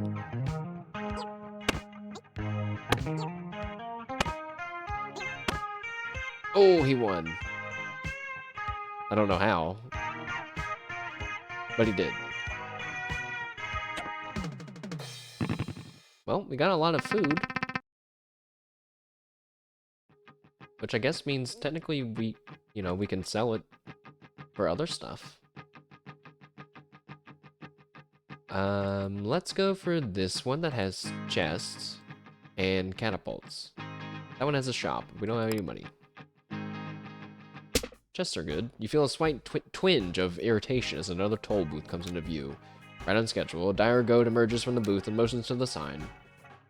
You know, between a dragon, a leviathan, and a magic cursed mirror, I would not have ever believed you if you would have told me that a normal goat that owns a toll booth is giving me the most trouble.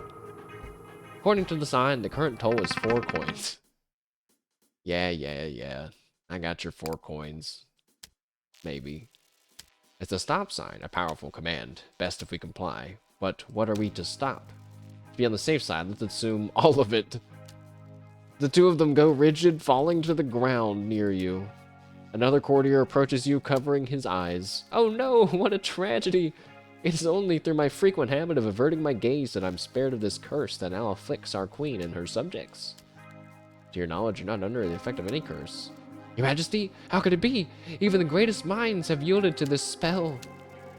Does he mean the stop sign? You explained that the sign is for directing traffic and that it should not impact the regular movements of pedestrians.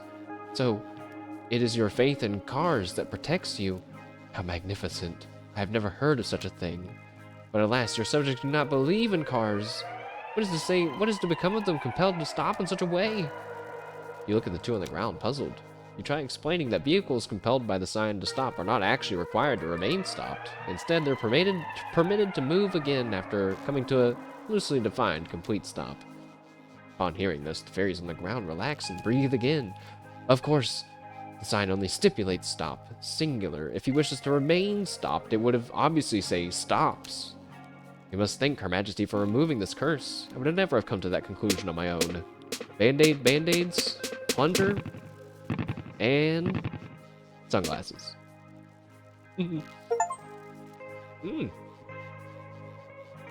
really was a curse. On this day, the Queen of the Titanium Court did unburden her people of the curse of petrification, and there was much jubilation. Okay. Let's...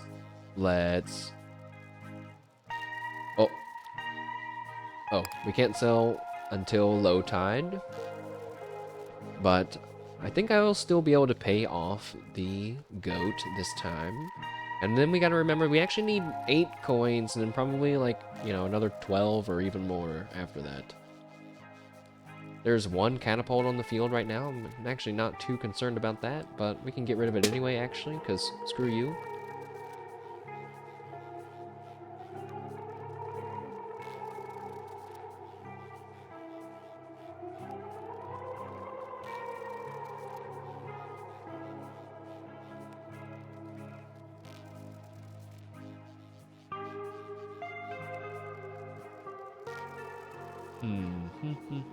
What do we need? Oh yeah, I have weird units. But at least we have the knight now. So now we're resource and defensive instead of offensive. Sure, that's better. We need rocks. A little bit of wood, a lot of rocks. A little bit of water. A lot of rocks though.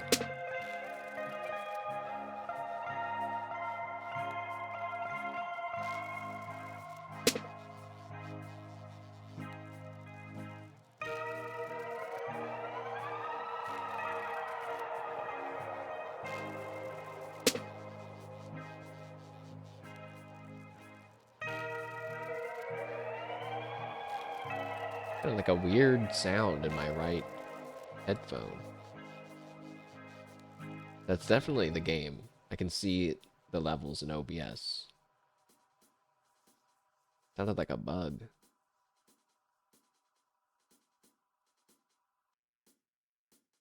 Not a lot. I feel like there's not a lot of options for me right now.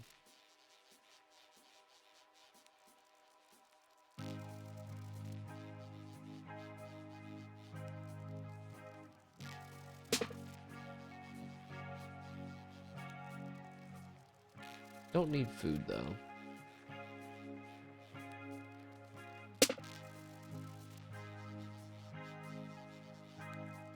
A lot of options to match food. That catapult's gonna hit that rock, so we're good there.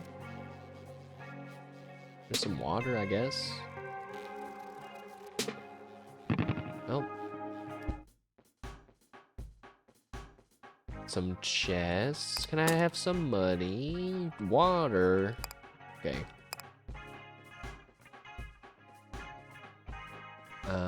Well, first, I forgot to get wood, but both of these guys just make food, so we have a ton of fields right here, so we're good.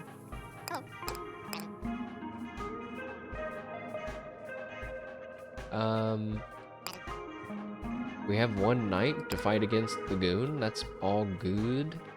And then market to sell some bread. 1, 2, 3, 4. Yes. And then pay the toll. Basically because I want to see what happens if you pay the toll every time. With a small bit of resentment, you fork over the cash. The goat The goat nods and lifts the barrier for whatever that's worth. He now joins your side of the battle. Bonus. Okay. Commence the battle. We're gonna make so much food this turn.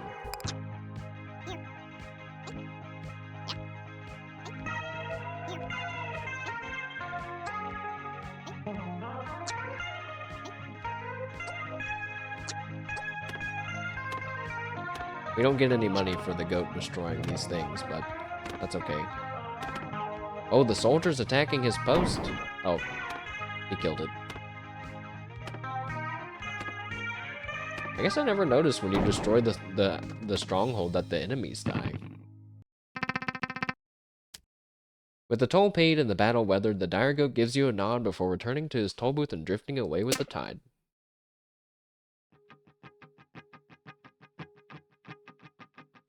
That's missing woods. It's no good.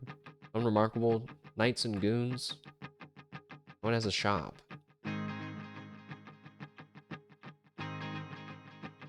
Okay. Yeah, and scamps are weaker enemies, so we have some knights. We should be good.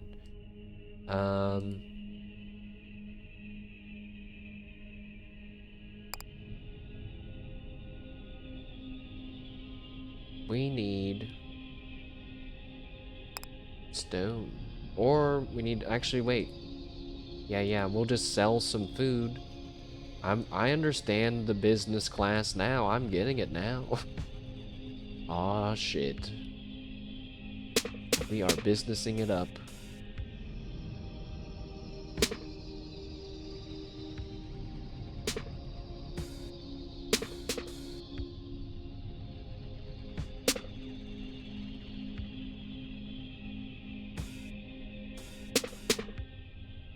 There's our water in our field right beside of us, so we can harvest stuff. Actually, that might be even better.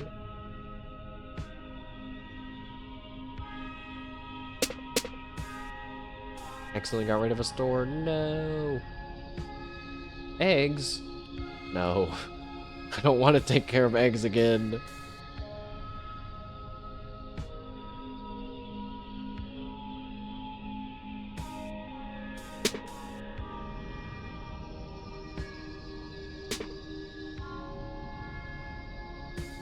Okay, what's in this shop? I kind of just realized we can check this stuff ahead of time too now. There's the apple. Wait. Get food whenever you gather wood. No, that doesn't help us any. So we're gathering tons of food right now. Gather stone from hills.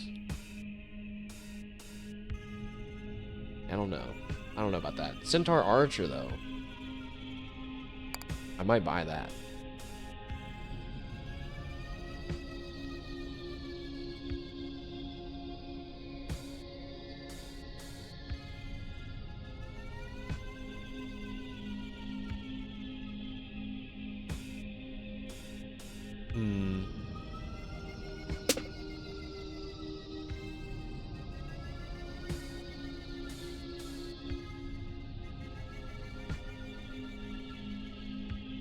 I got some guys near us that I wish weren't.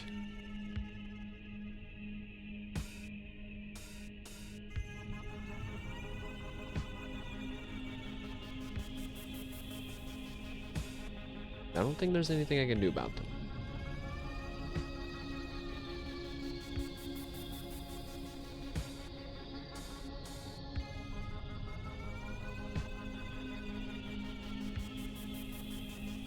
No, but if I had one more turn, I could have. That sucks.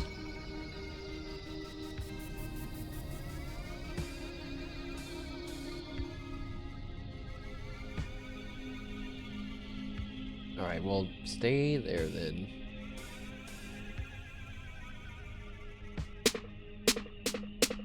Oh shit. We got enough random combos that I got a few more turns. Hell yeah. No, it wasn't enough. It's actually not enough. It was only enough for one more turn still. Balls.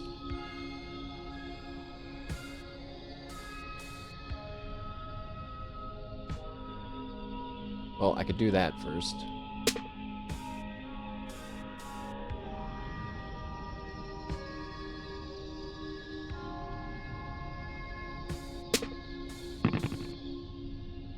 Damn.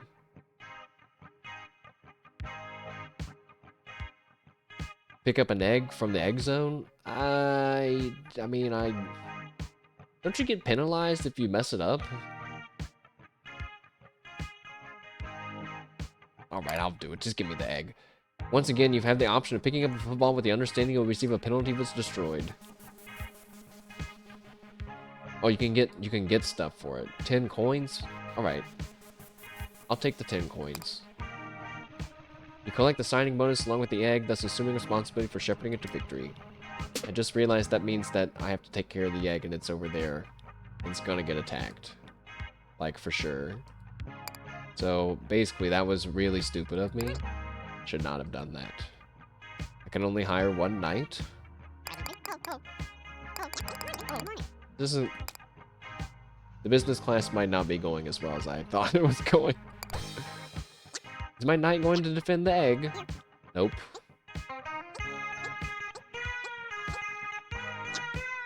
But he is going to go kill the scamp.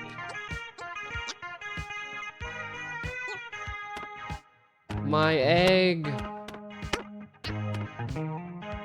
I think he's going to kill it. He's killing it this turn. I had the egg for... It's so dead. Well.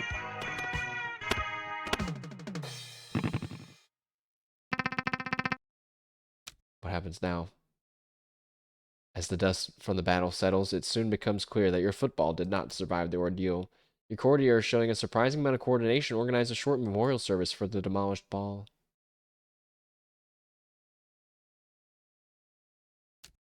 As the queen of the court, you are naturally expected to deliver a eulogy.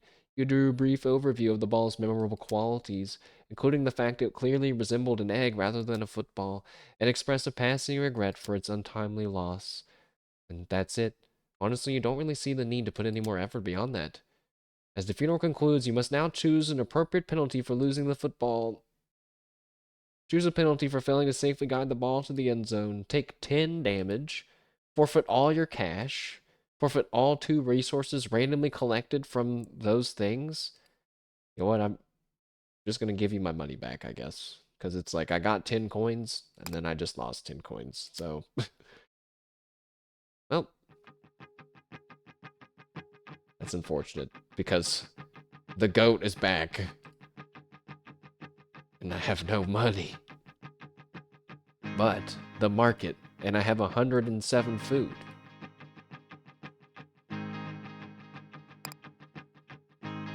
109 food. Right on schedule, we encounter the second toll booth and the second dire goat. Alright, bro, you know the drill. Cross the bridge, pay a toll. Toll today is 8 coins. Chop, chop. I've heard it before. And, okay, but I can't trade yet, but I will be able to afford it no matter what, because I have tons of money. I actually kind of forgot about the market last time. I could have bought more knights and taken less damage, but that's okay. So I guess it doesn't really matter what resource I go after, because I can buy the rest. But we might want to focus on stone, so we have to buy less stone. I guess that makes sense.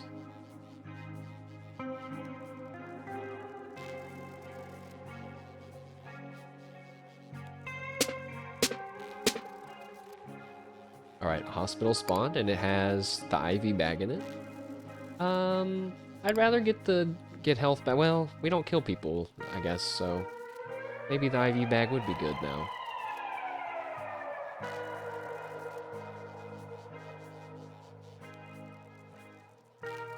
I don't know why I thought maybe that would work.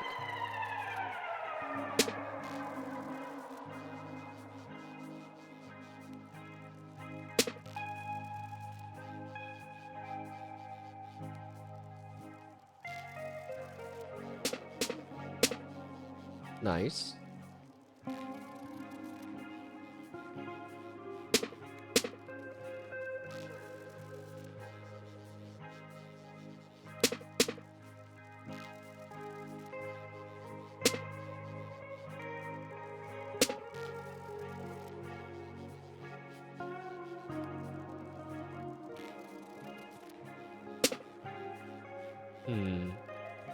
We're pretty safe now. I'm digging it. Pretty sure those gunboats can't get to me.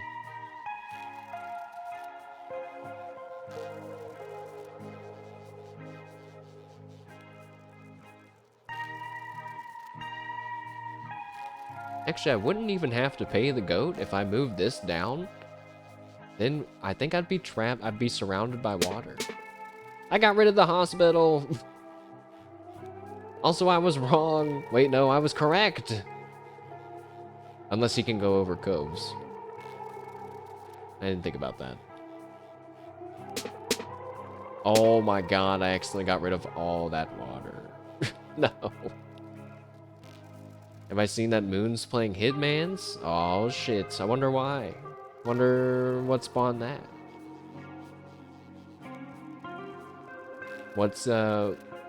What is he playing in Hitman?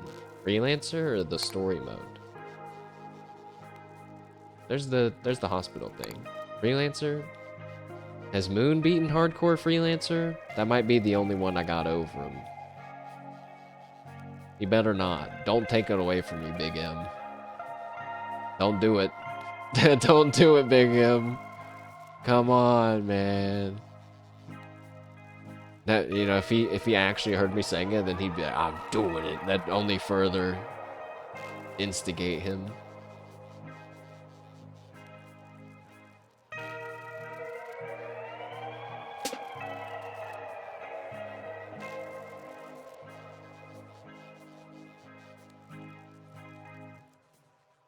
What was the score at the end? Like six dubs and 20 losses?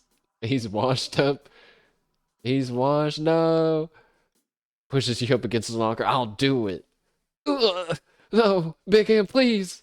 Be cool, Big M. Come on. I saw a clip today of DSP like getting pissed off at people watching him for not giving him money. And I was like, bro, there's no way he was always like this. I was like, damn. At least that hasn't something like, look at Moon. At least he hasn't changed that much. Like, oh my god. In fact, Moon's kind of gotten more tame, you know, in some ways. And it's like, look at, oh my god. He's so not only, you know, I used to feel bad for him. Now I'm like, wait, I don't know about that, man. He's taking sponsors now. Look, it's one thing to ask for help from your community. I can understand that life sometimes kicks you out of nowhere, right? And stuff, it gets really hard maybe, and who knows the situation, okay? And like, you know, maybe some people would say you shouldn't even do that, but to like insult them and like to, I don't know, that you know, he's hitting the privilege status like super fast and super hard as well, you know? It's like, oh dude, what happened? I kind of refuse to believe that you're always like this. How did people start watching you? That's crazy. I feel like... Oh, that's gonna combo, right? Yeah! Oh, it wasn't enough? What do you mean it wasn't enough for another turn? Alright. What do we got in the gift shop? Oh, I don't have any money. Oh! Oh! Wait, you know, we never found out if the keys that I bought, if I got to use them, or if I lost them, or if I, like, what happened to them. It's gonna suck if I actually lost them, because I had 2 in one run. We could buy another one, though. But I'm gonna sell a bunch of food. First, I have to sell enough food for the goat. I already sold too much. With a small bit of resistance, you fork over the cash. There we go, that's more like it, bro. Now, excuse me while I collect the toll from these other losers. Okay, have fun. You know, I could really buy, like, all of this stuff. I got so much food. I'm gonna buy the key in hopes that we figure out how the keys work. Even though I might be throwing the run by getting rid of a large amount of my stockpile of stuff. What? I forgot. You can't sell endlessly to the market. As you attempt to make another transaction, as an acolyte of the Church of Market pulls you aside. Apologies, ye faithful, but you seem to have reached your hourly limit for devotion. We have no choice but to cut you off. You're a bit surprised to learn there are limits on the number of transactions you can perform. That strikes you as pretty inconvenient. Yes, I couldn't agree more, sister, but you see, various jealous and wicked powers have banded together to limit the strength of our faith. Hold fast to your devotion, and one day your glorious market will truly be free. Later, upon mentioning this exchange to Skip, she rolls her eyes. Yeah, we tried the no transaction limit for a while, and it was a total disaster. Sinkholes of power were constantly popping up. The entire magical ecosystem was under constant threat of collapse. It was also boring. Very boring. I take that as we used to do that in the beta, and then it was too OP, and so now that's what we did to make it less so. Interesting. Well, then I guess I can't do all that business with the tickets. I'm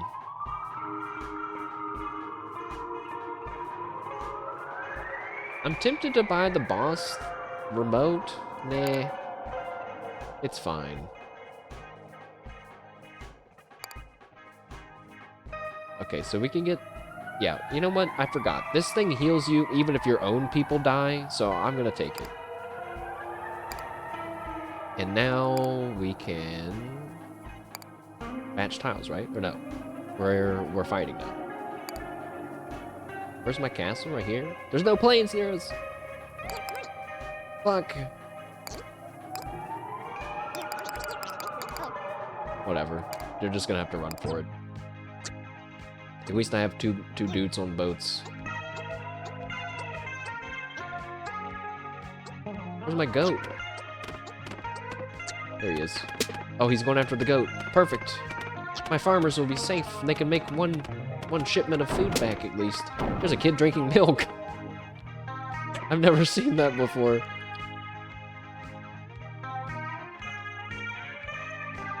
Uh-oh, wait, the soldiers are here. Okay, we're good. Stupid goat. I keep forgetting the goat doesn't attack people. While no goats survived the chaotic battle, your courtiers seem convinced that such loss will not reflect poorly on the court.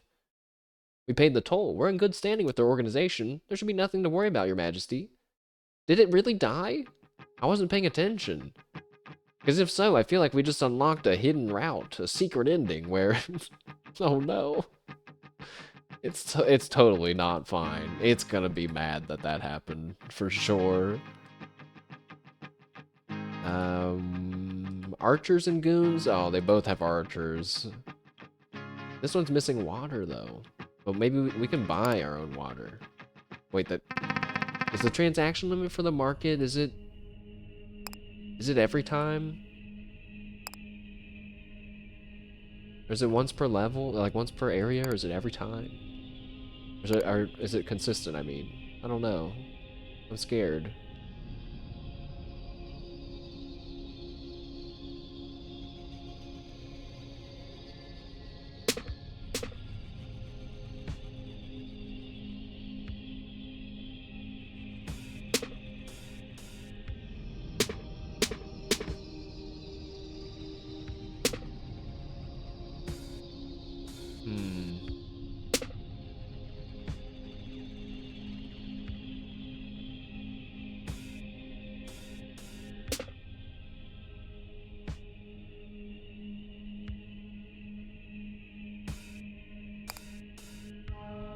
The potions are the same ones we've seen before. They just kind of help you change a tile. Whoa, that was a huge... That was like 5 and 3 in 1 thingy. What the heck? What the heck? An OP move by Master Gamer Mashed Potato Flow.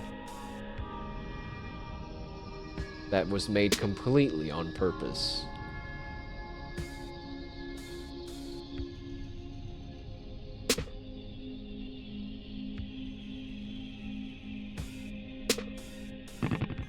I did not notice that was my last turn. Open the chest, I get 10 rocks. Alright, that's a little less exciting. Oh, the glass house has more love potions? You considered buying additional love potions. Your justification for doing so is as follows. First, you were unable to return home when you recently brought the court to victory. According to what the salesman told you, this implies that you've yet to undergo enough change as a person. But despite it being insufficient for this purpose, your experience with the potion of liking baseball has been entirely pleasant. You're not opposed to experimenting further with love potions, especially if they might still send you home. Except, sorry, Your Majesty, we're all sold out. Someone came in not too long ago, bought out our entire stock. Well, that's somewhat inconvenient. How else are you supposed to achieve sufficient personal change to find your way home? I don't know, have you tried taking up new hobbies? You know, like card collecting, labor organizing, opening jars, turning the thermostat up really high, rearing children?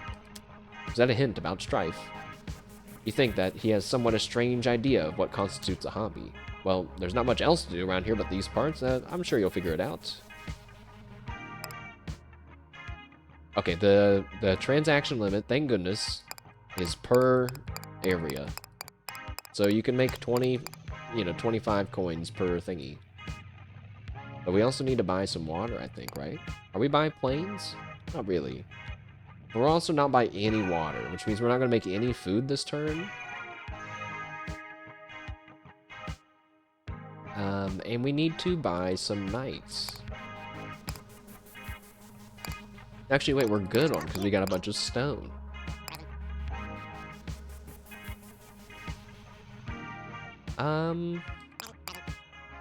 That's all of our stone, but I think it's okay.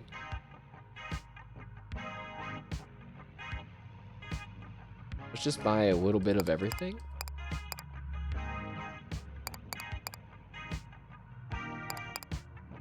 Our stone and our food can be evened out. Alright, that's all of our transactions. And we can... No, don't start the battle yet because we haven't summoned any farmers. We should do that first. Oops. I'm pressing the wrong buttons.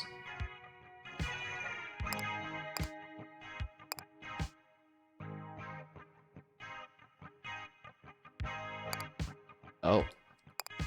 I guess I can't undo summoning the farmers. Because I did stuff I bought from the market and stuff, so I'm just gonna do it in a slightly less optimal way.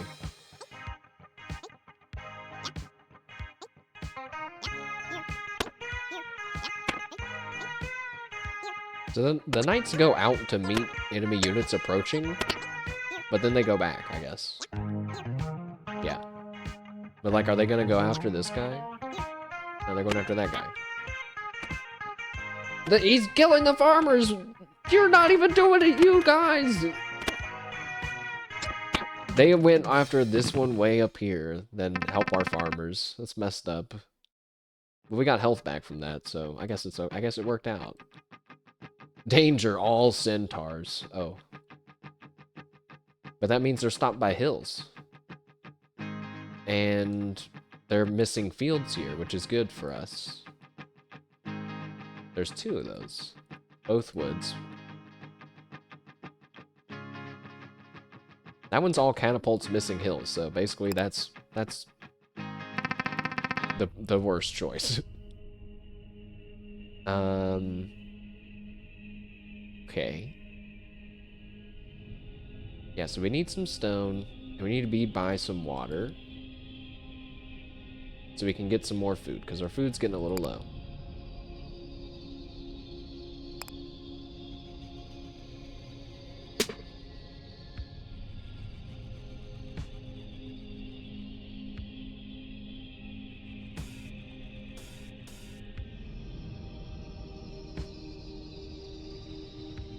Actually, if I just go like this, and then this, and then that, I think I'm perfectly safe.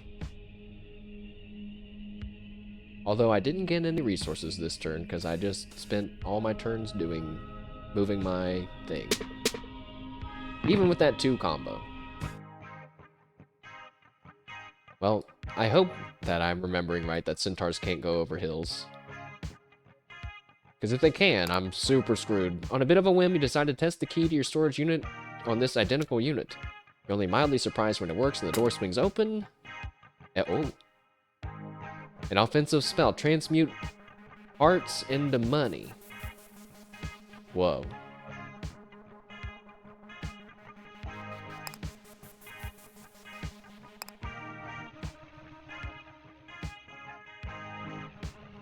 Should I do that? Maybe not on this turn, but yeah, maybe in the future we should.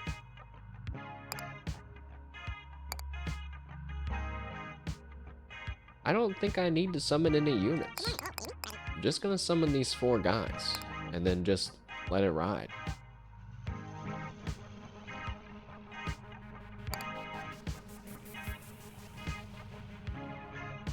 Actually, wait. I'm gonna buy some wood and summon more guys.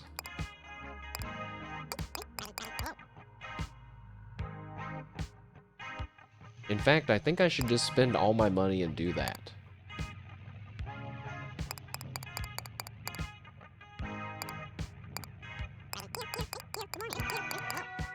Alright.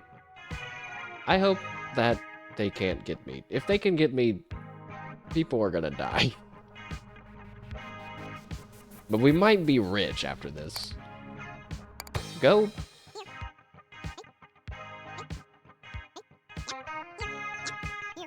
I like that they're walking out and not doing anything. Aw, I think we're super safe. And I think this guy can kill us. No! Look out! No! He's getting some of them! No! Stop! Just don't swim over that far, lads! Wait, we're getting healed for this. If I could have been so big-brained and bought some water to then transmute our health and sacrifice those guys because they couldn't reach our castle. Anyways, as you might expect, given the day you're having a third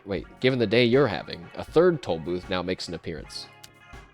And as you might expect from your previous encounters, a third dire goat emerges from within the booth. We've, by the way, have never seen the third goat until right now. Oh my god, he's so much cooler than me. Gentle travelers, welcome.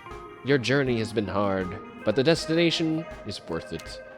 You've arrived at the spiritual bridge, covering the divide between desire and fulfillment, struggle and victory, frivolity and meaning.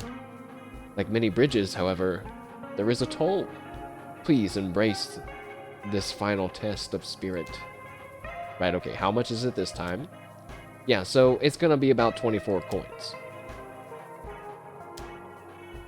Look, I don't set the prices, okay? It's like surge pricing or something. Fulfillment and meaning are really popular destinations. I think I can afford that, though.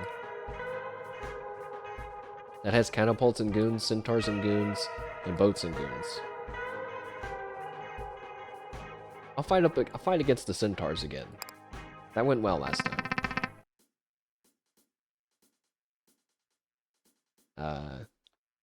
Okay, well first... Okay, we can't buy our way out past this goat yet. We have got to get rid of some of these lads. Look at that. Perfect. Okay, that got rid of a lot of stuff.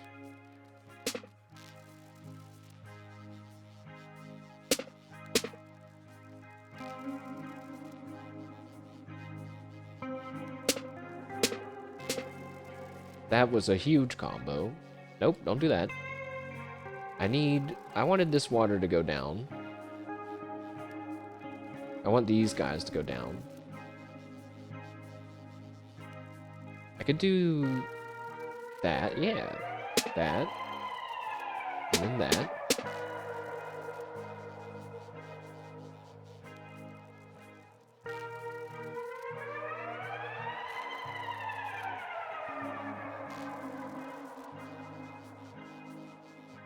Hmm.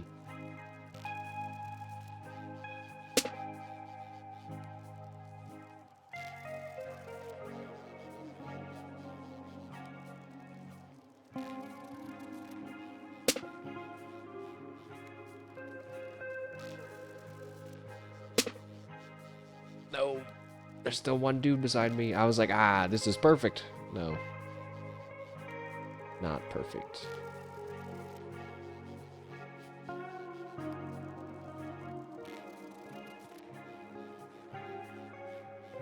Actually, no, I'm still blocked. There's just this one guy. These guys to deal with. 2 guys. So we'll have some knights. We'll have to use some knights. But I think I'm gonna want to try to stay there. Because the centaur, they're gonna run this way, they're blocked by the hills and the water. Yeah. I'm good. We could still get rid of some though. Get rid of some of them, because why not?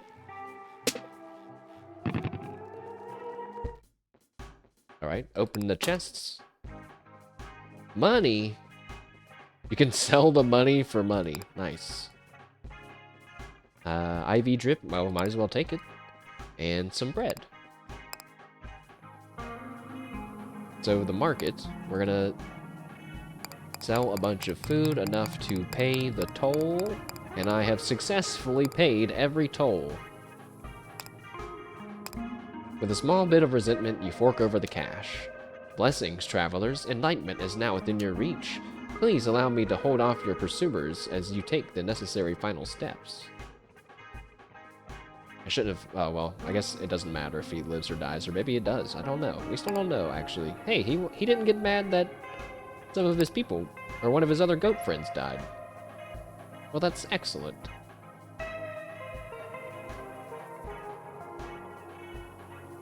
He's not going to kill enemies, so there's no point in me sacrificing some of my blood to get money. But I am... We do need some knights. Really, we only need 1, so I'll have 2. And... Sure, I'll give him some of my health. This is the last level, right? I mean, I don't know that for sure. It always seems like it is, but then also I think there have always been more levels, so... Just gonna sell the rest to the market. All hail the market. 16 gold. I would still have to, because I'm trying to hit that 30 gold. I mean...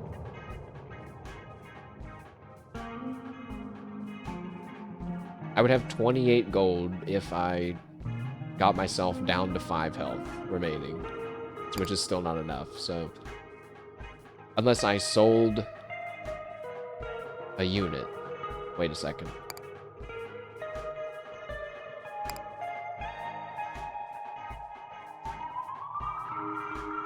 Alright. I'm gonna risk it. I'm gonna... Wait, can I not do it now? I need water. Ah, I thought it was giving me a water. I could have sworn I saw my water go up.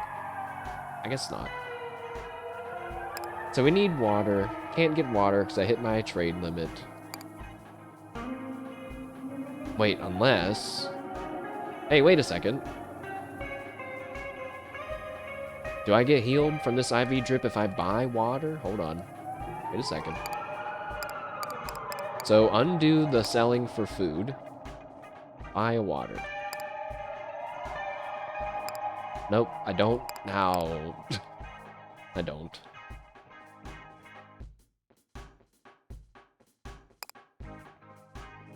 So then...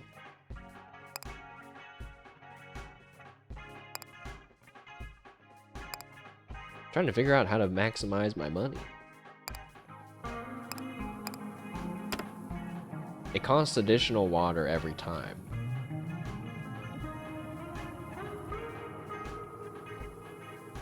Wait.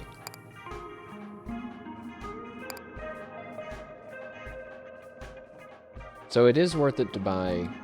Oh, it's 1 coin for 2 water.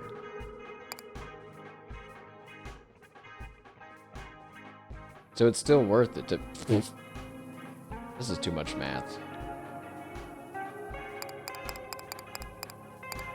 This is too much math for what is probably not worth it.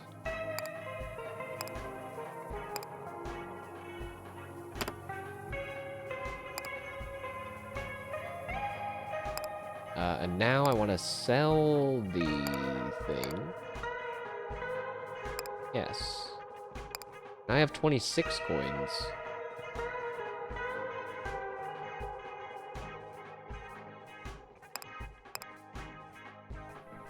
$26, $29. Oh, I could sell.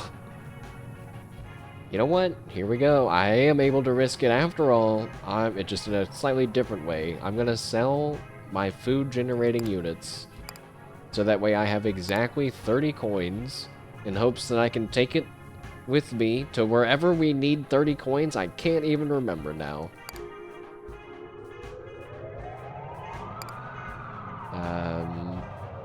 And you know what? I'm summoning another knight just because I'm scared.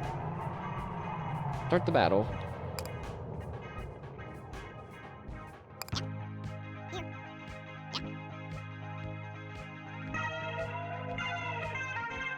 Yeah, probably should have, like, summoned the units first. Then, I could have sold them after the battle when we've made a bunch more food. Wonder if that would have worked. They're gonna destroy the goat's habitat. I'm paying attention this time. They did kill him. They killed our goat bro again. And now... With the final toll paid in full, the court is now free to proceed to victory. No goat remains to see you off, leaving you with a minor feeling of regret. And then for a brief moment, just beyond the toll booth, the lanes separating the pieces of the battlefield disappear. Oh. That's never happened before and is very unnerving.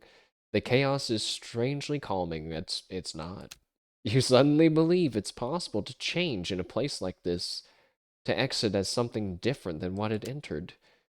Such a notion shocks you with the strength of its allure. But it lasts only for a brief moment. Soon enough, the lanes return and whatever constitutes order within the tide reasserts itself. Whoa! Alright, that's another win. Economic victory. 7 battles. Isn't it always 7? I guess not. The Leviathan was more. 21 casualties on our side, 16 on theirs, 4 on the PDI. Property Damage Index. I don't know how that score is calculated. Maybe with how many strongholds you defeat? Moral, keep some loose change in your vehicle at all times. Okay. Having demonstrated your burgeoning skill, your tolerance for new challenge grows. My strife! You feel your maximum level of strife increase to 4. I think the max was 5, right? With the war now behind you, you encounter a memorial dedicated to its victims. Memorial to those fallen in the war, casualties, 37. Now, having expended much of its energy during the day, the court retires to bed. The quivering of the court at night wakes you up again. For some reason, the hallways feel more unstable than usual. You briefly lose your way before suddenly emerging in front of your office. Your office, which is now open. The door must have come unstuck. Well, that sounds great and all. However, I need to...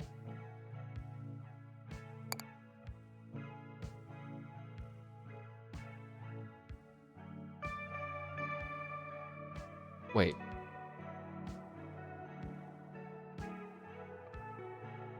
Did I just get this achievement to earn at least 30 coins, thereby attracting the attention of the market, and that's why the office door opened? Or is... I don't even know if I don't know if that's... Oh! By the way, it seems like the keys are permanent between runs, because it still has keys unlocked. Keys found 2. Okay, okay. So maybe, I think the office was the thing we were gonna unlock. But let's look at Leland first. You're a little surprised to discover Leland up and about as the court threatens its own dissolution. Of course, Your Majesty, who else would be capable of delivering your last rites? Last rites? You weren't aware that you were dying. Not quite, but close. The court is liquidating and making an exit, which means we must close your accounts. Fortunately, as an ordained priest of M.A.R.K.E.T, I'm qualified to deliver these rites. Come, close your eyes, and I'll read prices from the movements of the tide. Alright, you suppose there's no harm in humoring him? You close your eyes. Leland begins chanting the prices of raw materials. So says the market, 4 food for 1 gold, 2 water for 1 gold, 2 wood for 1 gold, 1 stone for 1 gold. So says the market, 3 food for 1 gold, 2 water for 1 gold, 3 wood for 1 gold, 2 stone for 1 gold. Is it the same thing every time, or is it slightly changing? I don't know. Listen, I'm gonna spare you all from hearing the chanting of the market.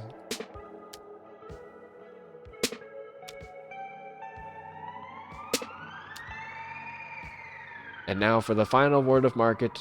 2 food for 1 gold, 2 water for 1 gold, 3 wood for 1 gold, and 3 stone for 1 gold. Which means the value of the court's resources adds up to 36 coins. Take into the account the court's existing liquid assets of... Oh, he was counting mine? Along with the sell value of your cards, about 3. Your total worth amounts to 69 coins. Congratulations, Your Majesty, this exceeds your previous record of 0. Handshakes all around. Synergy abound. You're well on your way to meeting the valuation of the 122 coins placed on the court by the church. Actually, now that you think about it, you're not forgetting something. What about the price of our hearts? The court has 27 hearts in reserve. Does that not add any value? I'm not sure what you're talking about, Your Majesty. Hearts is definitely not a recognized asset class of market. It totally is. I just sacrificed my own blood to make money earlier. You guys are beneath me in terms of market. You should have figured as much. Now, if you excuse me, his duty complete, Leland takes his leave.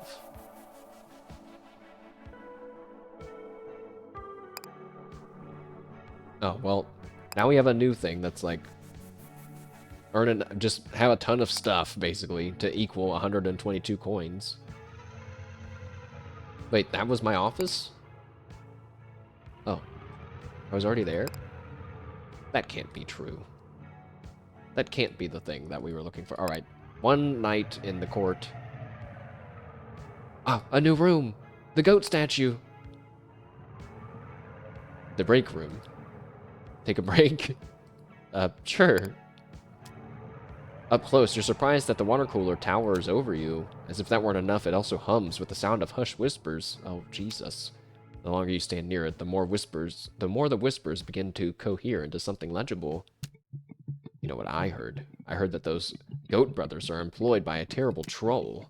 I heard that he threatens them with poverty, with homelessness, with the intervention of inequitable violence. Each powerless to stand against him, they continue to do his bidding.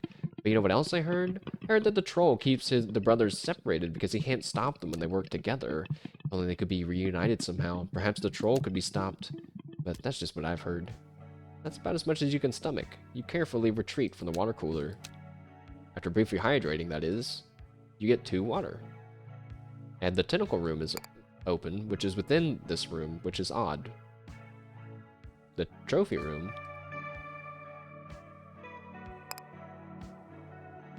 Go through the dragon statue. And a U-turn. But it says no U-turn. Where am I? What? Go up. I ended up getting lost.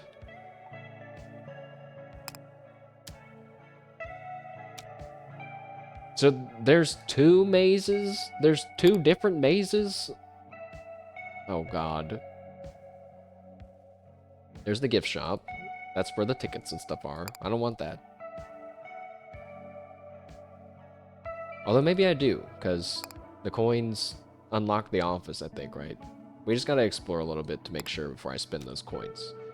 Hello, kitty cat. Let's see. So, I think I can stack it to the top now.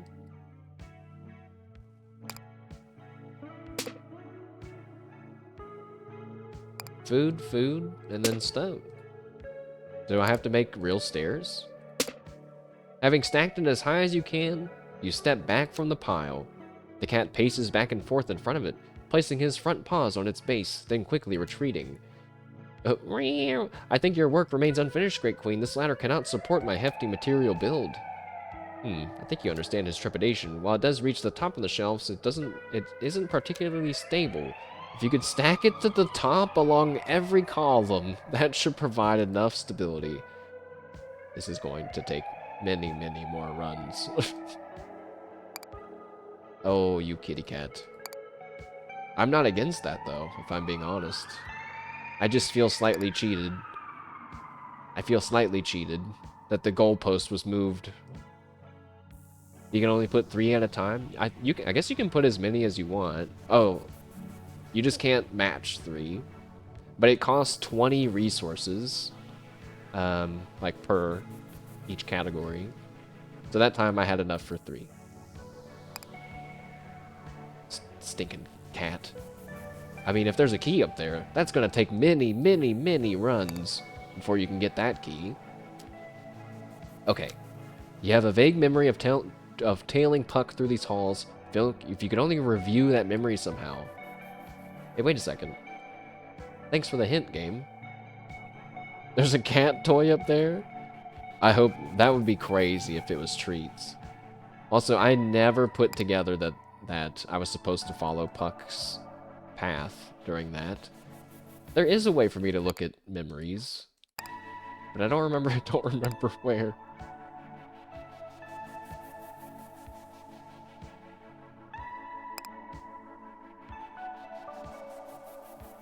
My office?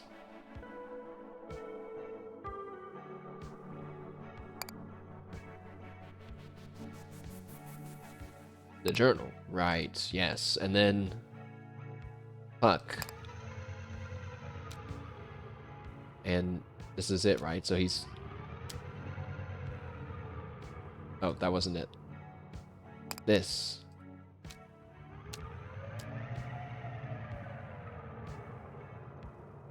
Okay, we gotta pay attention. So he goes through the door. He goes through the door on the right. Door on the right. Stairs on the left.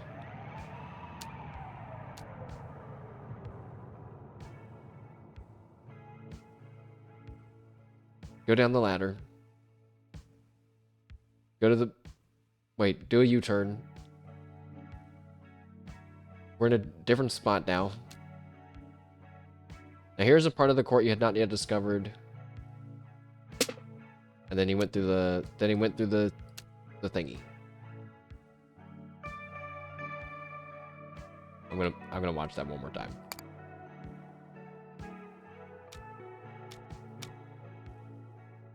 So fast forward through the door, door on the right, left staircase, down the ladder, U-turn, different place. That's the end. Doesn't seem that bad.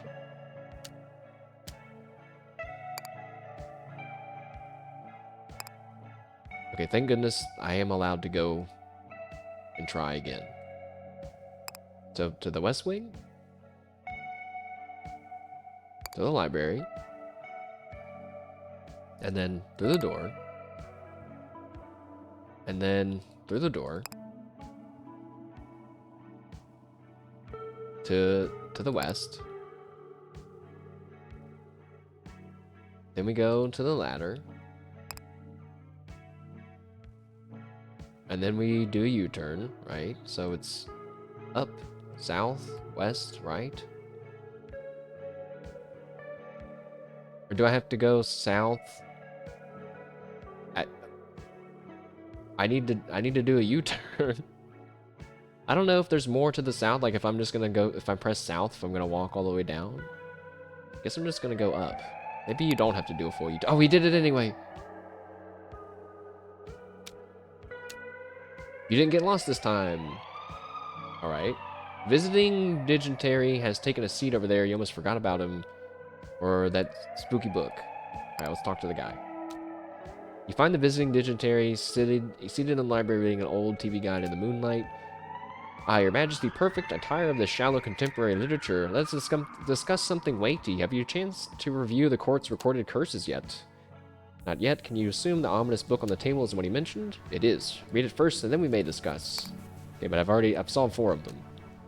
The 13 curses of the Titanium Court. Despite the size of the book, the list is relatively small. Curse of War, Petrification, the Curse of Comfort, Guardianship, Curse of Violence, Context, Resistance, Employment, Losing, Specialization, Innocence, Curiosity, and that's it. They just lose the health. They just lose the health from looking at the cursed book.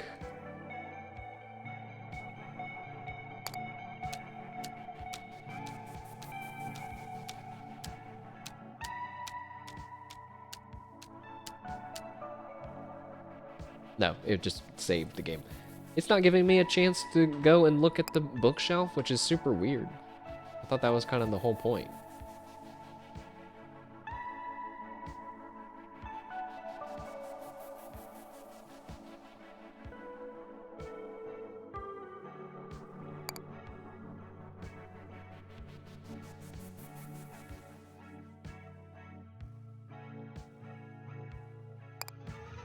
Is that where it just was?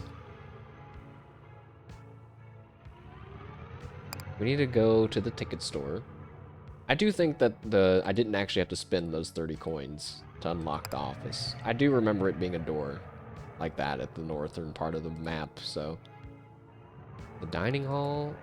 No, we want to go to the gift store, gift shop, which I think is here. Wow, I'm starting to remember. I'm just gonna buy all the tickets. Oh, we are really close, though, to the key. We have 50 now, and it only needs 52. Stop any time, I'll keep track of all your tickets, and your tickets are consistent, unlike your coins. Like between runs. Wonder if there's even a way to sell this stuff that I have. Probably not. Let's go to the chapel and ask our question.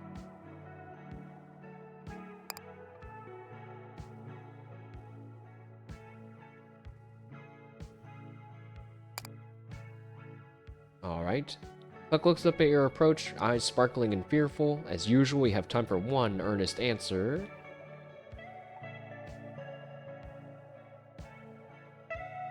These aren't always new questions. They're just new because I haven't asked them, I guess. Who's the other queen? Oh, we should definitely ask him this. This is who we overheard him talking to. So yeah, time to try to catch Puck with his pants down. Who was the other queen? Now seems as good as time as any to ask him about the other queen you've heard brief mention of within the court. Silence that chatter immediately. Out of my court! Upon hearing your question, his face immediately becomes stricken with fear and disgust. He cries out, "Please, don't ask me of her!" Okay, you think you can assume this is a sensitive subject for him.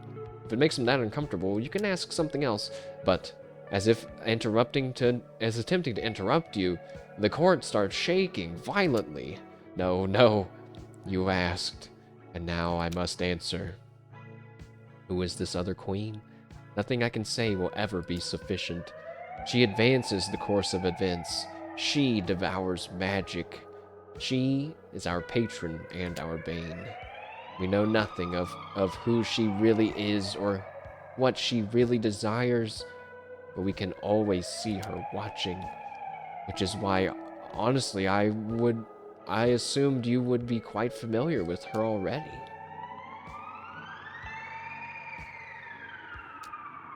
You're not sure you follow what he's saying. Is it me? Must I spell it out? She is looking directly at you right now, as she has been since the moment of your arrival.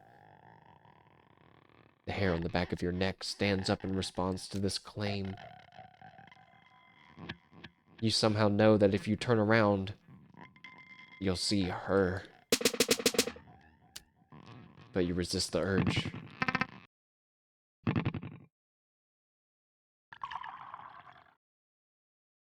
I didn't like that. Okay. You sit for a time on the side of your bed, trying to will away a headache before the day begins. Real. And chat, that is where we'll call it for today. Another healthy run within Titanium Court. Good progress. I got a little worried when we lost like 3 runs in a row. Ended up beating the GOAT. We also defeated the Magic Mirror. It's another 2 bosses down. I don't know how many bosses there are, but probably not that many more. Let's go to the outro. And let me play our Kanade flute music. She is so funny. I just saw a clip earlier today with her. She just great. I like when she goes, woohoo! Woo! Woohoo! She get like, I feel like when I try to say woohoo, it sounds clearly fake. But when Kanade throws out the woohoo, it's like, it's so good. It's inspiring. It inspires my own woohoo. But yeah, we did 2 bosses. We got 2 keys. I mean, you only need 4 to progress the game. We need to get that cat on top of the damn shelf. What else? Stabby, did I have a good stream? I think so. Thanks for dropping by. Sorry that it is at the tail end of the stream. We were playing Titanium Court, which is this really surreal, cool kind of mystery pixel art RPG. It's awesome. Highly recommend. And let's see, we have tomorrow, Sunday. I'm not sure what we should play. I was kind of thinking about trying Pokemon Champions, which is Pokemon's newest like PvP focused um battling simulator. Maybe. It's good. It's good and bad timing that Moon has restarted playing Hitman. Because I was also thinking about doing the same. But not because I want to play Hitman, but because next month, or now this month, 007 First Light's coming out. Glad that I enjoyed. Thanks, man. Thank you, Stabby. And I hope you're having a good weekend. If I didn't say that already, thank you very much. I know there's a lot of Hitman fans. 007 First Light is made by some of the people that worked on Hitman. I don't know all the details. But it basically looks like, what if we took like 30% of the stealth out of Hitman and replaced it with action, and you played as 007? It's like, yeah, heck yeah. I just read about this thing called License to Kill mode in that game. So if like when you're supposed to do stuff sneakily, but if you get caught, it's not like in Hitman where it's like, uh-oh, well, you better run and hide and get back to being stealthy mode. It just turns into, well, you have a license to kill now, and I guess you're allowed to start killing people, and it kind of changes. So it feels like you're not penalized. It's just how it happened, maybe. Seems cool. I'm like, unless there's like day one performance issues, I'm probably gonna get it. So I'm excited. That's how you already play Hitman? Then you will be right at home in 007 First Light. I play that way as well. I'm excited to see how it plays compared to Hitman, although I don't expect it to be Hitman 4. So, I don't know. I hope it's like faster. Hitman's a really slow game. Even when you're sprinting, you're moving at a slow jog. So, it'd be cool if there was like vaulting and parkour and stuff. And there's videos out on the game already, so maybe there is that stuff. I'm not sure why the music stopped. The video's the video is playing. But yeah, I think that first light seems really cool, and hopefully you all enjoyed Titanium Court. I will be back tomorrow with something, and that's it. That is it for me for today, chat room. Thank you again. Oh, one last thing. In the middle of this week, we got like a ton of Uma Musume to do. I don't want to do it, but we're gonna have to do it. Cheers, Stabby. Thank you all for joining, and I hope to see you next time. Have a good rest of your Saturday, and I am going to go eat something. I don't know. Whatever I got in my fridge. Goodbye. Bye, Gee.